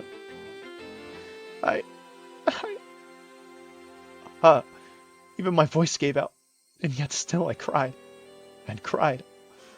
Kei-chan, please, just try and calm down. Rika-chan and Satsuko, they've been killed. I couldn't even find the remains. I would never be allowed to even apologize to their faces. If that was to be my punishment, then how brutal a punishment it was. I think Shion tried to comfort me, but I didn't hear any of it. What are you going to gain by doing that? They're definitely going to target you and me next. Please, I'm asking you, get a hold of yourself. Please, please. Shion was shouting, imploring me with a voice that sounded like tears were in her eyes. However, I was coming to hate the sound of that voice more and more. This Shion killed them. I had no doubts that this person killed them. Why? Why? Why? Why kidnap someone and kill them? Screw curses! Are people's lives really that cheap? Erasing them and killing them without a second thought like this. You're right. You're absolutely right. It would take a demon. I felt like crushing the receiver in my hand. How long did this person plan on acting like it was someone else's problem? There was magma in the pit of my stomach, and I felt like it was going to erupt at any moment. Hey, Shion, please tell me. Why did Hinamizawa start needing someone to die on the night of the Watanagashi? That's what I'd like to know. The fighting over the dam project was already over and done with. Haven't enough people been cursed already? Why is it? Why? If there's a reason, then say it now! I was incoherent at this point. My emotions had broken through the dam inside of me, rushing forth, and I couldn't stop them. These were not simple questions. This was an interrogation. Shion herself hadn't realized it yet. It was just too funny. It was so funny that I couldn't stop crying. I understand how you feel, Kei-chan. I really do. The dam wars ended a long time ago. Yet murders and disappearances keep happening every year under the guise of Oyashiro-sama's curse. Why? Why is it happening? Some of them had nothing to do with this. And some of them didn't deserve to be cursed, so why? Why? That's what I'm asking you! I want to know that as much as anyone! Both our ragged breaths could be heard over the phone. Listen. Oyashiro-sama's curse never existed. It's too unrealistic. Just like you said, someone in the village is using the grand name of Oyashiro-sama's curse as justification for continuing these murders and disappearances every Watanagashi. They were cunning. They've been using the curse as a convenient tool and made every system where they would get rid of the two enemies in the village every year. And this year, that system killed Toмотaki and Takano-san. Then why wasn't that enough? Why did the mayor and Rika-chan and Satoko have to be killed too? I don't give a shit about the past. The only thing I cared about is why Rika-chan and Satoko needed to be killed. Why is that? I didn't say a word to Satoko, you know? Why even her? Why? A silence fell between us. Shion didn't answer. Kei-chan, please, stop being mean. A sob. Was Shion crying? I don't have any idea what's going on either. Everything changed when we went into the ritual storehouse that night. It was the same for me. As I listened to Shion's bitter weeping, I could feel my agitation subsiding. When I heard that Takano-san and Toмотaki-san had been killed that night, I doubted my ears. Then I realized it instantly. I realized what sort of position I was in now. The four of us snuck in there. Kei-chan, you and I won't be so conveniently won't be so conveniently forgiven. When I thought about that, it made my chest so tight. It was so terrifying. You know that feeling, Kei-chan, don't you? There was nothing fake about her words.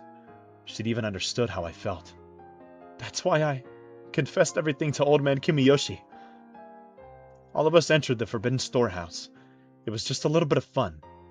We knew we shouldn't have done it, but it really just had been for fun. It was only a bit of exploration, that was all. Takano-san and Toмотaki-san, who went in with us, were killed shortly after. They met such miserable ends. Since that day, I've been living in fear of when I would be attacked. There was nobody except old man Kimiyoshi who would help me, so I asked him to save me. Old man Kimiyoshi, he wasn't mad. He smiled. Oh, I'm so confused. Where does it stop and start?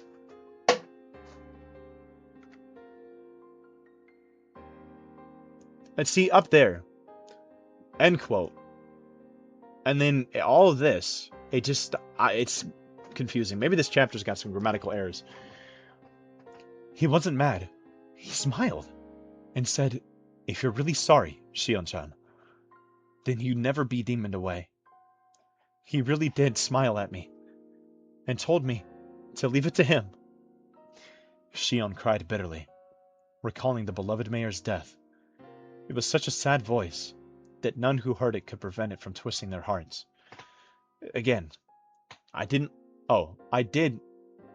I let my emotions take over and go off at her? Shion was in the same situation as me. She should have been my one and only comrade. Thump. My heart pounded. My other self, deep within my mind, whispered to me. Don't forget, Keiichi-Maibara. Don't forget about the mayor on the morning of after Watanagashi. He was told of Takano-san and Toмотaki-san's deaths over the phone and committed to a meeting. He went to a hospital appointment. He didn't tell his family. He'd only made it back just in time for the meeting. He went straight to the assembly hall. That's what Oishi-san said. When did you let the mayor know? Huh? I'm sorry, Shion. It must seem like I'm kicking you while you're down, but... Shion, you told him, right? You told old man Kimiyoshi, the mayor? Yes. When did you let him know? Huh? I'd begun to get scared of saying it aloud after hearing her sad voice. I wasn't saying it was contradictory, though. Besides, if there was a contradiction, then I wanted Shion to explain it to me. Did you know that the mayor had a severe case of hemorrhoids and had gone to the hospital for treatment? Kei-chan, what does that have to... Please, answer me. If you didn't know, then just say so. There was a momentary silence. Then, after stammering a few times, she replied, I knew that.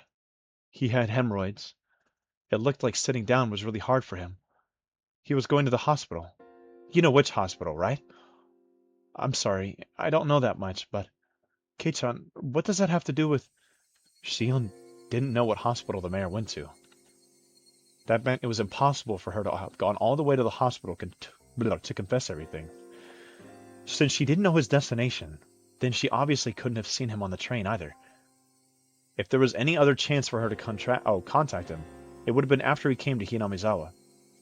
The train, however, had been delayed, and he only got back right before the meeting was about to start. He didn't have time. There wouldn't have been enough time for him to listen to Shion spill the beans. I want to ask you straight, Shion. When did you tell the mayor about everything? When and where? Your answer doesn't have to be precise, but please give me one. Kei-chan, why are you asking that? Her sob pierced into my ears. I was taken by the illusion that I was bullying her. Even so, I'll say it. If I'm wrong, then please correct me. Please prove to me that you're the real Shion. It was impossible. The day the mayor disappeared, from dawn until he vanished, there was no opportunity for you to contact him. Huh? That's... The mayor left first thing in the morning for his examination at the university hospital all by himself without telling anyone. Shion, you just said you don't know what hospital he went to, so you couldn't have contacted the mayor until he got back. Isn't that right? His train back was delayed by an accident, and he didn't return to his house until the meeting was about to start, so there was no time for you to have told him before the meeting started either. I heard Shion repeating her weak sobs. That sort of feminine voice automatically ripped into my heart. It was so painful for me to say it. Shion, did you go to the meeting too? Did you attend it and tell him there? If you didn't, then there wouldn't have been any time left. After the meeting was over, excuse me, the mayor disappeared on his way home. Shion went to the meeting, didn't she? Did she or didn't she? The question was so simple to answer, but she didn't give me an immediate response. Actually, with the meeting, You didn't even go to the part-time job you said you went to that day. I'll say it more directly. You haven't been seen since we were at the library together. Kei-chan, Shion Sonozaki disappeared the day after Watanagashi. The other end fell silent as a grave. It was so quiet, it was like the phone cord had been cut. I couldn't sense anyone there. Oishi-san says you've been missing. Despite that, you've been calling me every night like this, haven't you?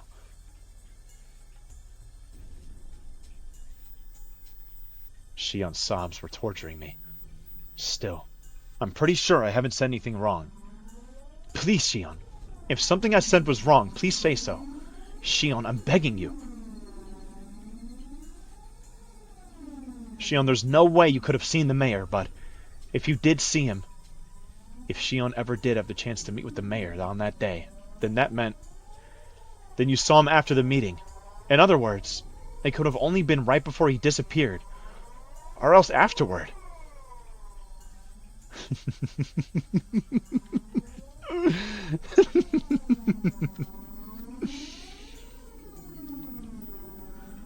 I was going to try to make it creepy, but I'm not doing all that. Just pretend I laughed in a really, really creepy manner. Okay, yeah, that's enough.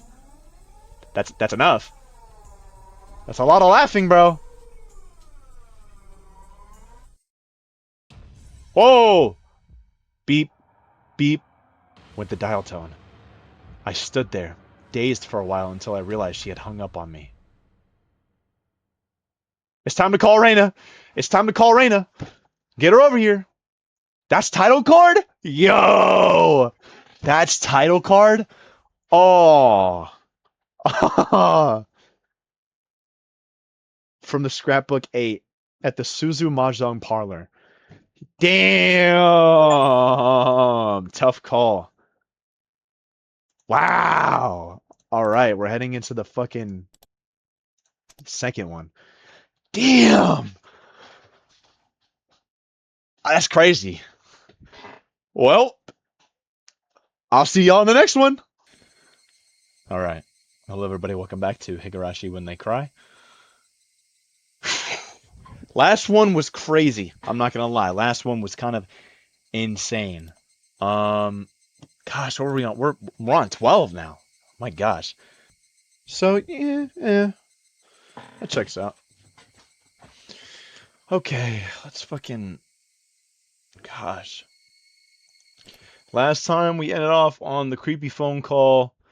Found out that Shion is basically dead. Probably. So let's get it. Let's go. Keiichi. Oh, what? Is that like hair in my glasses? Keiichi. Oh, let me get this. Just leave him alone. His friends went missing. It must be really hard for him. Normally, my dad never shows me any consideration, but this time he did.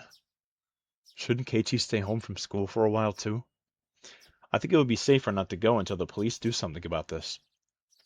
Maybe. Compared to what could happen, taking a few days off wouldn't be a bad idea. Anyway, how is it logical to not close school during such a dangerous situation? What do those teachers think our children are? Mom and Dad were getting pretty riled up, but at this point, I couldn't care less. Besides, that wasn't the only thing I couldn't care less about. The breakfast table, the food in front of me, the time and date, myself, I really had no interest in anything. This feeling, it was like a dead fog in my mind. It felt like getting dizzy after taking strong medication. Keiichi, how are your studies going? You've gotten further than the other kids, haven't you? If you have, then you can take a few days off, alright? I didn't even feel like answering. Let me take a sip of my water.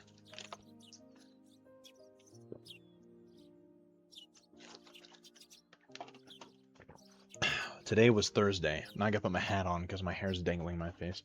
Only 4 days had passed since the Watanagashi festival. Such a short time, and yet now things were completely different. Everything had changed. The tranquil village, bright and clear as if it were an Indian summer, had undergone a total reversal. People were made to disappear every night, and we couldn't even relax when walking out in broad daylight. The village had become a world of fear. I had no right to curse this outcome. Oh, excuse me, I'm getting tired already. Damn. After all, the one responsible for everything was me. That night, I couldn't resist my honestly tiny, little, and incredibly stupid curiosity, and broke the taboo. This isn't somewhere we should be going, is it? Let's not. It's a crime to force your way into a locked building, even if you don't steal anything. Shion, now that you know that they weren't having some secret rendezvous, you've had enough, right? I don't want to do something like this. What if Rika-chan's dance ends while we're messing around here?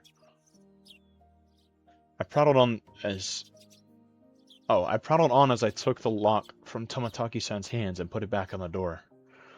I'll forget everything I saw here, so come on. Let's go. Takano-san was fretting, but I pushed her away. Tomataki-san grinned painfully. Shion's shoulders dropped as if to call me an idiot. Even so, I didn't care. I pushed everyone farther and farther away. Rika's dance was still going on. Then, at last, her dance was brought to a close with a roaring applause. I too, until my hands turned red. I clapped, and I clapped. Excuse me. Ding dong. Isn't that Reina? She's here because it's your usual meetup time, isn't she? I looked up at the clock. It was 5 minutes past my time. Damn! Wake up! Keiichi, shouldn't you take a few days off from school? You're right. Thanks for being so considerate. I rose from my seat. I went to the entrance to greet Reina. I fully expected it to not be her. Good morning. We're going to school as a group starting today, so you can't be late. That's right. If we, the ones farthest away, were to be late, the younger kids on the way there would be waiting for us. I think I'm going to take some time off from school. Okay. Reina answered shortly, nodding. I think you should do whatever's best for you, Keiichi. That's someone on my chest. So you don't need to feel that you're weak or anything. Oh, and here. It's a notice they're sending around. Could you give it to your mom? I think it has a lot of important announcements in it. I took the notice. There were a lot more pages than normal. The one on top announced the disappearance of the mayor, Rika, and Satoko, and that they wanted any information about them. Made my heart ache. The police are looking as best they can, too. They'll find them for sure. Just be patient, okay? Rena said, smiling in an attempt to give me courage. Rather than that, though, her smile looked like it was because she herself wanted to believe they were safe. Rena, you're not going to question me? Nope. Rena, you know, don't you? About that night. Do you mean when you snuck into the ritual storehouse? I was speechless for a moment, but then I bit my lip, made up my mind, and nodded a little. So it's all out in the open. Really, I shouldn't do bad things like that. Mion was really mad. I'm not gonna call her that, Brett. So she was upset. I suppose she would have been. I don't think she was angry about you sneaking in there, though, as much as about you hiding it from her. Maybe, Kei-chan, maybe you should have told her yourself and apologized. I should have told her myself and apologized. That troubled me. Just 1 week ago, I did something that I myself should have apologized to Mion for. I had hurt her badly. However, I hadn't realized it at all. Plus, with all the confusion that Shion's appearance had brought, I still hadn't been able to talk to Mion about it. Rena, you're right. I never realized anything until you tell me. Keiichi, hypothetically, if you had admitted you'd done something wrong right away and apologized to Mi-chan, ah shit, Mion, I wonder if Rika and Satoko wouldn't have to How do you know that? I couldn't answer right away. I couldn't admit to that. Was Rena telling me right now, though? That... Get your fucking mic. Yo, you're not even here, shut up! Shut up, bitch. I'ma kill you! That I should have admitted to my crime sooner. If I had done that and apologized, would things not have gone in such a horrible direction? Rena's eyes were filled with kindness, but they weren't naive enough to forgive me for keeping silent, and they stared fixedly into my own. Excuse me. Yeah, you're right. If I had admitted my crime sooner, then Rika-chan and Satsuko wouldn't have had to die or disappear. Smack! The palm of Rena's hand slapped me in the cheek. I stood there unmoving, my head still tilted in the direction I'd been hit. It didn't hurt at all. I don't think that anyone has scolded you, Keiichi. So I'll scold you in their place, okay? I pressed a hand to my cheek, now warm with embarrassment, and quietly stared down at Rena's feet. Going somewhere you're not allowed to go was a very bad thing to do. Do you understand that? Uh-huh. Answer me with a yes, Keiichi. Yes. Also, what's even worse, you didn't admit to having done something so bad.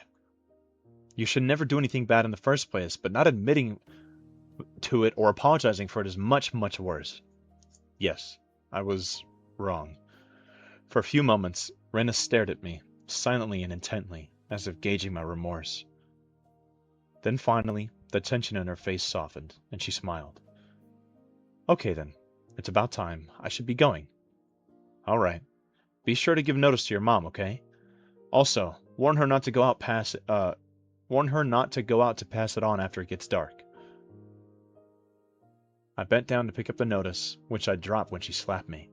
The pages had come out of the clasp and are now making a mess on the floor. I gathered them up one by one. My hand stopped at a single, more light-hearted page, with peaceful sentences dancing on it. We still have plenty of homemade soy sauce in stock. Feel free to come to the Sonozaki. We all know why I paused. Clutch when he realizes the plot twist. Clutch when he picks up on context clues. Feel free to come to the Sonozaki house if you want some. What is this? I picked up the page and scanned the rest of it. They were stockpiling high-quality soy sauce they got from faraway relatives in the Akita prefecture. They had gotten a big shipment recently. They couldn't use it all, so they wanted anyone who wanted some of it to feel free to come over, is what it said.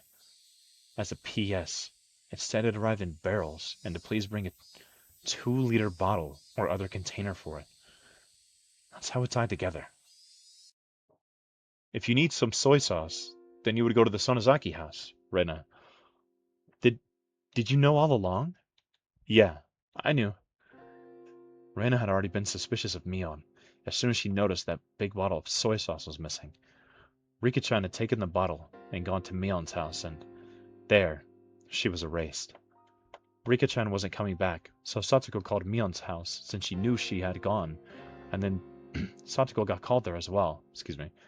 That day, that meeting on the day the mayor disappeared. Didn't Oishi-san say that the 3 families participated in it? Three families would include the Sonozaki family. Didn't he also say that the current leader was really old, so her heir, Mion, frequently stood in for her at public appearances? While the mayor was returning from the shrine, Mion called out and stopped him. She talked to him and invited him to their house, and then she made him disappear.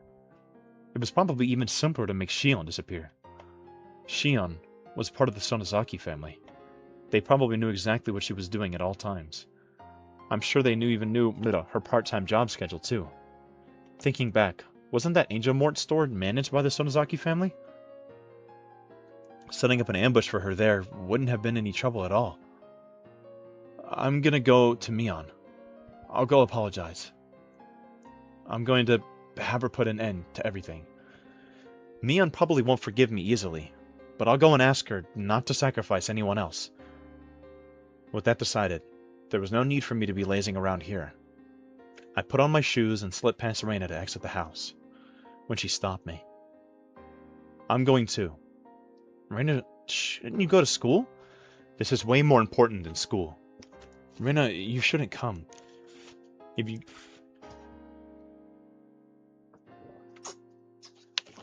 I was drinking my water, sorry. Excuse me.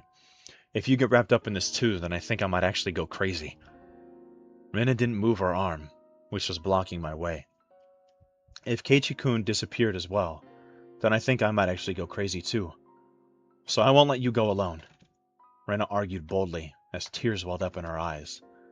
I saw them, and I knew the strength of her resolve. All right, let's go. Thank you, Reina. Reina nodded slightly. What the fuck was that noise? Alright, sorry, my controller mic was going off. Where were we? Reina nodded slightly but firmly, and finally let down the arm blocking me. Let's go, to Mion's house. I'll apologize for the crimes I've committed. Then we'll put an end to these twisted days. After that, I'll pray that once more we can return to those fun, lively days. With Reina following me, I left the house. In front of the house, there was a car waiting. It was Oishi-san. Hey, good morning, Mabra-san. To you too, Ryugu-san. Together so early in the morning, you make me jealous. What a truly praiseworthy man he was. If he had been lying in wait so early in the morning just to pressure me into talking. On this morning, though, maybe this was actually a good opportunity. You're from the police. Oh, have I not introduced myself to you, Ryugu-san? Please excuse my rudeness. My name is Oishi from the Okinomaya Police Department. Pleased to meet you. Are we telling Oishi-san? Yeah, I think my palm is enough punishment for your crime, Keiichi-kun, but we should leave Michan's house to these people. Pain and sadness. I look down as those emotions build up in my heart. We have something to tell you, Oishi-san. Well now, what about? Should we stand here and talk? Or go inside the car? In the car, please. I only continued to look down weakly. All I could do was be thankful for how dependable Reina was.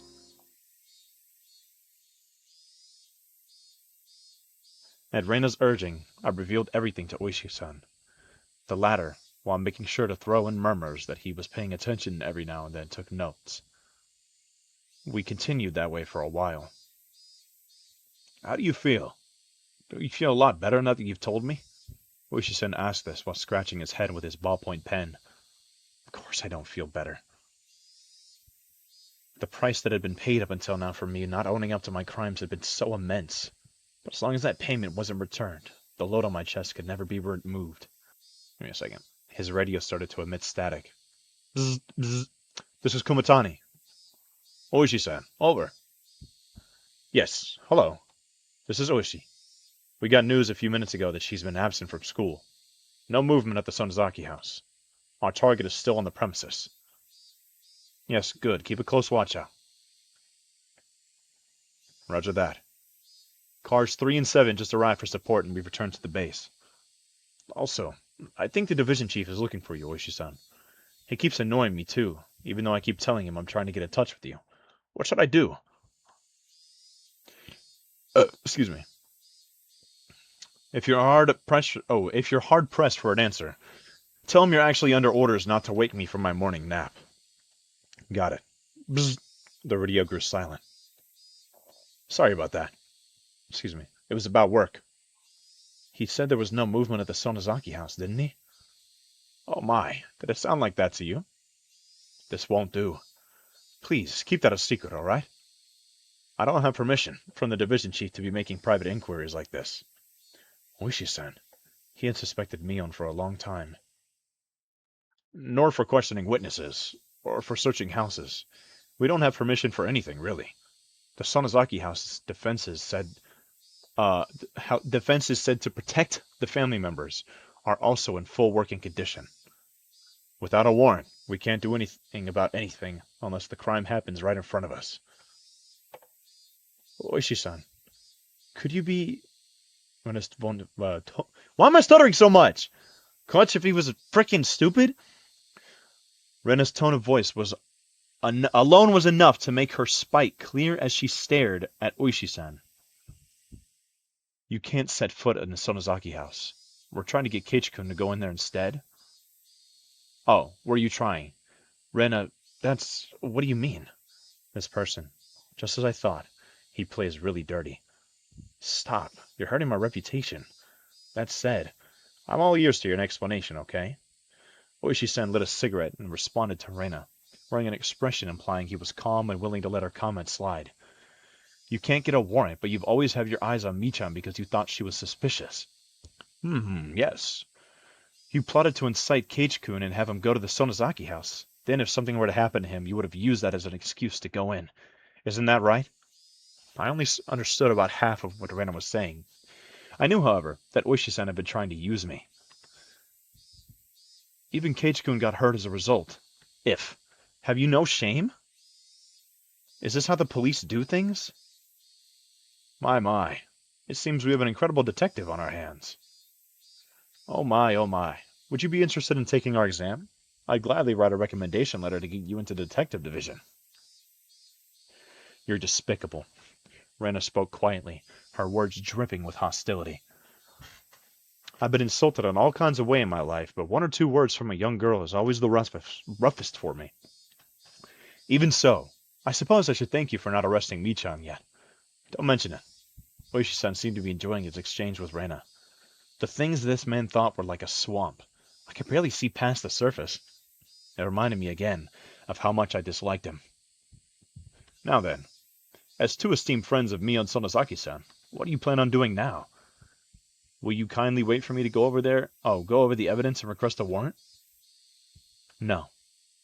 We won't wait for that. We'll go and make Michan surrender herself. That's right. If she turned herself in rather than be arrested, she might get a lighter sentence. At this point, perhaps that was the only pity I could find it in me to afford her. I see. I wonder if it will go that well. If you're careless, you too may face danger, you know. Oishi-san was measuring our resolve. So in a strong voice I declared, We're fully prepared. Oishi-san gave us an unpleasant yet seemingly satisfied grin. It was then that I realized this man was trying to use us for his own convenience. If anything happens to us, use that as an excuse. Though my greatest hope is that you can get the place surrounded so that the criminal can't get away. Ryugu-san, you're good at negotiating too. I'm throwing in the towel. I surrender. What are you talking about? If the policemen surround Michan's house, then that will be insurance for the worst case scenario. For the worst case. Plus, it would be I skipped. It would be another way of pressuring Mion to give herself up, wouldn't it? Oishida Kuma-chan. Oishida Kuma-chan. This is Kumatani. Go ahead. Our 2 friends are going to play at the Sonozaki house. Make arrangements so that we can reinforce them if needed. Roger. Zzz. Their altogether too short conversation implied that our questioning was already a part of their plans. Then, let's get going. Want to buy some tea and biscuits on the way there? Neither Reina nor I went along with Oishi-sen's stupid joke. Oishi stopped the car at the place where we always waited for Mion. Come to think of it, I'd never been to Mion's house before. I've only heard that it's right down this road. This is as far as I can take you. According to our information, there are quite a few security cameras set up on the premises. Still, don't worry. I've got a bunch of youngsters ready and waiting to slip past them and go in. I'll be monitoring the inside with a one-way mic, so if you two give a loud scream, we'll know right away. We'll persuade her for sure, so please be ready for her to turn herself in. In both our eyes was determination. It was the only method available for us lightening the sins of a good friend. Be plenty careful, you hear? You probably don't believe it right now, but I don't want you two being sacrificed if all possible. You're right about that. With that rude response, we left the car. I'm gonna take some more water.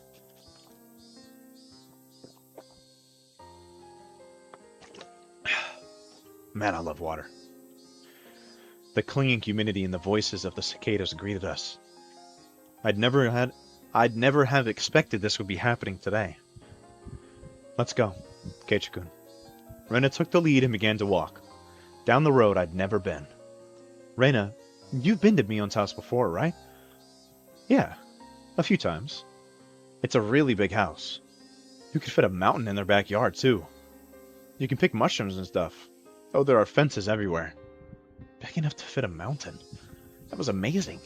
One of the 3 families controlling Hinamizawa. Excuse me.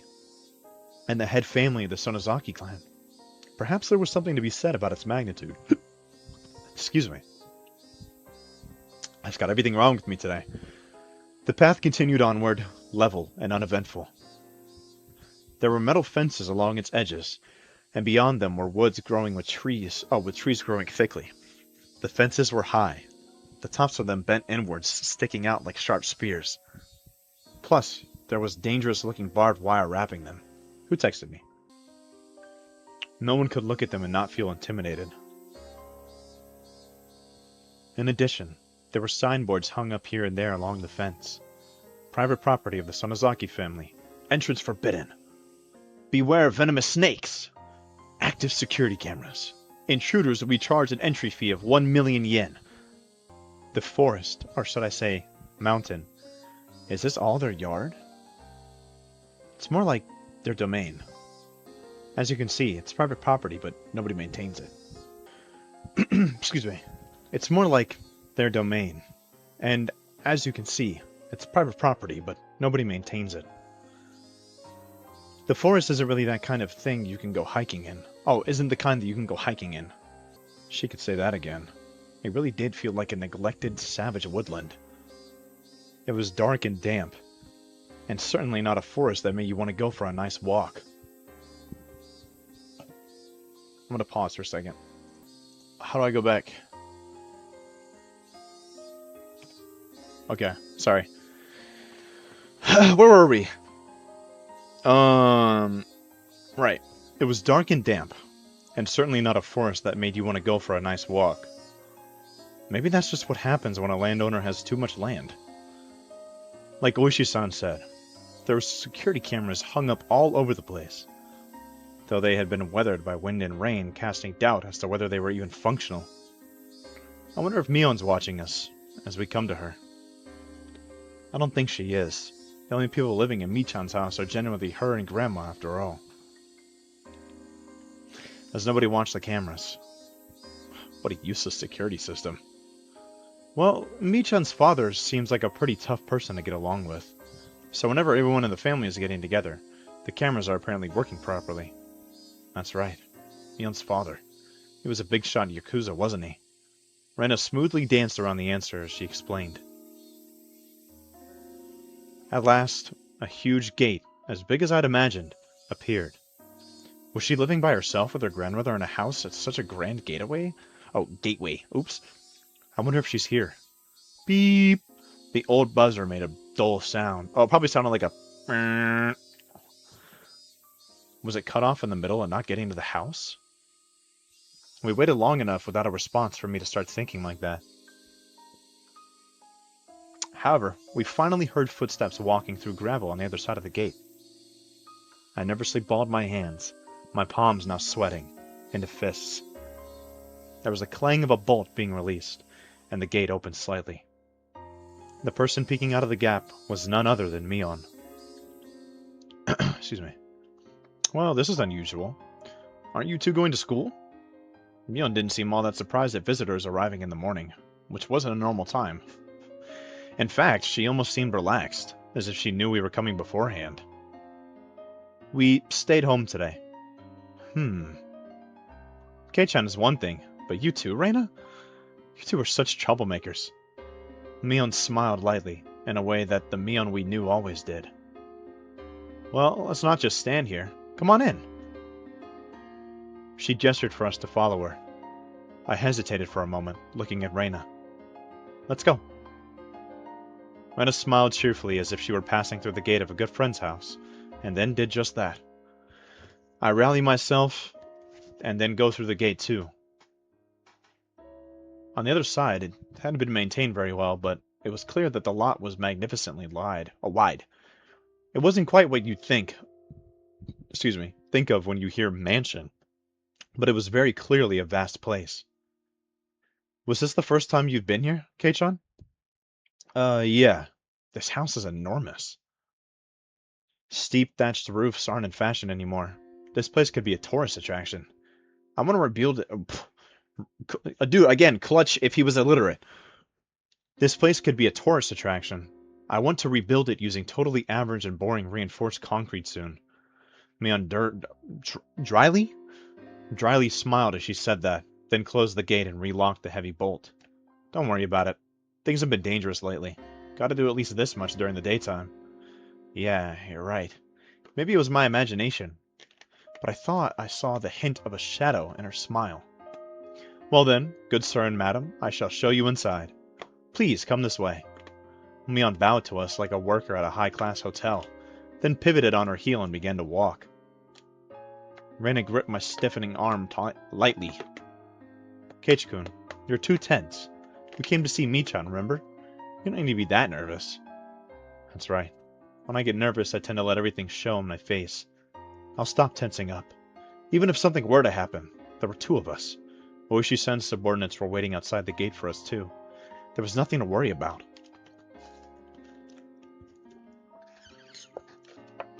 I was drinking the last of my water, sorry.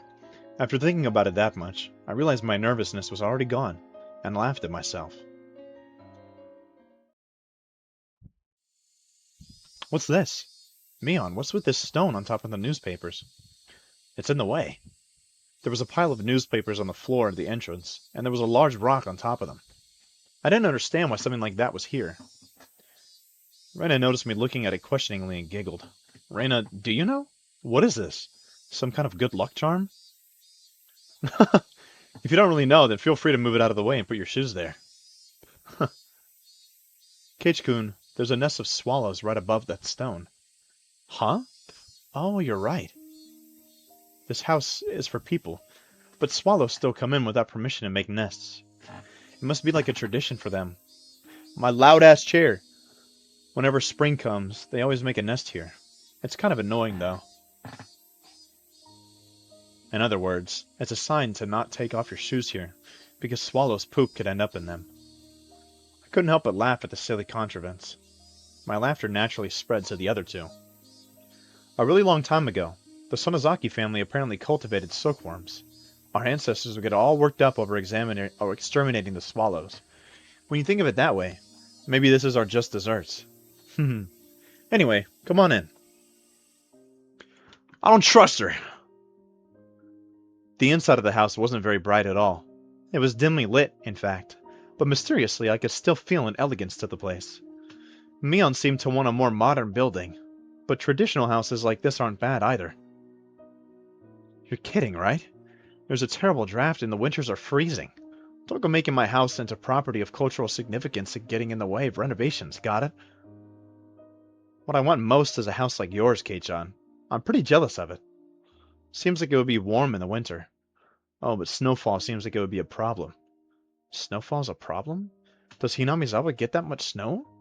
Our latitude is south of Kanto, isn't it? Isn't this region warm? Haha, you don't know, Kage-kun? Hinamizawa is in an area that gets heavy snowfall. When we get a lot, everyone gets buried. Sometimes you can't even get out of your house.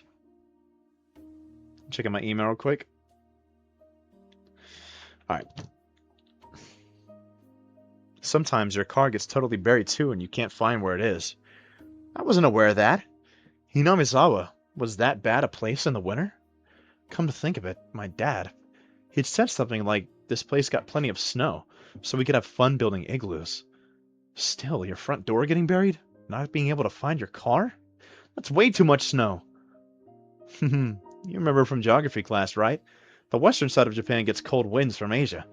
We're different from those softies protected by the mountains. Nice and warm by the Pacific Ocean. I'm totally okay with being a softie and nice and warm. I hate the cold. We'll have to have a training camp to get Kei-chan used to the cold winter then. No way. No way. There's no way that's happening. I hate the cold, and I hate training camps too. And I hate them even more put together. Mion laughed more uproariously than she ever had, then told us she'd bring out her tea and left her seat for a moment. Still, there's a lot of fun things to do in the winter. I bet our club will be a blast then. Our club continuing activities through the winter. Do they just... Is this like not registering that Mion's killed people? Like swimming in the cold or marching in the snow. When did we turn into Mount Redhorn? Yeah, there are definitely a lot of tough punishment games for the winter season. One time she made us have a Rio carnival in the schoolyard while snow was falling. I see the terror of our club cared not for the season. The victor would be decided by who could best adapt to the winter-only events. We do snowball fights and shaved ice eating during contests, and treasure hunts in the snow. Wait, why is everything outside? Why can't we play tabletop games in a nice warm room while it's snowing? Whoa, Keiichi-kun, if you're saying things like that, then you're going to lose a lot this winter. We'll have lots of punishment games, and Reina won't lose. Don't give me that howl. I settled things with a cross chop to the head. You're sure having fun. Our walls aren't very thick, so be careful not to go flying through any, okay? The paper sliding door opened and Mion returned with a pot and a complete set. Tea set. Do you want sesame seeds on your rice? Sorry, we don't have much in the way of bean paste other than good stuff. Or other good stuff. It's okay, it's okay. We didn't really come here to drink tea anyway. And with those words, the smile disappeared from Rena's face. She did it. That one careless statement reminded us of what we had nearly been able to forget. I had wanted to enjoy this peaceful time for a little longer, but we put an end to that with those honestly careless words. I'm just doing something really quickly. I'm flattening out something.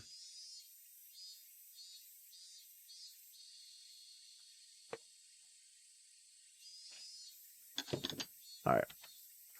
When she noticed the smile disappear from Rena's expression, Mion too changed hers. It was as if that cheerful air that was like a warm spring day until a moment ago had slipped through the cracks in the paper door and altogether disappeared. There was no point in regretting it now. We did not come here today to chat and enjoy ourselves. Mion silently poured the tea. During that time, both Reina and I sat kneeling without uttering a word.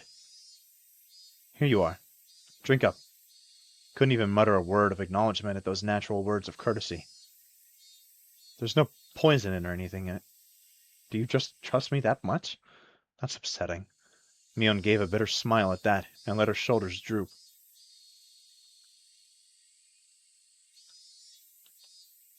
We all remained silent. We remained silent, hoping that someone else would speak up first. That, however, was the one thing that we didn't want to do, and so we sat for a long time. At last, Mion smiled scornfully and opened her mouth to speak. Hey now, Kei-chan, Reina, you're the guests. Didn't you come here for something? If you don't speak up first, then this old man won't know what to do. Reina and I exchanged glances, and we both resigned ourselves. Reina opened her mouth to speak first, so I stopped her. Excuse me. Keiichi-kun, it's okay. I needed to come here. Let me talk first. Excuse me. Okay, I understand. What would Kei-chan have to tell me? Please, give me your daughter's hand in marriage, maybe? Can't do that. My little Rena and Kei-chan aren't meant for each other.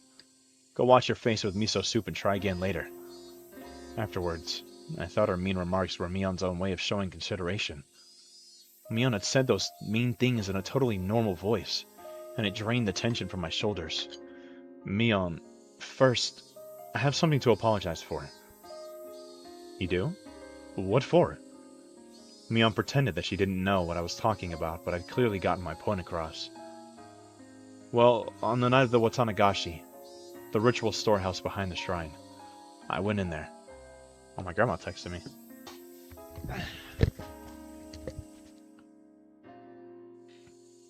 Okay, sorry about that. I had to go answer my grandma real quick. I could see Mion's expression immediately become harder. I knew it was somewhere I wasn't supposed to go, but it was just supposed to be a little bit of exploration. We didn't mean anything by it. Even so, I still shouldn't have done it. So I apologize. I'm sorry. To display my deepest sincerity, I pressed my forehead to the table. I'd meant it as my way of prostrating myself. I figured it wouldn't feel sincere enough if I raised my head right away, so I left it there on the table for a while. Mion didn't say anything. With my face down, I couldn't tell what sorts of expression Mion had. Only the voices of the cicadas filled the room. Mixed with them, I could hear the sounds of the clock ticking. That was all. When I started to struggle to breathe from having my head down for so long, Mion told me to stop. You got me there. I didn't expect you to pitch it to me straight. You got me on the ropes. I looked up to see that Mion's face was calm, but she was smiling faintly. If you understand that even though it was only a casual exploration for you, Kei-chan, that there are a lot of people who think it's no laughing matter, then it's okay. There's an old saying, when in Rome, do as the Romans do. It's been days since then. It may be too late, but I apologize. What I did was wrong. Please forgive me. I could feel pitiful tears welling up within me. If I had done this sooner, maybe nothing terrible would have happened. It's okay. If you know what you did was bad, then that's enough, right? Mion spoke like it was someone else's problem, and I wasn't happy about it. Michan, Keiichi-kun is apologizing seriously. I think you should maybe respond seriously as well. I am being serious, though. Do I not look serious to you, Reina? You don't. Reina was giving her tit for tat, and so the room's atmosphere quickly began to grow sharper. She was right. Even though I came here to speak from the heart like this, it's like she hasn't been taking this seriously. Obviously, Reina isn't fond of that. Keiichi-kun, you can get up now. Let's tell her everything. That looks like what Mion-chan wants, too. I had known it would turn out like this from the beginning. Hadn't I come here prepared for that? I mustered my willpower and bit my lip. Mion, you called Rika-chan and Satoko the day before last, right? I don't remember doing so. If you have a reason to think so, could you let me hear it? It was evening before dinner time. Rika-chan should have come here, bringing a big bottle of soy sauce, to have you share some with her. Mion was trying to keep from showing any reaction, but I didn't miss her eyelid twitching just a little bit. Why do you think that? It's not hard to understand. Michan, you saw it too, didn't you? Rika-chan's room. Mion put a finger to her forehead and acted like she was thinking.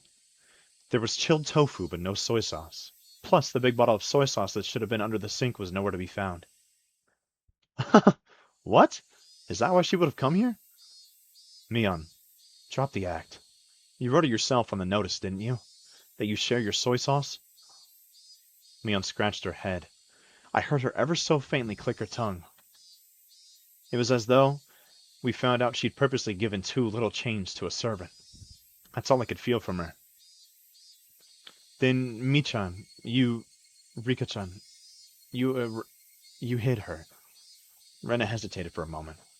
I could tell that she didn't want to use the word erased, and that she was struggling to find another word. That really was supposed to be the end, wasn't it? For you, anyway. What are you talking about? You didn't foresee that Rika-chan would tell Satoko-chan she was going to your house, did you, Mi-chan? Then Satoko-chan called. Might Rika be imposing on you? Yeah, probably just like that. You sound just like her. Mi-chan, you were in a bit of a bind then, because someone knew that Rika-chan had come here. So you decided to lure Satoko-chan here too. Lure her out? Like how, I wonder? Mion prodded Reina on, as if trying to get the good part of an interesting story. Hai, however, knew I had been watching Mion change the whole time. She was restlessly twirling her fingers. She had clearly lost her calm. Of course, it was really a slight thing, and only I, who had been watching her this whole time, would have known. Mion was panicking. What Reina was saying must have been a bullseye. It probably went like this. Satoko, I actually made too much dinner today, so why not come over and eat? Rika-chan came earlier and already ate some. Something like that. Scratch. Mion's nails dug into her knee. Huh. There's no recordings of the phone conversation or anything, so how do you know that much? I know it because the dinner that Satoko-chan made for the two of them was plastic wrapped in the refrigerator and hadn't been touched. For a few moments, Mion's face was frozen in utter amazement. She looked like she couldn't believe that this person in front of her was Reina. With just that to go on, how did you even guess what she said over the phone? It's a long explanation, so I'll get to the point. The contents of that refrigerator provided a vivid account of what you said over the phone when you lured her out. Mion's jaw remained on the floor. That was the only way I could describe her face. That's... I had no idea I had such an incredible detective right next to me the whole time. Can't believe you figured that out, everything. Oh, figured out everything down to the phone conversation just from what was inside the fridge. Huh. You got me there. You got me. I'm not doing all that. As if a dam had burst, Mion convulsed into laughter. Her laughter, though, definitely didn't make us want to laugh as well. I'm not doing a crazy laugh. Mion grew tired of her dumb laughter, heaved a big sigh, and scratched her head. It almost seemed like Mion had lost a detective punishment game for the club or something, and her punishment had been decided. Oh, how fun that would have been if it were true. An incredible detective. Michan, you're the one who guessed what Oishi-san told us. He called me an incredible detective too. As soon as she heard Oishi-san's name, Mion's eyes began to display panic more clearly, so that anyone would be able to tell. Mion, the police have suspected you for a long time now. Oishi-san's officers have had the house under observation so that they could break in at any time. Mion attempted to feign calm, but it looked like she was having a hard time with that. Part of her couldn't believe that the police had her surrounded, and she closely examined Reina's facial expression. However, she couldn't detect a hint of falsehood. Finally, Mion seemed to accept the fact that the police were encircling the house. Was the mayor, Mi-chan too? Were Toмотaki-san and Takano-san you as well? Mion didn't answer our rapid-fire questions. I could clearly see impatience in her eyes, which were still feigning calm. At last, Mion, who had been sitting there lazily, readjusted her cushion and sat herself upright. At that moment, the atmosphere in the room changed completely. Mion's expression had also changed. The impatience and wondering in her expression disappeared, and she became so solemn you would think she was about to conduct a tea ceremony. I could sense it. I was now, in this moment, Mion had ceased to be Mion, but had changed into Mion Sonozaki, the current heir to the Sonozaki's house. That solemn atmosphere about her now was clearly abnormal, and it was entirely different from the Mion that I knew. Now I could believe it. Now I could believe that she was the young leader who'd commanded the entire Sonozaki clan. Mion quietly placed both her hands on the tatami mat and gave a beautiful, elegant bow, as if this really were a tea ceremony, and named herself. We meet for the first time. I am the current heir of the Sonozaki house. My name is Mion. Mion's movements were so elegant they could cut, and even we couldn't answer her. And all Reina and I could do was watch, baffled at her actions, which we never could imagine the normal her doing. I would like to welcome you to the Sonozaki main house today. I will greet you all in place of our leader, Oryo. It seems as though you have various things you would like to ask. If I can be of any assistance, then I would like to answer without concealing anything. What? What did Mion just say? Mion said she would answer anything we asked. There was a strong light of resolve in her eyes. It's really alright if we ask anything then? I shall tell you everything I know. That is why you have come here, after all. Reina and I exchanged glances. There was a mountain of things we wanted to ask Mion. However, we hesitated for a moment on what we should ask first. The first question Reina gave was extremely abstract, but it was the question everyone wanted to know right now. Why would you do this? That's what I wanted to ask as well. Why would you do this? That didn't only go for Rika-chan and Satoko. It went for the mayor, Takano-san, and Toмотaki-san as well. No, even further back for all the incidents that had been occurring every year. For a little while, Mion couldn't respond.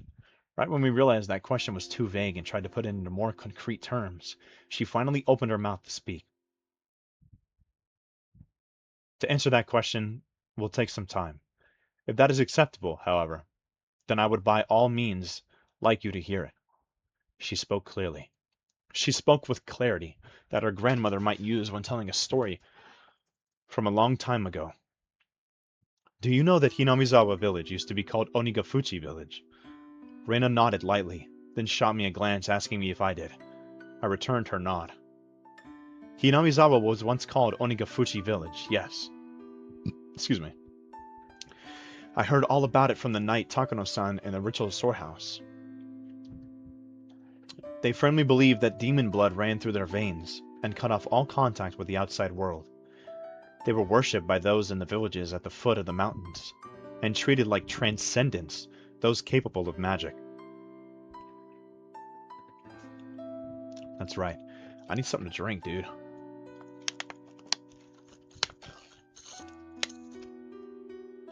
Trying to get a little more water out.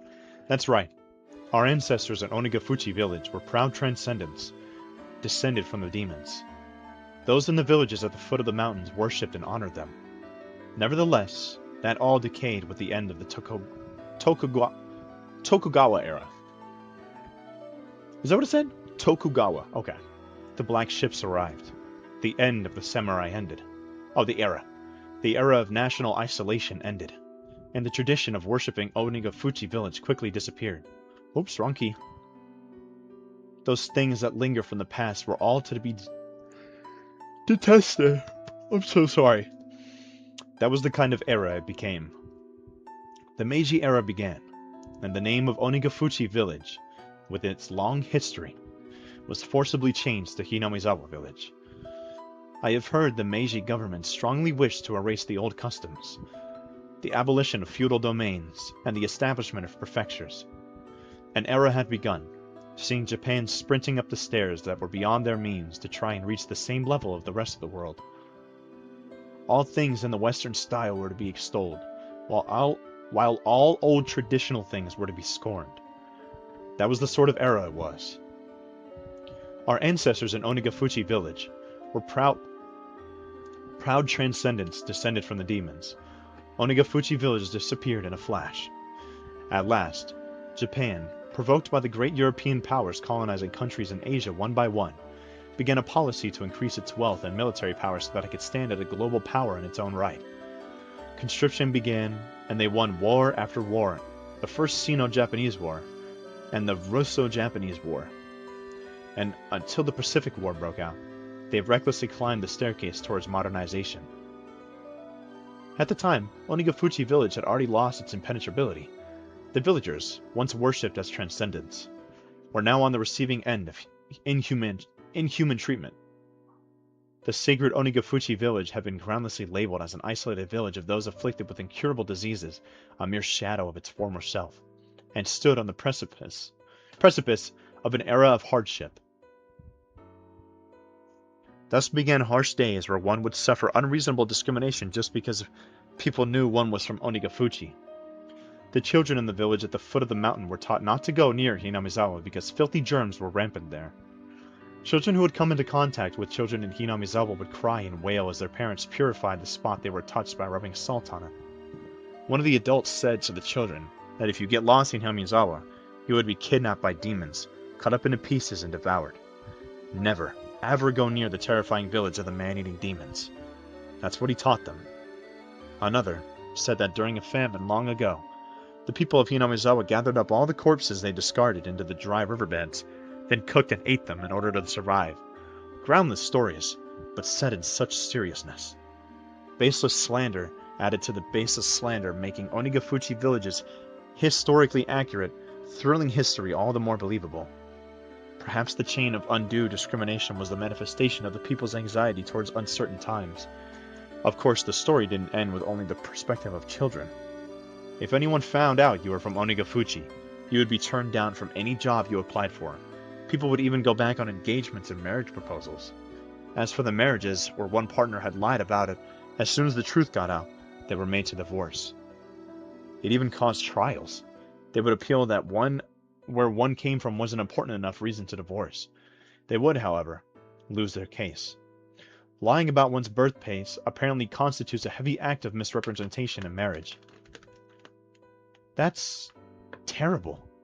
I've heard about such discrimination towards those small villages in civics class. Just because others knew you were from a tiny hamlet, you would be subjected to every societal disadvantage there was, a modern form of bullying. Though I only memorized that because it was going to be on a test one time.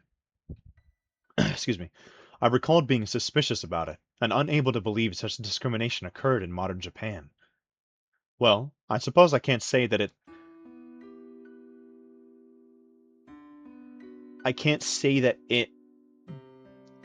weren't asking for it. What? I can't say that. Whatever. Our ancestors were proud of the demon blood flowing through them. They lived their lives boasting about it, and scorning all those at the foot of the mountain after all. They struck fear into the villagers down there with their mystique, and demanded gifts of dread and tribute. With that, Mion smiled for the first time, albeit in self-mockery. During the Pacific War, despite the slogans all the country was acting as one, those from Hinamizawa continued to suffer all the manner of discrimination. There were too many ways to count. They would send their husbands and sons to war, and the women on the home front would suffer greatly too. My grandmother remembers it well. She remembers it being a difficult time. Even that bitterly long war, however, finally ended in 1945. Excuse me. Hinamizawa had lost many male hands, but at last, their father and sons and husbands had returned to them. Of course, there were also many who didn't come back. Nevertheless, for those in Hinamizawa who were at their limits, barely able to maintain the village without the men, their return was a very happy thing. MacArthur's GHQ set to work on drastically improving mindsets and strove for the abolition of unfair discrimination. They could feel day breaking on the dismal night that was the previous era. Hinamizawa was on the verge of turning into a ghost town. Those in the village started to say that they should rebuild it once again, and got to work, trying to make the village even a little more plentiful. During that time, someone appeared who built up a fortune through a vast number of dealings in the black market. That was Mion's grandfather, the husband of the elderly current family leader, Sohei Sonozaki. Sohei saw that he managed food warehouses in Harbin after being dispatched to the Chinese mainland. When it was time to pull out, he conspired with his superiors and comrades and stole a great deal of the army's canned goods. He hid them somewhere in the Seto Inland Sea, and sold them widely at a high price on the black market, thus earning a fortune. Sohei didn't spend that fortune for his own pleasure either. He entrusted the entire amount to his wife, the head of the Sonozaki house. Let's revive this ruined village. All who live here are our family, and this fortune is ours collective property. Our. So he proclaimed to my grandmother, that the current head of the family, that vast fortune was a huge reason why Hinamizawa was revitalized after the war. I see. With that, Hinamizawa came back to life, and that's how the Sonozaki family had established its current position. Of course, there were many people who had begrudged the money coming from the black market. Excuse me. But the villagers no longer minded it. They succeeded at one business venture after another. Those who had succeeded freely supported those who followed them. The giant family of Hinamizawa, tied together with strong bonds, kept on expanding its influence. The Sonozaki family, the center of everything, would be extolled for a long time as the minds behind Hinamizawa's revitalization? Okay. Excuse me. The person at the middle of all of it was your Nana, Michan? That's amazing. What a great success. Mion looked like she was honestly happy Rana had praised her. However, around 1955, the wind started blowing in the other direction again, because of the canned flesh incident. Canned flesh? It sounded so hideous that just hearing it made me nauseous. Someone naming himself as my grandfather Sohei Sonozaki's superior confessed that those canned goods had been human flesh. Excuse my chair. Hinamizawa, a village in which demons lived and ate humans. They were just about to wipe away that cursed Sigma. The light they had finally started to see in their peaceful lives grew hazy and disappeared. The shocking truth, as revealed by his former superior. The stolen provisions from the old Japanese army that had been a huge cornerstone for Hinamizawa's revival had been canned human flesh. Why were there cans like that? Wasn't Sohei just the manager of food warehouses? His superior revealed that Sohei Sonozaki did not have the job of managing the food. In reality, Sohei's job during the war had been to exterminate pestilent mice and to transport the corpses of those with infectious diseases. It had been unfair treatment, and all because of the lowliness of his origins.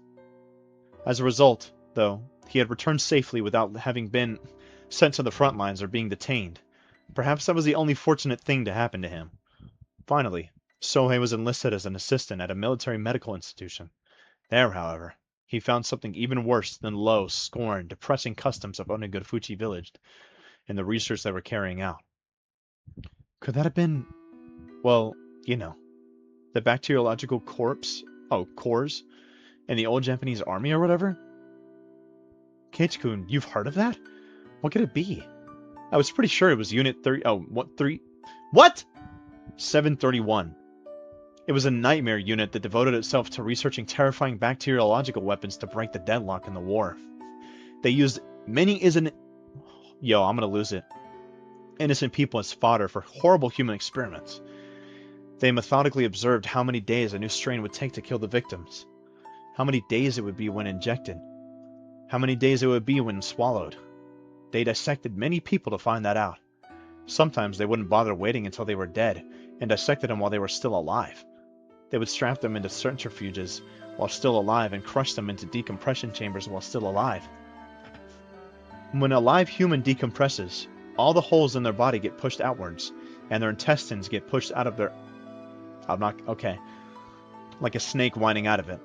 That threw me off. Out of their anus like a snake whining out of it. YouTube! Educational purposes! For some reason. I have a feeling I saw something like that on a documentary one time. That makes me sick. And they still hate Hinamizawa, huh? You said it. Cheery ass bitch that killed everybody. Mion agreed with me, giving a faint, sad smile. It wasn't much in the way of communication, but for some reason I was happy to have it right now. The unit Sohei was in did way kinder research than that. They were researching concrete methods for reducing the difficulty of delivering food on the battlefield. The military's designs at the start of the war completely fell apart, and a chronic food shortage broke out all over the battlefront. The food shortage led to malnutrition, and as their natural resistances lowered, the soldiers fell to one disease after another. Spirit and morale lowered as well. They wouldn't be able to maintain their forces at this rate. Apparently that's where the research started. At first it was to find methods of delivering food to battlefields. It was very broad, and included things from violent methods like stealing it from citizens to survival methods like how to cook unfamiliar insects and plant life. As they were working out the details, they kept straying off course and going out of control, until they finally knocked down a door called Taboo. What do you think the easiest source of protein on a battlefield is? Reina and I knew the answer without being told, so we didn't answer. That's right. They were researching ways to handle it to humans as food. Fighting onwards, sometimes eating the flesh of enemies and sometimes that of allies, became the ultimate service paid to their country. They were deathly serious about this doctrine. It really was a riot. My grandfather was despised as someone who ate human flesh, and yet they had gone above and beyond that. 2, 3, 4, 5, 6, 8. Sorry, I'm just counting something. Apparently, he always thought about that too. Even if he was vulgar, man-eating demon, they were far more ugly demons than he. So no matter how much he was scorned, he wouldn't put it up with it. At least they had a handful of test prototypes. When soldiers learned it was human flesh, however, the scientists couldn't make anyone eat it. So it was apparently sent to the front lines. The cans were labeled meat substitutes, and so they wouldn't accidentally eat it themselves, they stamped the bottoms with a circle. The starved soldiers on the front lines apparently loved all the prototypes they were sent. Among them, those who cooked it in soy sauce, like it was sukiyaki, loved it the most. Come on, Michan, stop. I'm getting sick to my stomach.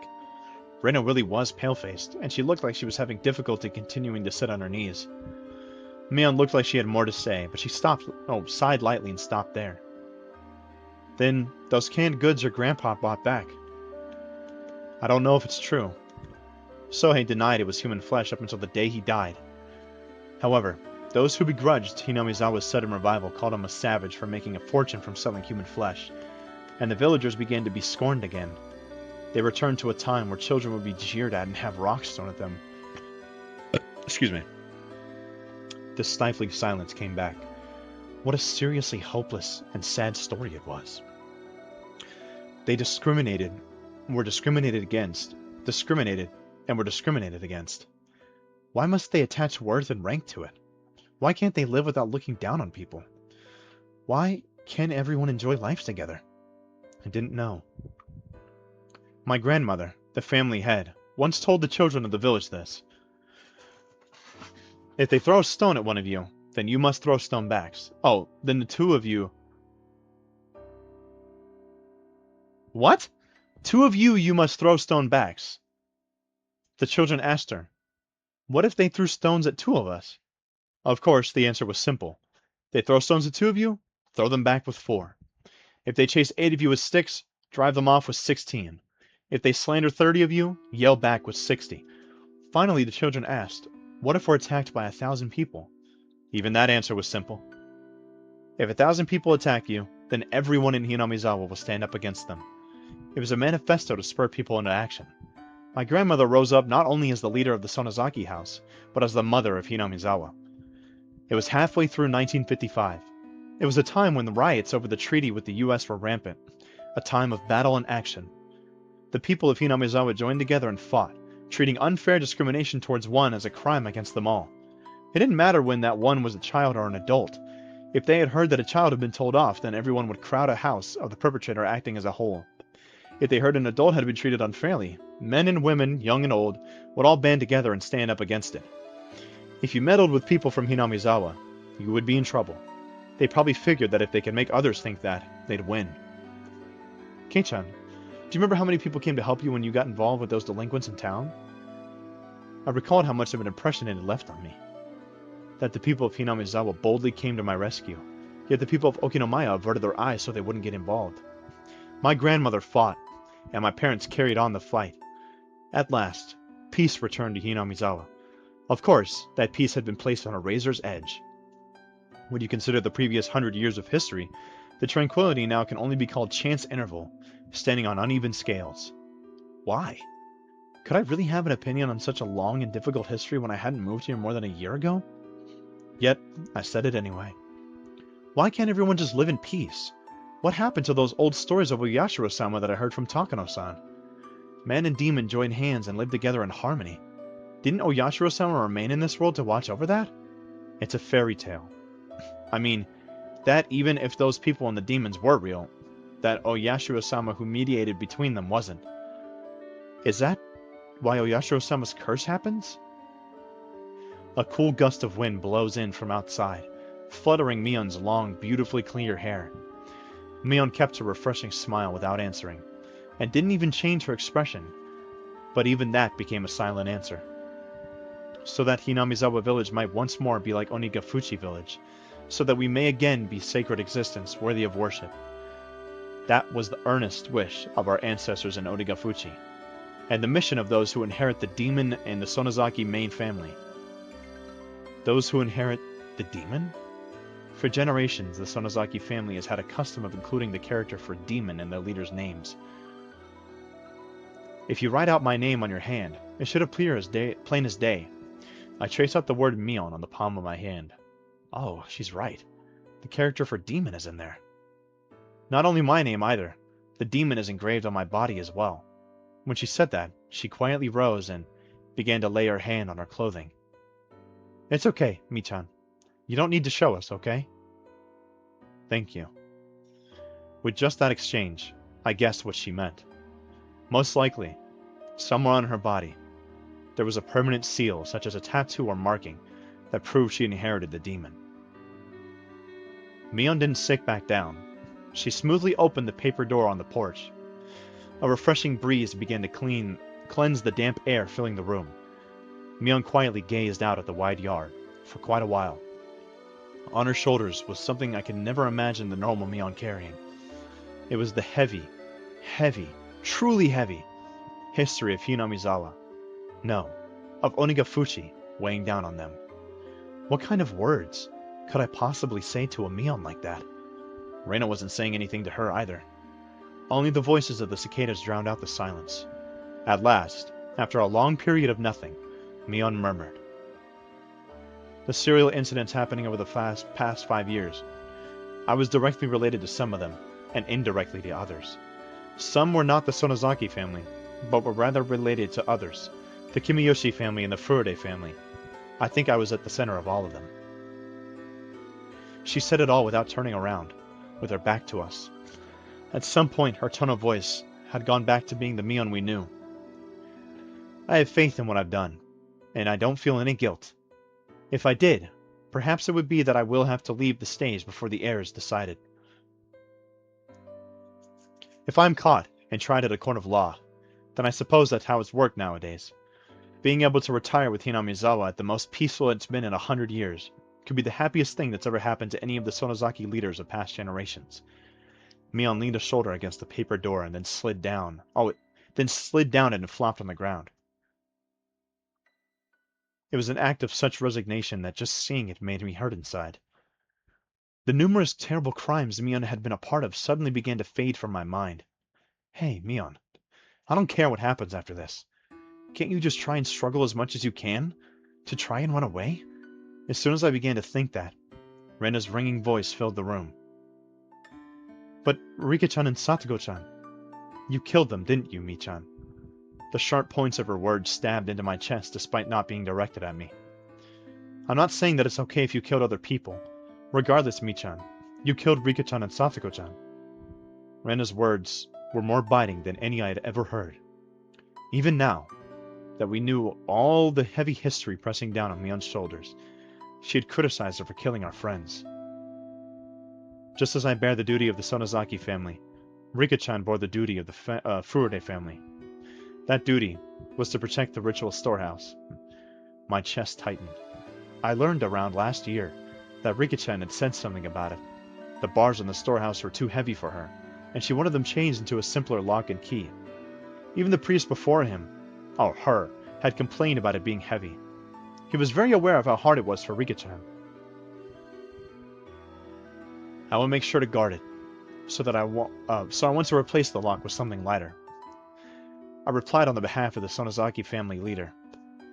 Ever since the string of freak death incidents, there seem to be people who are insolent towards Oyashiro-sama, so you shouldn't replace the lock with a simpler one. That said, the leader of the Kimiyoshi family, Old Man Kimiyoshi, If that's difficult for you, Rika-chan, then I think it's okay to replace the lock, he said. The very fact that it was locked with a key was an indication of it being somewhere you mustn't enter. There's nobody bad enough to break through it and go inside, he said. Even if we were alike as leaders, I couldn't find it in me to argue with Old Man Kimiyoshi, since I owed him so much. In the end, we decided to change out the lock on the storehouse, and switched it to a really cheap and light padlock. Old man, is this really alright? Nana says that if it's possible, we should keep the lock the same. It'll be alright. You're quite the worrywart. If something happens, then this old man will take all the responsibility. Do you promise? You mean you will take the responsibility as the leader of the Kimiyoshi family, right? You should be well aware of how sacred the things inside really are.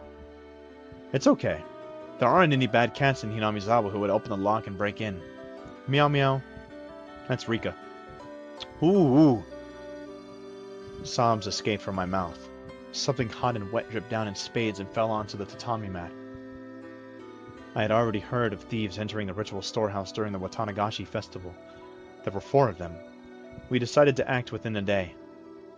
At the same time, we needed to demand that the ones who allowed the thieves to break in, Rika-chan and Furude family, of the Furude family and the old man Kimiyoshi take responsibility. My tears dripped and dropped. Dripped and dropped. Until just now, I decided that it was Mion's fault, that she killed Rika-chan and the others. That was wrong. The one who killed them wasn't Mion. It was me. I might as well have killed them. No! She did! Keiichi-kun, I had a chance to stop this tragedy from happening, and yet I didn't. Cheap curiosity got the better of me, and I didn't. If, at the time... excuse me. Yeah. I had stopped us from sneaking into the ritual storehouse. Rika-chan and the others wouldn't have had to die. If I had... then nothing would have happened. We would be spending our days having lots of fun like we always did. I was an idiot. If by shedding tears I could take it all back, then I would have filled up the room with them. However, such a meager act wouldn't be enough to redeem myself for the crime I've committed. Kei-chan, you're not at fault. Mion began to gently speak to me, as if trying to reason with me. As the leader of Sonozaki family, I needed to act. My mom's texting me. Oh, it's our dog. Thinking about it now, it's no big deal. Maybe I should have saved my friends, even if it meant casting all that aside. I yielded to it, and that's why I killed those 2. I, Mion Sonozaki, and nobody else killed them.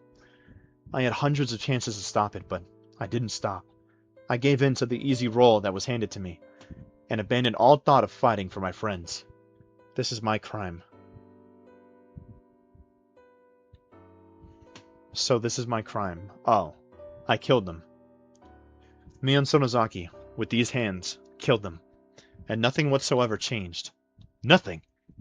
Her masochistic laughter was sad. Especially because Mion boasted in club that she would turn the tables on whatever predicaments presented themselves. It was so painful. Still, Mi-chan, you saved one person of your own volition.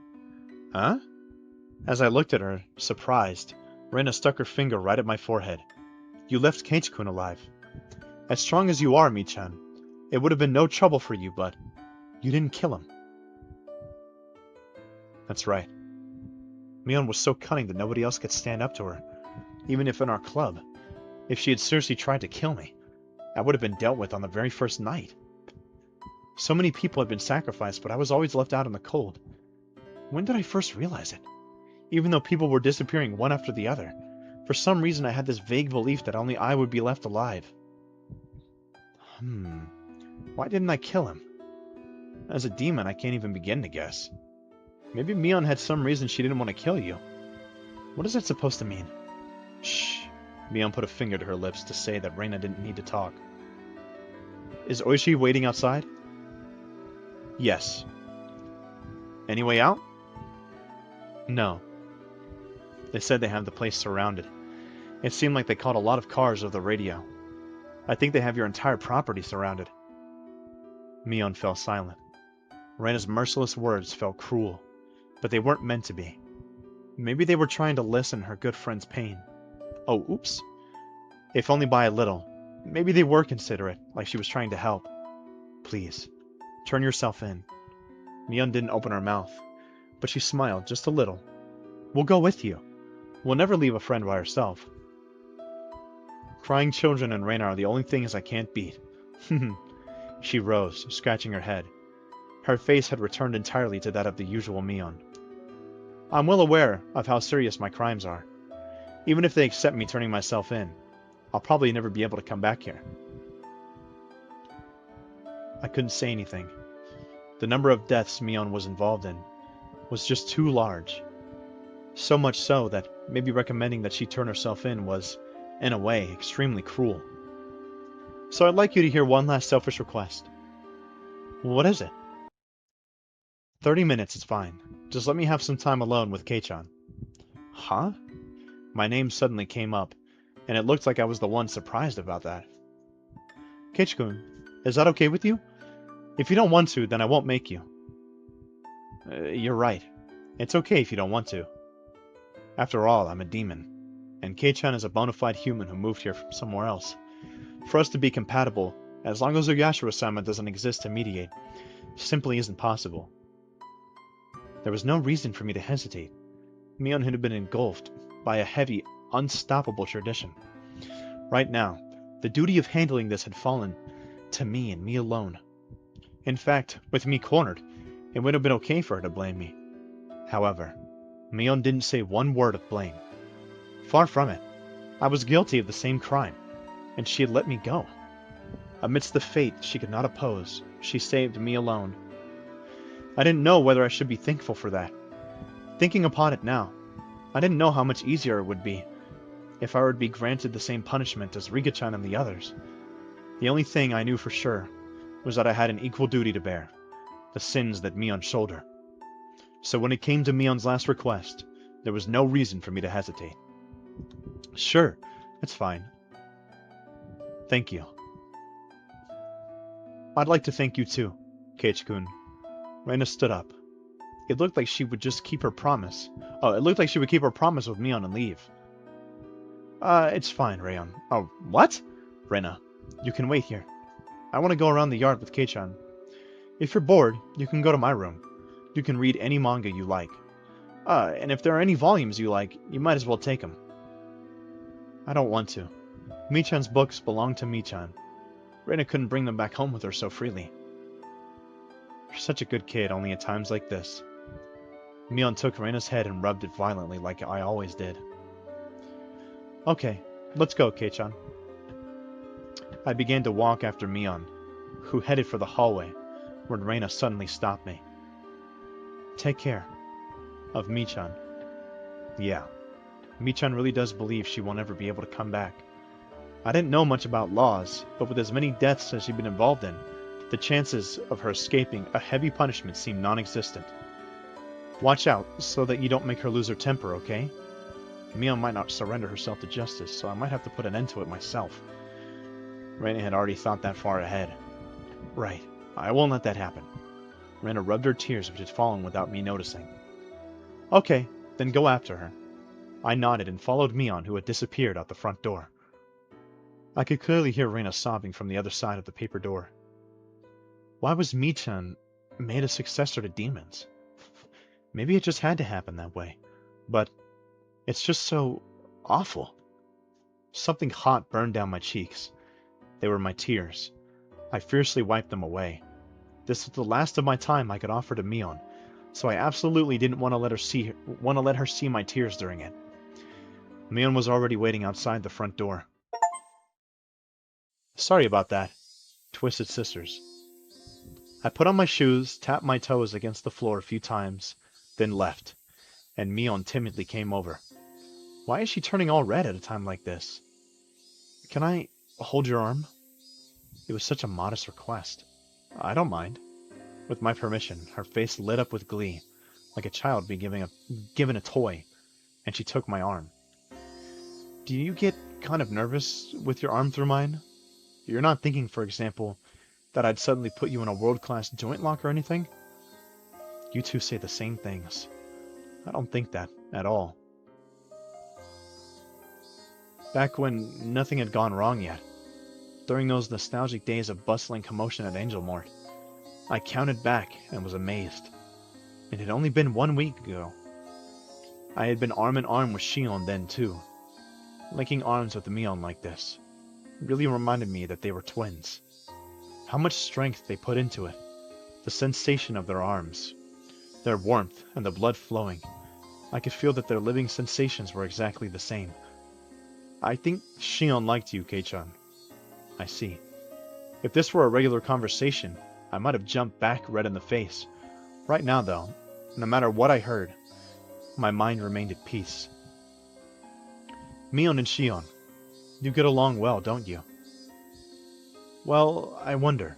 Kei-chan, do you think your right hand and left hand get along? Huh? My right hand and left hand?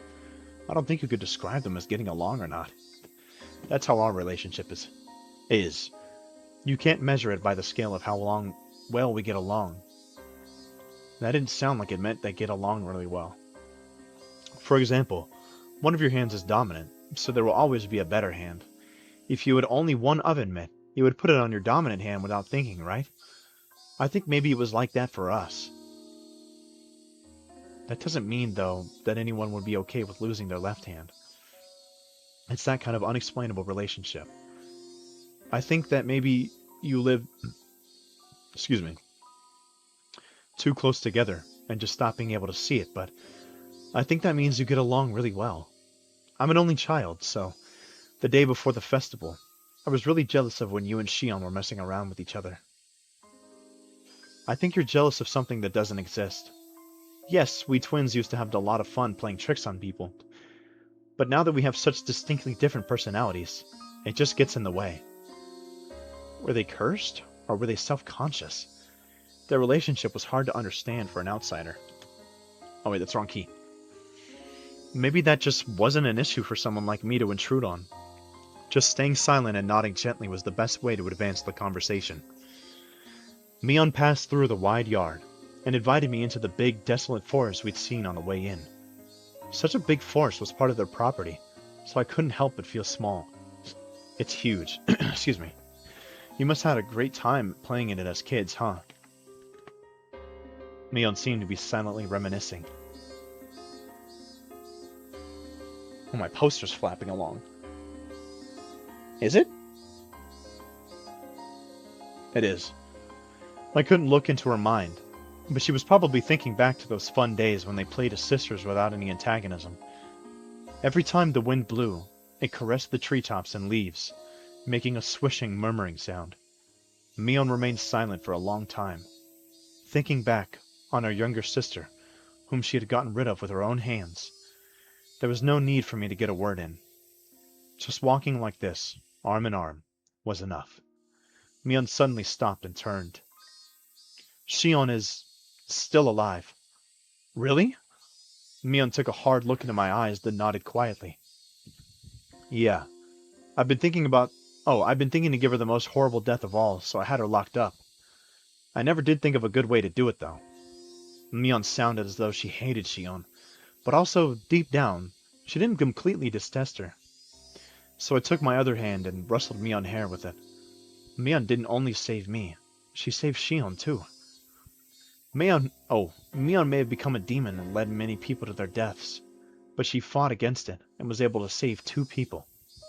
As I petted Mion, she narrowed her eyes in an entranced smile, and untangled her arm from mine. Then Mion quietly said, "Come with me. I want you to see all of my sins.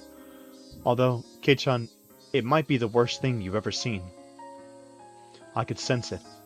There I would probably find all the sacrifices up until now. Looking at them would mean accepting Rika-chan and Satoko's deaths, as well as accepting that my best friend had done it. It's already happened and it's in the past. You can choose not to look, Kei-chan. If you don't want to, then wait here. I will personally end everything. I was taken aback by how ominous that sounded. I remembered what Reina had told me. Mion might not surrender herself to justice, but instead choose to put an end to things herself. I couldn't leave her on her own. Besides, I agreed to her last request, didn't I? Even if it was hard for me to accept, I'll still do it. Even if I avoided looking, it was something that had already happened. It doesn't matter what I see. Yes? Mion Sonozaki is the best friend I could ever have. That won't change. It never will. The treetops softly swayed in the wind. You and Reina both. Why do you only get really cool at times like this? Normally I'd say something rude right back at her, evading the question, but today I didn't. I answered with a smile.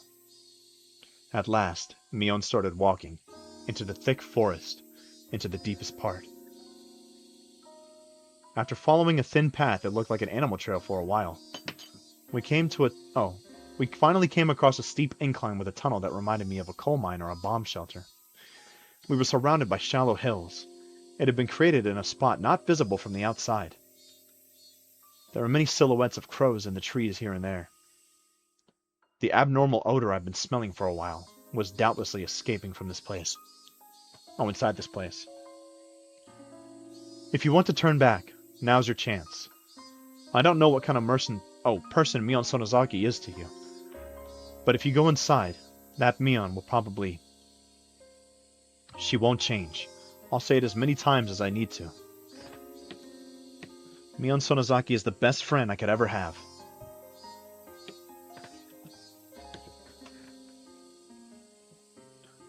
Sorry. I clenched my fists. Inside there was probably a sight beyond anything I could imagine. If I let my guard down, I might end up vomiting. Even so, I'll endure it. I'll overcome this pain and suffering. It will never change that Mion is my greatest friend. I am nothing more than a demon, so I don't understand human feelings anymore. I have a feeling, though, that I know why Mion fell in love with you. Don't say it like it's not related to you. You're Mion. You're not a demon. You're a human with human blood, and you're my friend. Mion made a gesture like she was wiping tears from her eyes, then placed a hand on the big door of the tunnel entrance. The lock on it was dauntingly strong-looking. It seemed to demand the appropriate resolution from whoever would enter, just like the ritual storehouse. With the double doors opened, a stifling, rotten air and a bunch of winged insects came rushing out. I remembered accidentally killing a hermit crab a long time ago by leaving its tank out on the porch, and how intense the odor it left was. If that was the smell of a corpse, then that's certainly what this smelled like. Inside it was pitch black, but Mion flicked a light switch that turned on a light bulb, illuminating the interior. The path turned into an intricate series of wooden tunnels. We passed spaces that looked like they were for storage. We passed a place that looked like someone had lived there. All this indicated that it had been used as a bomb shelter and a stockpile during the war. It didn't give an impression of a dug-out bomb shelter that had just been left there, though. There was a sense of dignity, as though this were a second Sonozaki house constructed underground. Despite being in pitch darkness below the ground, the voices of the cicadas were entering through an air hole somewhere, giving it a very mysterious feel. You saw what was in the ritual storehouse, right? The piles of torture instruments? All of them were created to uphold the strict religious laws of Onigafuchi village. They were tools used to kill those who broke the laws in terrible ways as a warning to others. That was a long time ago. Watanagashi, originally a ritual meant as deterrent, was once overseen by the three families. But thanks to Kimiyoshi and Furude families going into decline and the way the times changed, actually carrying it out became difficult. I can imagine why. You'd never think people would be okay with drowning people in a swamp and killing them in modern Japan. That's why the Sonozaki family built this, a secret place, so we could continue to conduct the rite of the Watanagashi, even in modern times. Mion opened a strikingly different door, and inside was none other than a modern storehouse for ritual implements. There's quite a few, isn't there? Some of them were actually brought here from the original storehouse. All the things there had been rusty and covered in dust, so they didn't seem that real. But the things in here were different. Oh, my lower back hurts so badly. Every one of them had been well maintained and kept in a state that they could be used right away. Blades gleamed and spikes were sharpened. Also, perhaps as a precaution for the splatter of blood, the walls and ceilings were covered... I can't talk. The walls and ceiling were covered in the kind of tiling you would see in bathrooms, and there was even a drain set amongst the slight hole. Let's just go on. There was also a coiled rubber hose along the wall attached to a faucet, perhaps for cleaning up splattered blood. According to something a leader from a long time ago wrote, blood spatter has impact, despite the fact that it doesn't tax the sacrifice. Watanagashi was meant as a deterrent after all. My ancestors thought up all different kinds of things to show off. As she said that, Mion pointed deeper into the torture room, to a spot veiled in darkness. There was surprisingly a loom with a tatami floor mats. I'm losing my mind. And in the corner was a pile of cushions. They're seats for the audience. Watanagashi was meant as a deterrent after all. It wouldn't make sense if there were no guests. I couldn't speak, and I couldn't think of anything to say anyway. Except that if Mion revealing all this to me made her heart feel any lighter, then I was prepared to listen for as long as I needed to. Right here is where I killed everyone. There were no spectators to watch me, but I did the Watanagashi very well. Perhaps there was one spectator. Huh? A spectator? Me. I, the demon, was watching the entire time Mion held the Watanagashi ceremony. Mion cackled in self-deprecation. It wasn't a nice-sounding laugh. Back there is the prison. Is Shion there? She nodded slightly. Mion's Watanagashi had ended today. I needed to tell Shion that I was safe without a moment's delay. After all, she was probably trembling in fear at this very moment, worrying about when she would be killed. The the ostentatious door on the other side opened, revealing what must have been an incredibly expansive space based on the echo it made. Mion groped around in the darkness, and a handful of naked light bulbs came on here and there. As my eyes adjusted, more and more of the great cave showed itself in the faint light. Oh, my back hurts so bad. I'm not even kidding, bro. I need to go see a doctor. The walls were bare rock surface, and it felt so savage that bomb shelter was the most apt term for it. There were small, bared rooms built here and there, like holes made by insects biting their way through a gigantic piece of fruit. It was immediately clear that each of them was a prison. Where is everyone? Rika-chan and Satoko. Their corpses? I grimaced at her having said it so outright. Yeah, that's right. The poor thing is being left in darkness like this. I didn't want them to get infested with bugs, so I threw them down the well. I'm sorry. So I can't even see their faces in death? Once again, my feelings of regret at having confessed everything to Rika-chan came surging forth. If Mion hadn't attached the word sorry to the end of what she said, I might have punched her. Calm down, Keiichi Maibara. You said it yourself. No matter what, Mion Sonozaki is your greatest friend. Yeah, my greatest friend. I needed to hear myself say it out loud. Then came the clattering of bars in one of the cells deeper in. When I noticed it, I looked up as well. Shion? Is that Shion? Kei-chan! Is that you, Kei-chan? I ran over to the cell. White hands were peeking out through the gaps in the bars. It really was her. Are you alright, Shion? Are you hurt? No. No!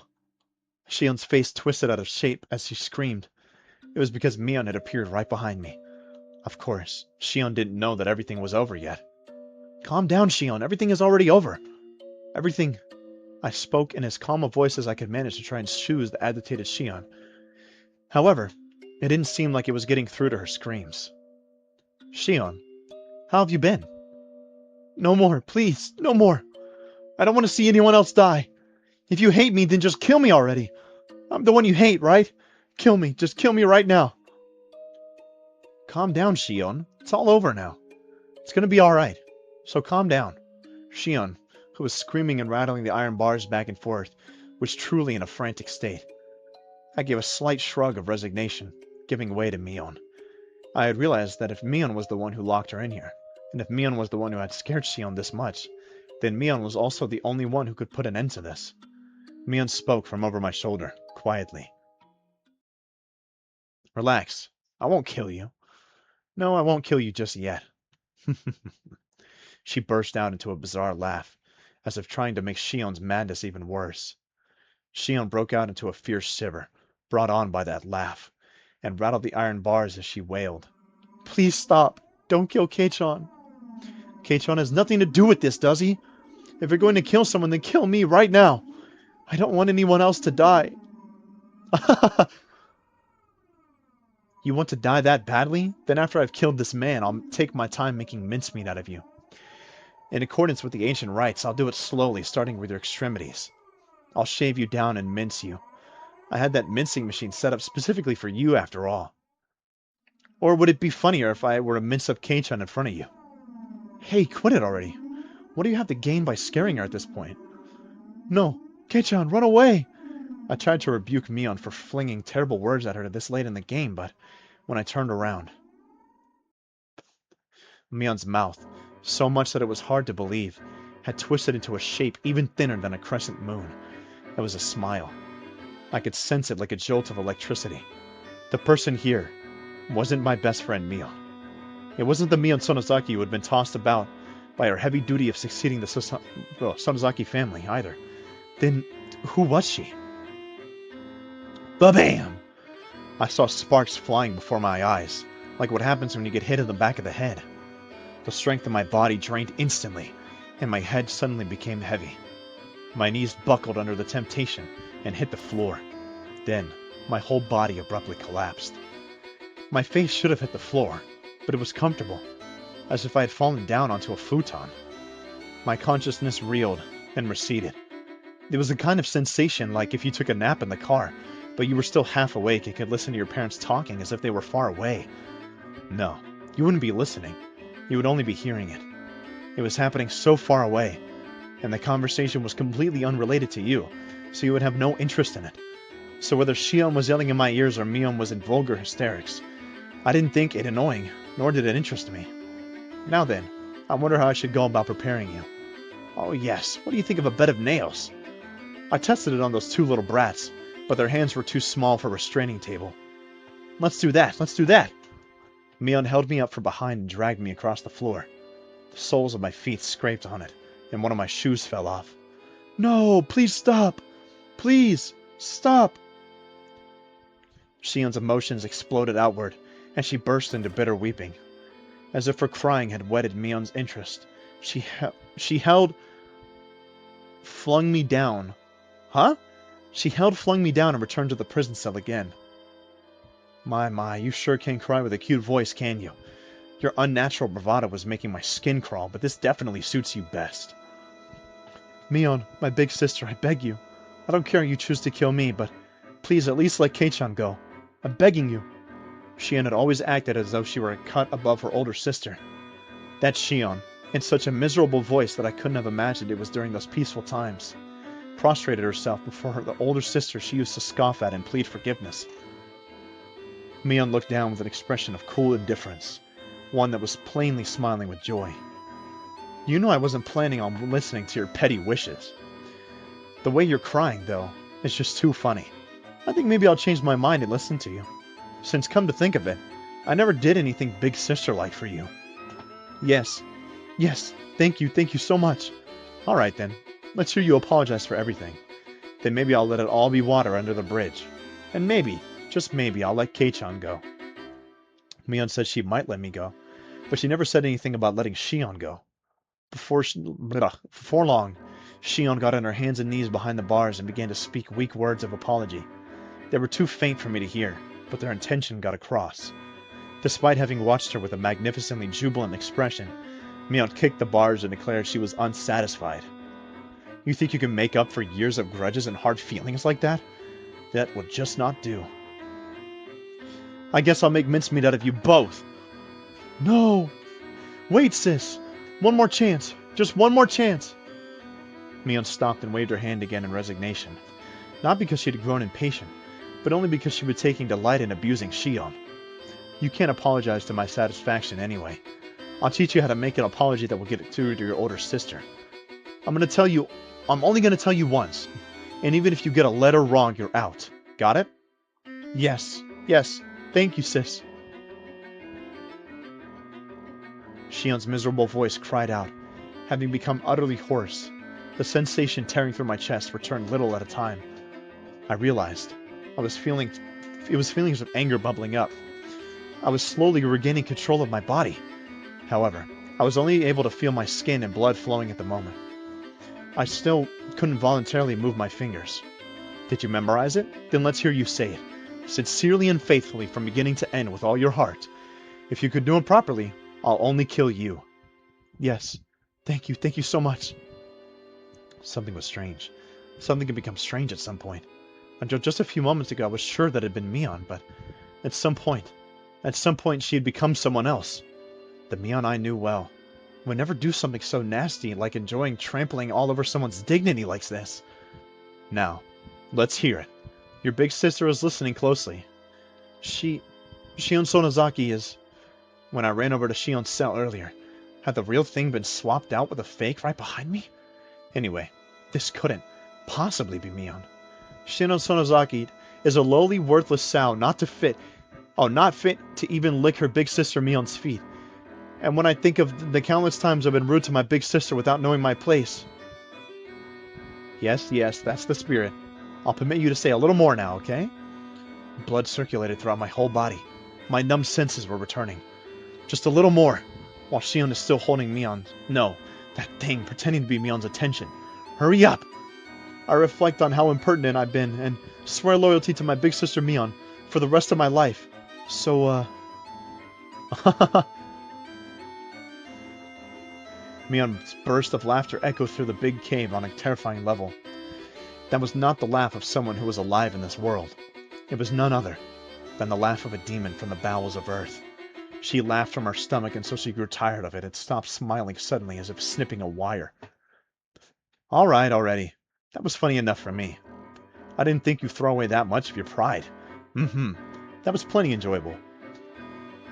Mion began to drag me again, after I finally got the feeling in my body back, and pulled me towards the torture chamber. Sis, only kill me. Please, forgive him. Don't worry, alright? I'll be sure to kill you real good. After letting you get an earful of Kei-chan's scream, that is. No! After dragging me to the torture chamber, she skillfully strapped me into the restraining table. Excuse me. Before I knew it, I was sprawled out and bound. She forced open my hands, which I couldn't even make a satisfying fist, and tightly restrained each one of my fingers. She fastened only my hands and my fingers at that, tightly with hinges, and locked them in place. Sis, don't kill him. Sis.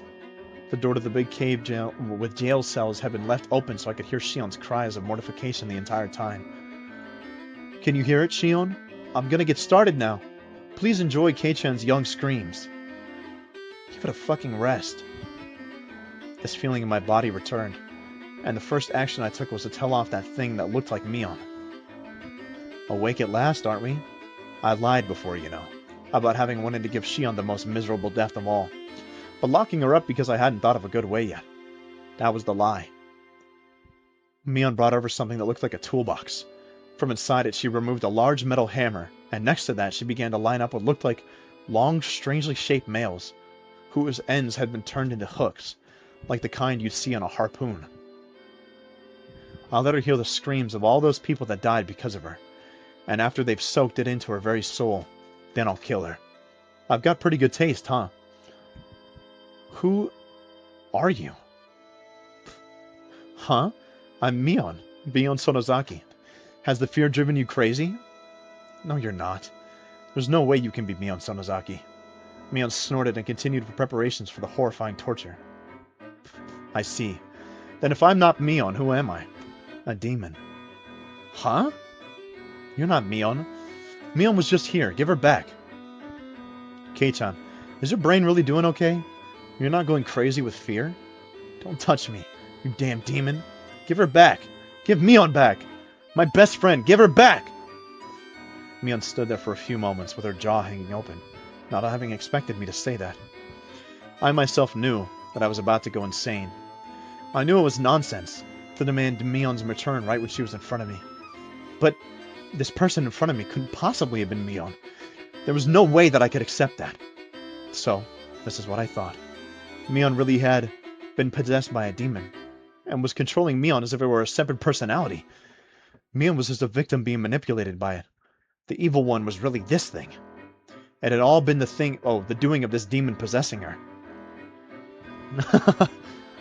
When Mion heard that, she started to guffaw. Is that how you say it? Guffaw? laughing so hysterically that she started to cough and almost choked. You really are a piece of work, you know that? In this very moment, Mion Sonozaki is trying to kill you and you're trying to reject me?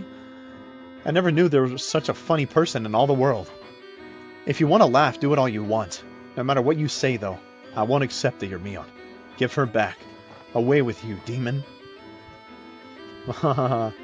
Kei-chan, are you trying to kill me by drowning me in my own tears? No matter what, I wouldn't lose to that laughter of hers. I shouted loudly. I shouted from the bottom of my heart so the real Mion trapped inside the Mion I saw in front of me would be able to hear.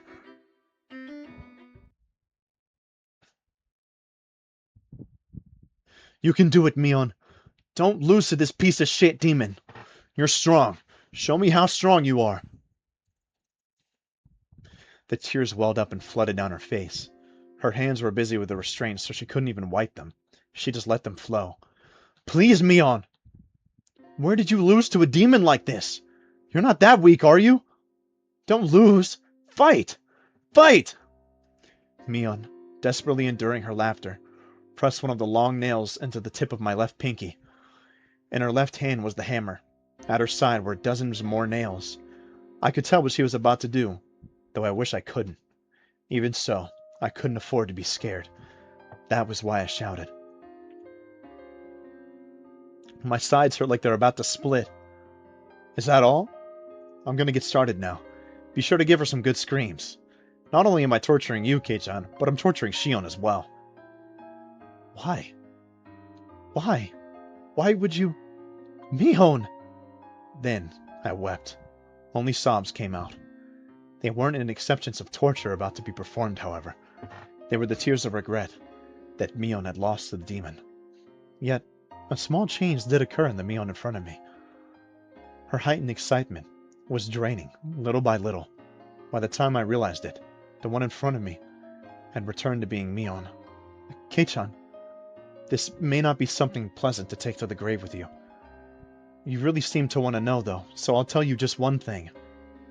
I didn't know if this was Mion, or just a display of momentary humanity the demon had recovered.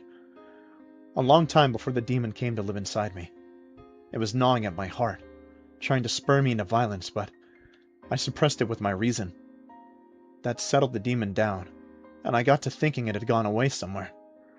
As it turned out, I was wrong. It hadn't left me. It had just gone to sleep. I noticed that there were tears forming in her eyes. The demon woke up again due to a certain small opportunity.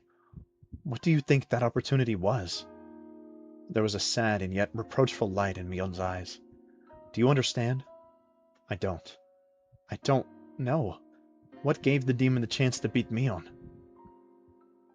This might be strange for me, a demon, to say, but you're the reason that everything got so messed up. The tears welling up in her eyes spilled downward all of a sudden. At the time, if you had given me that doll you got without hesitating, everything would have gotten so twisted. The doll I got. That doll I got when we had our club meeting at the toy store that Sunday. You probably can't understand. I wouldn't expect you to, but you see, all sorts of things started falling over like dominoes after that, and soon it was too much for me to control. It only makes sense that you wouldn't be aware of knocking over the first one, since it was so small. But you're the one who set it up. That can't. Me? If you hadn't made Mion cry, then I wouldn't have had to wake up. Is that enough for you to die in peace? A mistake that I'd made on that day was what messed everything up? That can't be, can it? It only makes sense that you wouldn't be aware of it. Even so, Kei-chan, you are without a doubt the cause. Excuse me. Is there water in this one? No. If you had nonchalantly given me the doll that day, then I don't think this would have happened. I wanted to say like I'd just remembered something as I recalled that day. Reina had told me about that, and I thought I had apologized. I didn't apologize to Mion, though. It had been Shion. In other words, oh God, I hadn't said a single word of apology to Mion. Today, I came to this house saying I had to apologize for something, but I never said a word of apology about this. Come to think of it, When I apologized for going to the ritual storehouse, Mion looked a little bit lonely, like she was disappointed. Why didn't I realize that until just now? Rena told me at the time, and now she herself, no, the demon was telling me. Is the only way for a dense idiot like me to be cured? To die altogether? Oh, I could no longer hold back the hot tears from pouring out of me.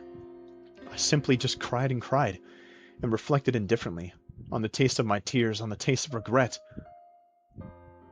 Can I start now, then? This method of torture is very simple. I'll nail one of these into the joint at the very end of your left pinky. Then I'll nail each one in order until I get to your thumb. Then I'll go back to your pinky and nail one into the joint in the middle. So on and so on until I hammer 15 nails into your left hand. When that's over with, I'll do your right hand next. After that, if you're still conscious, I'll tell you. There are a lot of nerves bundled into your fingertips, so it hurts far more than you can imagine. Some people apparently pass out before you can finish hammering 30 nails into their hands, so... Mion pressed the tip of a nail into my fingertip. My wrist, my arms, and all the joints on my fingers were strapped so tightly, it hurt, and I couldn't even twitch.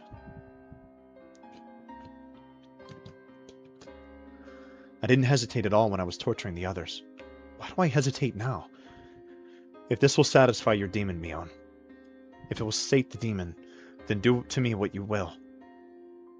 Are you serious? Compared to how much I hurt Mion, this is nothing, right? Do as much as you want. In exchange, promise me 2 things. Mion was silent. She did, however, wait for me to speak. After you're satisfied with causing me pain, forgive Shion. She's been punished enough to make up for her crime for sneaking into the storehouse, hasn't she? After all this, you can still worry about Shion more than yourself? The other thing is that, when you had your fill, you'll disappear. Give that body back to Mion. That's all. You know, are you not even going to consider possibly begging for your life? Or anything? Can I ask you to promise 3 things instead of 2? The third is to leave me alive. You said 2 in the beginning, didn't you? So you can't have any more. That's a shame. In such an abnormal situation, Mion and I laughed quietly together, as if sharing in a stupid joke. I probably won't keep these promises, understand? I'm a demon after all. I guess there's nothing I can do then. I recalled tightening my hands into fists when enduring the pain at the dentist's office. Right now, though, they were open all the way to my fingertips, so I couldn't even grip them. So instead, I tightened my toes. Okay, do it. I prepared myself enough already. So do it. You waiting like this to hammer the nails in is scarier. It's going to diminish my readiness after all. Mion put the hammer down and gently stroked my cheek. Kei-chan, I'll agree to just the third thing, okay? Huh? My third wish, to save me. She'll agree to it? Your first wish, to save Shion. That's long done for. The demon will kill her. It's already been decided, so I can't stop it. So give up on that. Her delicate fingers slid from my cheek down to my chin. As for your second wish, to give this body back to Mion, that won't happen either. After today, Mion will never come back. From today on, even if my body is still here, it will be just a body, because the Oni has taken it over. That isn't true. Mion is Mion. Don't say such sad things like that. She ever won't come back. Can you hear it? That sound. Mion gently closed her eyes and listened. I definitely heard it as well. Slam! Slam! It was a dull noise that repeated at fixed intervals. A low noise accompanied by vibrations. A lot of people were ramming the iron doors to this underground ritual storehouse. You're late. Serena probably called Oishi. That spaced-out girl being so quick thinking this was the one thing I didn't anticipate. Whatever. I'll agree with you there. Mion grinned like she'd been outwitted, then took something that looked like an electric razor out of her pocket. When she pressed the switch, pale blue sparks blew out with a sparking noise. You've probably never seen one before, right? It's a real stun gun. It's illegal and its output has increased quite a bit. Was that what you hit me with before? That's not a toy children should be playing with, you know. Haha, you're right. She seemed to want to use the stun gun on me. Unable to move, I felt her press the cool lump of metal into my neck. Salam! I heard a roar as they'd broken down the first large door. The halls were a bit complex, but aside from the door to this very torture chamber, there was nothing in their way. I won't kill you, but I will have you go to sleep for a bit, Kei-chan. Oishi will be here soon. This will only hurt a bit. Feeling the same shock as before. Gritting my teeth wasn't going to help much, but I clenched them tightly anyway. However, just as she did, when she was about to hammer in the nails, she hesitated a little. I cracked open my tightly closed eyelids. I'm sorry for disgracing Mion. I made a promise before coming in here. Whatever happens, the Mion inside my heart won't change. Look, forget about that. If you ever see me after today, don't come near me. By then, it will be the demon that inherited my corpse. What are you talking about? Just as I tried to say that, a much stronger light than before shined, and like a television being switched off, my consciousness went black. Alright, I gotta go eat, so if this isn't title card, I'm gonna pause.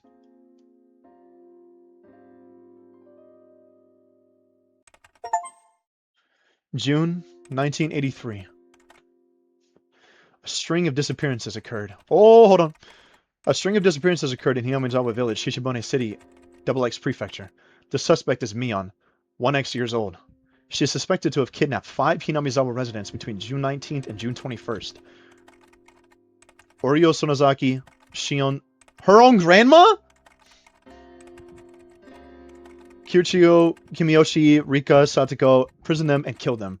Preliminary investigations on the incident were delayed at the time due to insufficient evidence, but it was resolved due... I can't do that fast. But it was resolved due to... But it was resolved coincidentally and shockingly. On the morning of the 23rd, a vehicle patrolling the Sonozaki property had heard screams from inside and rushed in as an emergency measure. They secured the suspect's missing younger sister, Shion Sonozaki, and her 2 missing classmates, Keiichi Maibara and Ren Ryugu. The suspect fled the scene. Deep in the detached basement of the Sonozaki property, which is believed to have been used to kill those who disappeared, we discovered hair, flakes of skin, blood, etc. of the 4 missing persons, Oryo, Kiryoshi, Furude, Hojo. We concluded excuse me, that the missing persons were tortured in the torture chamber. However, their remains have still not been found. At one of her imprisoned classmates' advice, we continued searching the detached basement of the Sonozaki property, which is where they were imprisoned, believing they were there, which was where they were, However, we still have not located them or the suspect's escape route. In addition, investigations are continuing as participation in the serial freak deaths incidents in recent years, thinking it would give some clue, but no evidence that Mion Sonozaki was involved, either directly or indirectly, have been found. There are still many unclear points. Gotta wait. Come on. There are many unclear points. Okay. As to the motive behind the incident, and as those of the Sonozaki family and the residents of Hinamizawa have been extremely uncooperative in assisting us, we expect to require a long time to clarify them. The opinion of a local officer knowledgeable about the region is that this may have been a lynching, an internal form of punishment, sacrilegious acts carried out against the beliefs of Hinamizawa Village. It is clear that these incidents are particularly rooted in this region, and the professional police department has ordered a cautious investigation. We anticipated gaining valuable clues from the missing person believed to have been imprisoned for the longest time, Shion Sonozaki, the suspect's younger sister, but her mind was stricken by the grave after effects of the incident, and she has not been in a state of mind to properly answer any questions about what she knows. The psychiatrist concluded that she is in a temporary state of shock, but it doesn't seem hopeful that she will recover today either. I'm catching up. Only a few days passed since that time. Alright, I'm going to go on pause, and we're going to go eat. And I'm ready to finish off. I'm ready to finish this. Let's go. After that, I was rescued by Oishi-san and his subordinates, whom Reina had called in. Aside from my entirely blank state of mind, I had no external injuries. The most I had was the small burn mark from where the stun gun hit me. As I was having a checkup in the hospital, Oishi-san asked me all sorts of things, but I don't really remember what he asked, or how I answered him. From what I heard, surprisingly, Mion still hadn't been captured. There were apparently a great many hallways and smaller rooms extending out from the depths of the prison. It wouldn't be strange if she had fled to one of those and hidden herself. The one fortunate aspect amidst all the misfortune was that Shion had been safely secured by the police. When I last saw Mion, she seemed like she was going to take me with her and then kill me. She probably didn't have enough time to, though, since Oishi-san came running in faster than she predicted. That was the only really fortunate thing to have happened. Of course, the rescued Shion, despite having no external wounds, now had a big, deep wound in her heart. She was in a severe state of confusion when they rescued her, and apparently she bit the police officers trying to resist. From what he heard, she was seeing Mion in every one she saw, hated not only the hospital, but even her own home, and had to shut herself up somewhere in Chichibone, hiding her location. Additionally, in fear that Mion would come for her, she was moving from place to place every day, and even her parents weren't sure where she actually was. Wherever she was living, even now, Shion was spending her days in fear of Mion's shadow. The police were investigating the Sonozaki's underground storehouse at this moment, since they couldn't find the remains of the other sacrifices. Hadn't Mion thrown the corpses into a well? I had a feeling I'd said that to him. That meant a hidden tunnel, vertical like a well, was somewhere in those underground passages. Passages? Yeah. The secret underground, without any maps or architectural drawings, which had swallowed up the remains of Rika-chan and Satoko, and everyone else was still unwilling to speak the truth. I was brought back to that basement again, too, for an on-the-side inspection or something. But I didn't remember being of any help. Excuse me. I never wanted to go back there again. For days afterwards, the Sonozakis living in Okinomaya, in other words, Mion and Shion's parents, the big-name Yakuza, would come to our house to apologize, bringing many of their followers with them. However much my parents refused it, they piled up many 100,000 yen bills, calling it consolation money every day. The amount of money grew each day, and after it had passed 2 million yen, they were given an envelope containing a letter. I don't know what was written in the letter.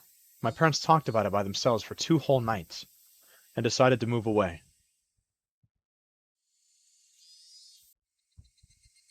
Poor Rena, she's gonna be alone. Oh, I see. You're moving, huh? When? At the end of next month. I won't even have been in Hinomezawa for half a year. I'll be lonely. I'm the only one left. Rena smiled sadly. If I had just said yeah, I thought it would make her even more lonely, so I changed the subject. Here's something to think about. That's how I broached it. Mion hadn't actually fled, but had been demoned away in the truest sense of the term.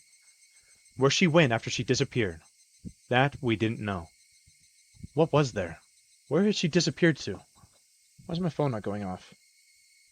Hold on, my sister sent me something. Okay, sorry, she sent me one of those your month whatever things. I hoped there was a hobby shop dealing in importance. Oh, like the kind Mion liked. In that place, she would definitely be free from the burdensome fetters of her family, and live not as Mion Sonozaki, but as just Mion, and enjoy herself. Maybe she's already met up with Satoko and Rika-chan. They must also have been waiting for the day Reina and I would join them, spending all their time doing club activities, as lively as they were. When I told Reina that, she smiled and nodded to me.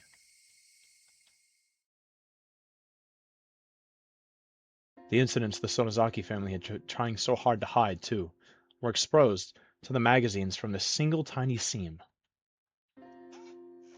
The serial incidents of recent years were all pulled up like a long vine in the ground, one by one, and for many days news of it was brought up on talk and variety shows. The shows, which were comedic and silly, never once tried to touch upon the grim, heavy history that Mion had been bearing. It made me mad to see them bringing up this stuff in jest. There was nothing I could do about it now. How big an impression would these short few weeks I spent in Hinamizawa have on my life? During these few weeks, I met my best friends and had the best experiences of my life.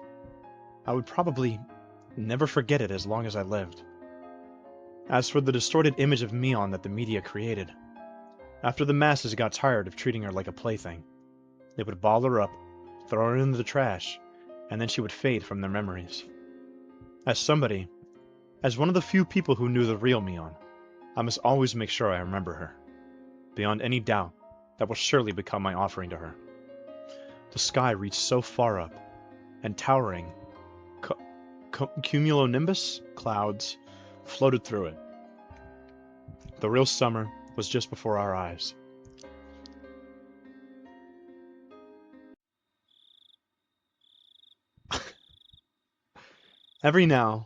Even now, whenever 10 p.m. came around, I would expect a phone call from Shion, or Mion, rather.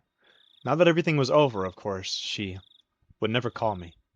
But it was precisely because she wouldn't call me that I was scared of who would call me this time. Plus, Mion still hadn't been caught. I couldn't say for sure that everything was completely over. On the other side of that fear, though, were my prayers that Mion was safe. When I thought like that, I was able to sleep, even with such terrifying thoughts. The lights were off. Before her attacking when the lights were off, was something that scared me. However, that feeling changed to regret within 2 days. Excuse me. The moonlight filtering through the gap in the curtains shone onto the desk and illuminated a doll. That's right, the doll that I should have given to Mion that day. She said it was an import from England or something, and it was all the rage, didn't she? From what Shion said, the most popular among them was the ones wearing the fluffy dress. After being released from the incident, the first place I went to was that toy store. Everything was apparently sold out besides the things on the storefront displays. I was refused once when they said they wouldn't sell the display products. But when they realized I was Survivor A from that incident, they immediately consented. Of course, even if I bought it, I might never have the chance to give it to her again. Even knowing that, I waited for the opportunity to give it to her. I waited like this, for the opportunity, with it on the desk so I could give it to her at any time.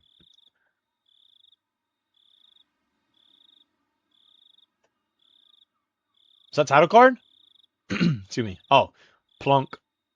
There was a weird noise. It was a noise I wasn't used to hearing. It was too big to be raindrops, and it was completely different from the sound lost bugs make when they ram into the fluorescent lights. I figured I must have misheard and nestled back into my futon. Plunk!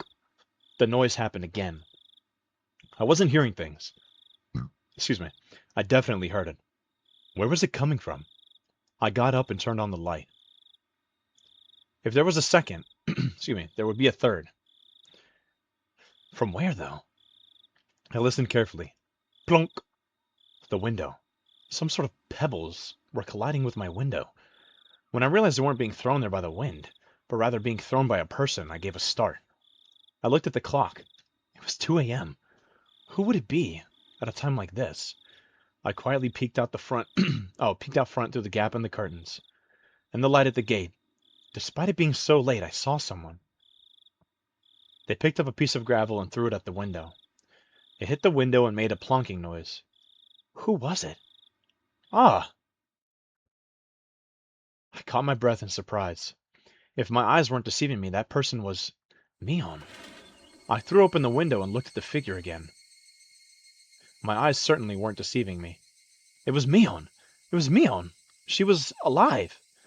Mion pressed her index finger to her lips and made a shh motion so I wouldn't shout. If she hadn't, well, I was nearly about to cry out. Mion was in a very delicate position right now. Even if it was the middle of the night, I shouldn't call out her name. I waved to her, gesturing that I'd be right over. Flung on my coat atop my pajamas and flew out the door. I quickly hit the brakes just before going down the stairs. Although happiness was sprouting within me, I had the sad feeling this would be our final parting. So I went back to my room again and grabbed the doll. If there was a God, I don't think I would have ever thanked him as much as today. Even if it would be the last time we ever saw each other. I was so grateful for this one chance to give it to her. I slipped into my sandals, unlocked the door, unhooked the chain, and leapt out of the house. Oh, leaped. Same thing. Ha! Ha! Mion! Haha, it's been a while. How are you? Been doing alright? It was like how we used to meet every morning. Mion waved to me and responded like she always did. It was doubtlessly Mion. It was the real Mion. Are you alright, hanging around this place? I really shouldn't be. She certainly wasn't acting like she knew the police were following her. It was almost like she was a patient who had gotten tired of staying in the hospital and snuck out. Her speech was relaxed enough to make me think that, and I couldn't help but be surprised. That relaxation, I thought, was more like Mion, and I was happy for it. Anyway, what's wrong?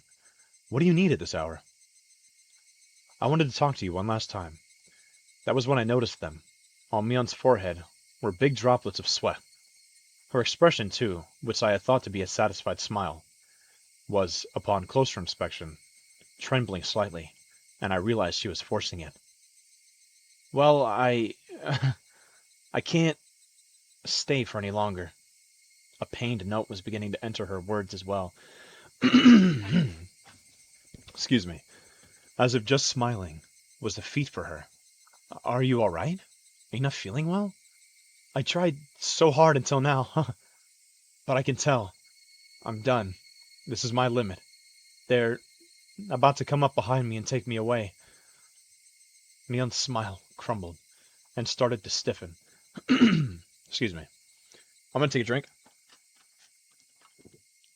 Did she push herself this much to come all this way for me? Ha ha ha ha. Her laughter cut off and changed into rough breathing. I reached out to rub her back, but she knocked me away. Are you okay? Don't force yourself. Oh, that's right. I had something to give you, Mion. This doll. I had wanted to do this one last thing, because I knew how little time you had left. Excuse me. But this last thing, it... Oof.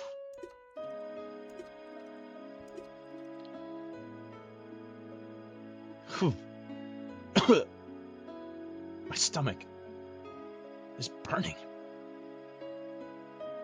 Mion took a meat cleaver-like knife and stabbed me, and pushed it in tight and took it and twisted it. Mion, hey, what? It hurts. I made it. I made it! I cowered on the ground. My stomach was so hot, it was almost spewing fire. Mion watched it, then took a few steps back and cackled. I've done it! I've done it all! That's everyone I wanted to kill! The last words Mion left me with that day came back to me. After today, Mion will never come back. From today on, even if my body is here, a body is all it will be. By then, the demon will have taken it over. The demon. The demon. Mion. This can't. I thought we had finally been able to meet. This, I can't. Mion. In a pool of blood of my own design is the doll I bought for Mion. Dyed in red. So red. Mion. The good fortune of having been allowed to meet Mion once more, and the misfortune of that meeting being torn apart before my eyes. Should I be grateful or curse it? My emotions were neither of those, as my consciousness sunk deep into a black swamp. The doll I bought for Mion, the blood, had ruined it. No matter how I scrubbed and scrubbed, It had needlessly been ruined. The sad moon was so white, it looked frozen.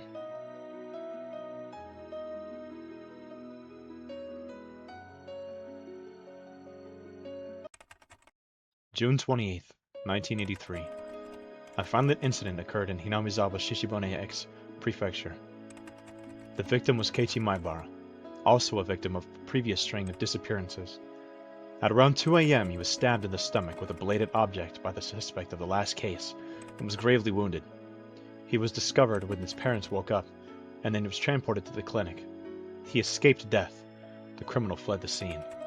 On the same day, at approximately the same time, a fall accident occurred in the Kamishiki apartment complex of the Shishibone city. The victim was Shion Sonozaki, also a victim of the previous string of disappearances. Late on the same night, neighbors overheard her having a big fight with someone and informed the manager. The manager used the master key to enter the room and discovered that the victim had fallen from her 8th floor balcony to her death. Oh, shit. The room had been torn apart and appeared to show traces of a fight.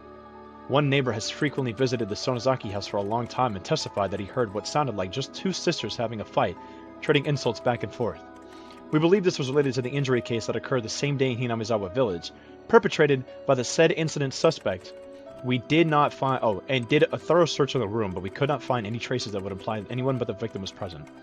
The victim fell straight down into the foliage of a parking strip. Her neck broke and she died immediately. Her clothing was disheveled and had markings that would imply a scuffle. We also believe, however, that it could have been insanity-induced suicide attempt, based on the particular mental state of the victim after the incident. We are conducting a thorough examination on both fronts, suicide and homicide.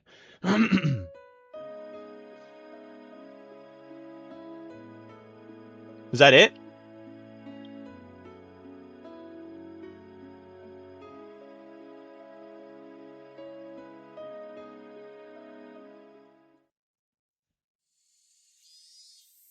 There's more. Only for 5 minutes, understand? Please try not to excite him. Yes, I'll be careful. Clack. The door opened, and as I expected, Oishi-san came in. Hello, Maibara-san. It's been a while, hasn't it? Tell me, how have you been since then? The doctor says my post-operative recovery seems to be going smoothly, but I think I got worse when I saw your face. Ah, you wound me. As Oishi-san gave me a laugh that smelled of sweat, he handed Mom a bag of assorted candies he must have purchased from the souvenir corner on the first floor of the hospital. Excuse me, Miss Maibara. Would it be possible for me to talk to Keiichi-kun for just a few moments? Mom clearly wasn't pleased at the thought of a police officer talking to her son without her there. However, I insisted. Mom, sorry, just a little while. Just 5 minutes, okay? Though grudgingly, Mom left the room. When she closed the door, Oishi-san grinned widely and looked around the room. A room to yourself? How high class. My old lady always gets a shared room, you know. It is quite lively, however. Seems like you're a higher rank if you have a worse disease in a place like that. The sicker you are, the prouder you are. Or maybe the more arrogant. Oishi-san, we only have 5 minutes. I would like it if these were the last 5 minutes we ever saw each other.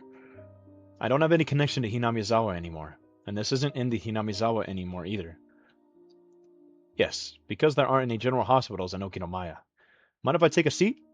Down we go. This was a large university hospital in Shishibone City. It was splendidly urban, entirely different from the likes of the Hinamizawa and Okinomiya. It was hard to believe Hinamizawa was part of the same city. When does it look like you'll get transferred? Dunno. I'm ready to go whenever, though. Our moving plans were delayed a little because of my serious injury. My parents had already left the house in Hinamizawa, though, and were living in our new one. They planned to have me transfer hospitals to be closer to the new house once I recovered enough to be taken there. Please don't come to where I'm transferring. I really will get worse then. Man, you really do hate me. It may just be my job, but that stings. That's why I brought you all kinds of lovely souvenirs in atonement. You didn't need to bring an assortment of cookies like that. Well, you see, there aren't actually cookies in there. Look. Oishi-san pulls open the can of cookies and... Huh? Ow, I'm stretching my scar. I didn't know what you were into, my bro-san, so I bought all sorts of things. See? All sorts of cute-looking ones from Western comic strips. Oh, Westerns and comic strips. Lately, they have this sort of H manga aimed at girls, too. Don't bring porn in here! Take them away and go home! Ow! I thought for sure a healthy young person like you would be feeling a little needy, being cooped up in a place like this for so long. If you stay here too long, the only fetish you'll end up with is a nurse one, you know. There are plenty of other beautiful things in this world besides nurses, after all. Don't decide what to major in now. Keep your options open. You need to be an all-around more type of person. Ha ha ha. I gave Oishi-sen's vulgar laugh a pained grin. Somehow or other, I understood. The fact that Oishi-sen was bringing it up like this meant that he must have something important to talk to me about. The incident with Shion-san was really unfortunate. The night I was stabbed by Mion, Shion fell from her balcony and died. They said the police were investigating all possibilities, accident, suicide, and homicide, but it could only have been Mion's doing. Mion found out where Shion was hiding, and pushed her down to her death. Nothing else was conceivable. Excuse me. It couldn't have been an accident. It was Mion. It had to be. The criminology guys are saying it had to be a suicide, but I'm of the same opinion as you, my Bar-san. She pushed Shion-san, and also stabbed you. Excuse me, I'm taking a drink. In one night. Has Mion still not been found? Oh, that's right. That's what I came here to tell you today. Yes, we actually did find her. What? Ow. Learning that felt rather strange to me. I was partly relieved that the incident was truly over, and I was partly sorry that my best friend had finally been caught. I felt many other things too. My heart was a maze of emotions. That's not all. In the Sonozaki House catacombs, we found a hidden well. Just as you said, my Bar-san. We found the remains of all those who disappeared at the bottom. I see. That sliver of hope. That possibility I'd believed in. That Rika-chan and Satoko were alive. Just from the fact the remains hadn't been found. Gone. It was incredibly well hidden in all those catacombs. I mean, it was in the blind spot of another blind spot. It was a vertical tunnel, dug out like a well. There was a ladder set up there, and when we went all the way down, there was another tunnel built there going through it. When we followed it a few hundred meters, we found ourselves at the mouth of an old unused well in the mountains. I wonder if it was a secret escape route a previous Sonozaki family later built. Probably was. Maybe it was made in the Meiji era. Still, I'm impressed they built something like that. So everyone's remains were at the bottom? Yes. Excuse me. Even deeper down the escape path, there was a pool of coal tar. Excuse me. They'd been casually thrown into there. Excuse me. They had fallen from a fairly high spot, so their remains were totally buried in it. It took a lot of time and effort to pull their bodies out. Did you find them all? I hoped that they at least wouldn't find Rika-chan or Satoko. That's what I wished for when I asked. But my shallow hope was crushed in the blink of an eye. Yes, all of them. In fact, we also found human bones we think are over a decade old. We think there are at least 3 people. I suppose it's the dark side of Hino Izawa's history. I wonder how many people's bones we'll find when we sucked out all the mud. It's a scary thought. That weight had been pushing down on Mion's shoulders the whole time. Mion. We've currently identified people who disappeared from Shishibone decades ago. People are talking about how this opportunity might let us resolve the disappearing persons case that have been abandoned. After a deep silence, he breathed a heavy sigh. Oishi-san went for his cigarettes to pass the time, but he realized this was a non-smoking area, so he gave up and put them back in his pocket. Oh, right. This is a bit of a detour, but you know Rika Furude-san, right? Of course. She's my friend. Did she ever tell you anything along the lines of her regularly taking insulin injections for diabetes? Rika-chan has diabetes? I didn't know what he was talking about. Actually, we found it in her skirt pocket. A syringe. It was destroyed, excuse me, so we couldn't identify the medicine. It was a bit out of place, so I got interested. You really don't know anything? I didn't know anything about Rika-chan carrying syringes around with her. The Sonozaki family corporates. The Yakuza people. Anyway, there's rumors that they deal in psychostimulants. I was thinking that might have something to do with it, too. Are you trying to tell me that Rika-chan is a drug addict? No, not at all. That isn't what I'm saying. It just seems strange, however you look at it, that she would bring a syringe with her on her way to get soy sauce. Let's take a drink. I have no idea what any of this means. My eyes are spinning. I feel sick. Are you all right? Should I call a nurse? I'm fine. Please continue. Well, that's all I had to say about the syringe. It was the only thing that personally struck me as interesting. Rika-chan. Rika-san was sort of like the village mascot after all. It looks like the village is in an uproar right now. Between the older blind believers and the Sonozaki family who killed her. The three families' effective control over the village is basically in shambles too. If someone came up to them with talk of a dam again, with this sort of timing, the entire village would be abandoned for sure this time. I'm not related to Hinamizawa anymore. I actually was. I just said it because the thought about Hinamizawa being abandoned was unpleasant, and I wanted to end the conversation quickly. There was a knock at the door. It opened slightly, and my mom asked if we were still talking. Whoops! We went off topic, didn't we? What a pickle! I looked at the clock. 5 minutes were long past. He told my mother there was something he really wanted to ask, and if she could wait a little bit longer. Is that so? Keep it short, okay? There wasn't any getting around the fact that she was thinking about what a police officer could be talking to her son about. Maybe we should choose another day for this. Ushi-san. Mion. How is she right now? I wanted to just hear that answer and then get rid of him. Before I tell you that, I just need one thing from you. I just need you to answer something in all honesty. What is it? I want you to take your answer seriously, got it? If you say something indiscreet, it could be viewed as an obstruction of the investigation, and you could be prosecuted. Taking a drink, this is going to be important. Oishi-sen kept threatening me until the end. What the hell did he want? My bar-san, who do you think the criminal was who pushed Shion from the balcony? There's no way it could be anyone but Mion, is there? Then who was the one that stabbed you? Please don't make me say it again. It was Mion. Mion Sonozaki. Oishi-sen smiled bitterly, then dabbed at his forehead with a handkerchief to wipe his sweat. He should have expected that answer, and yet it looked as though he wasn't satisfied with it. She pushed Shion and stabbed me. Didn't you just admit yourself that Mion was the criminal? The evidence we have found that Mion killed Shion is based on testimony from the man living next door. The neighbor is actually a member of an organized crime group. In other words, he was Shion-san's bodyguard. It seems he's a veteran leader in that vein, and was like a parent to the Sonozaki sisters growing up. Excuse me. That man said this. The noise he heard from next door was just like the sound of a fight between the sisters that he was used to hearing when they still lived together. And no, there was no doubt about it. He said he heard Mion and Shion insulting each other, and he heard them struggling. At first, though, he thought it was a hallucination she was having, brought on her by her dementia. You see, he thought that because the sort of ruckus had been occurring every night. However, that night had been longer than the rest. He claimed he went to her room to give her a sedative. The noise died down while he got to the manager to give them the key.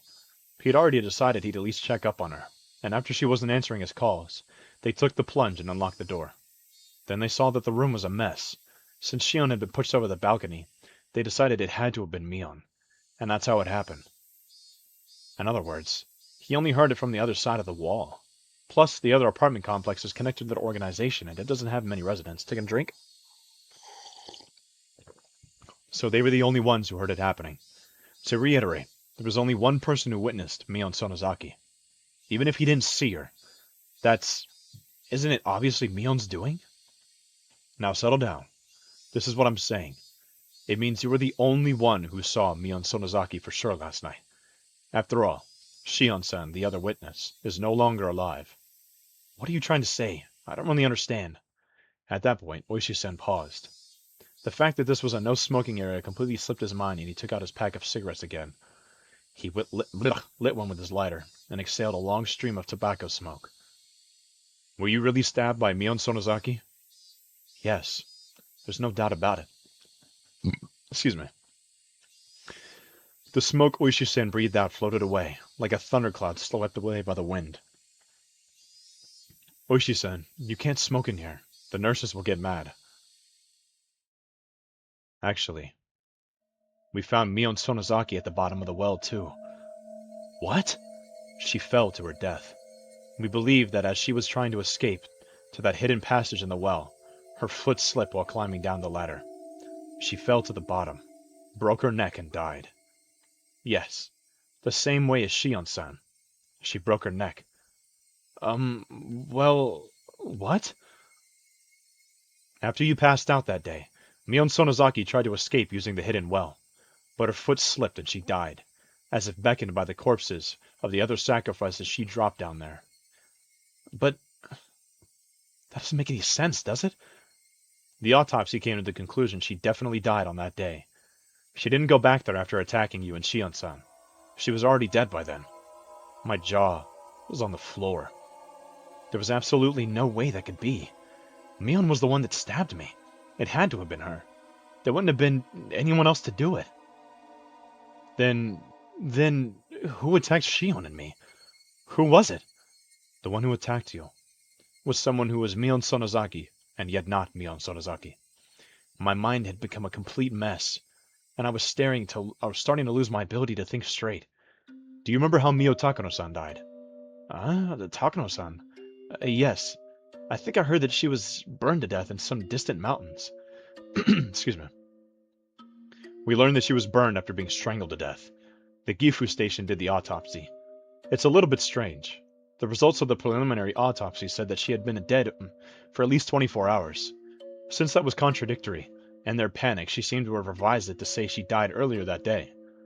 Despite me being an absolute wreck over what was going on with Mion, he was telling me there was even more on top of that? I didn't understand the complex things that Oishi-san was telling me. The results saying she had been dead for 24 hours, as our own old criminologist says, is pretty damn reliable. So then, what would that mean? I've asked that question over and over. But on the night of the Watanagashi, Takano-san was with you, right? I was. You also met her on the day before, while setting up for the festival, right? I mean, I ran into her too. Yes, I was with her then. She'd been dead for 24 hours. Then that means she was already dead the day before the festival. That can't be. She was alive during the festival preparations. However, when you all slept in the ritual storehouse, Takano-san was already dead. The origin of all that happened. The beginning of everything. Our intrusion in the ritual storehouse, which I had come to regret countless times. The one who tempted me. Takano-san. When she invited us into the storehouse, she was already no longer of this world. There are too many dead people walking around in this incident. Haha. An incident caused by a dead person and ended by a dead person. Also, apparently, they're under pressure to revise the time of Mion Sonozaki's death, not to the day of the incident, but to right after she stabbed you. Probably pressure from the outside to get this incident wrapped up already. So I'd appreciate it if you didn't say a word about this to anyone. Oishi-san grabbed his jacket that was hanging on the chair, put out his cigarette with the bottom of his foot, and started pretending to wave the smoke floating around. I've stayed too long. I had come here thinking I could at least end this incident as it applied to you, but it looks like it got even more baffling instead. Absent-mindedly, he walked towards the door, looking at me, unable to speak out of the corner of his eye. Excuse me. If it so happens that something comes up you want to talk to about in the future, call me anytime. My business card is in the souvenirs from before. When that time comes, I'll pay you a visit with some wonderful souvenirs again. Sorry, it made me laugh. Oishi-sen seemed to think I was still hiding something. That I, after all this, would be hiding something. I'm the one things are being hidden from. I'm the one who wants to know. Then let us meet again one day. Take care of yourself. Slam. I listened to the tap, tap, tap of Oishi-sen walking down the hallway. I still couldn't return from my state of bewilderment. He wanted to end this incident as it applied to me. Excuse me. What was over? Nothing was over. The incident was still continuing.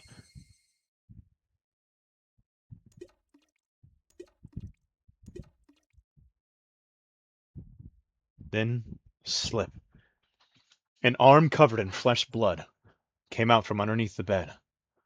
I wasn't that surprised.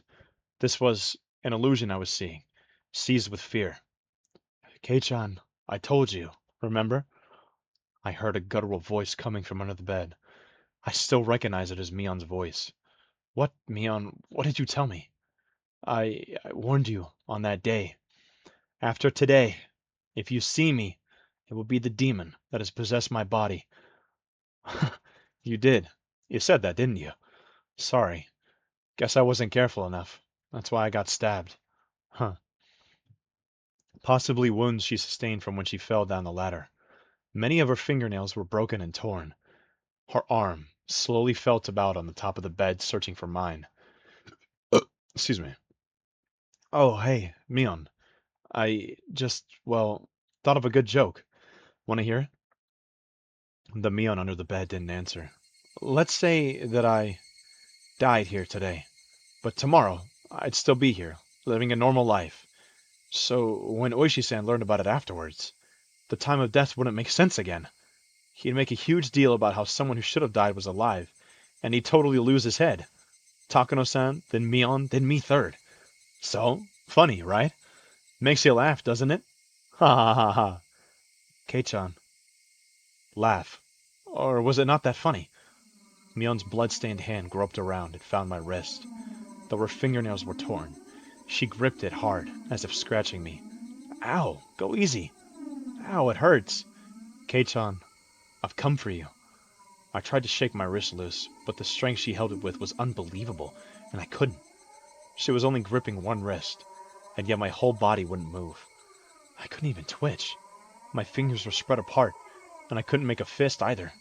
And that fact that I couldn't make a fist reminded me of the restraining table. I felt a crooked nail pressed against my left fingertip. Mion's forehead was split open, and with a face covered in blood, she smiled and got right up in front of my nose. Nothing was over. Nothing was over. This incident was far from being over. It was still going on. It was still happening. Someone please end this incident. This cruel, tragic, unfortunate, sad incident. Please end it. That is my only wish. I granted you one before, remember? You don't get any more. Mion firmly held the nail down on my fingertip, and with her other hand, she slowly swung a mallet up into the air and... Wow! Wow! Wow. A new scenario. All cast review section, and then pick the Watanagashi. Huh?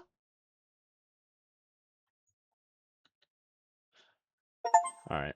The last nail, complete Watanagashi. That was a long-ass chapter. I can't even lie.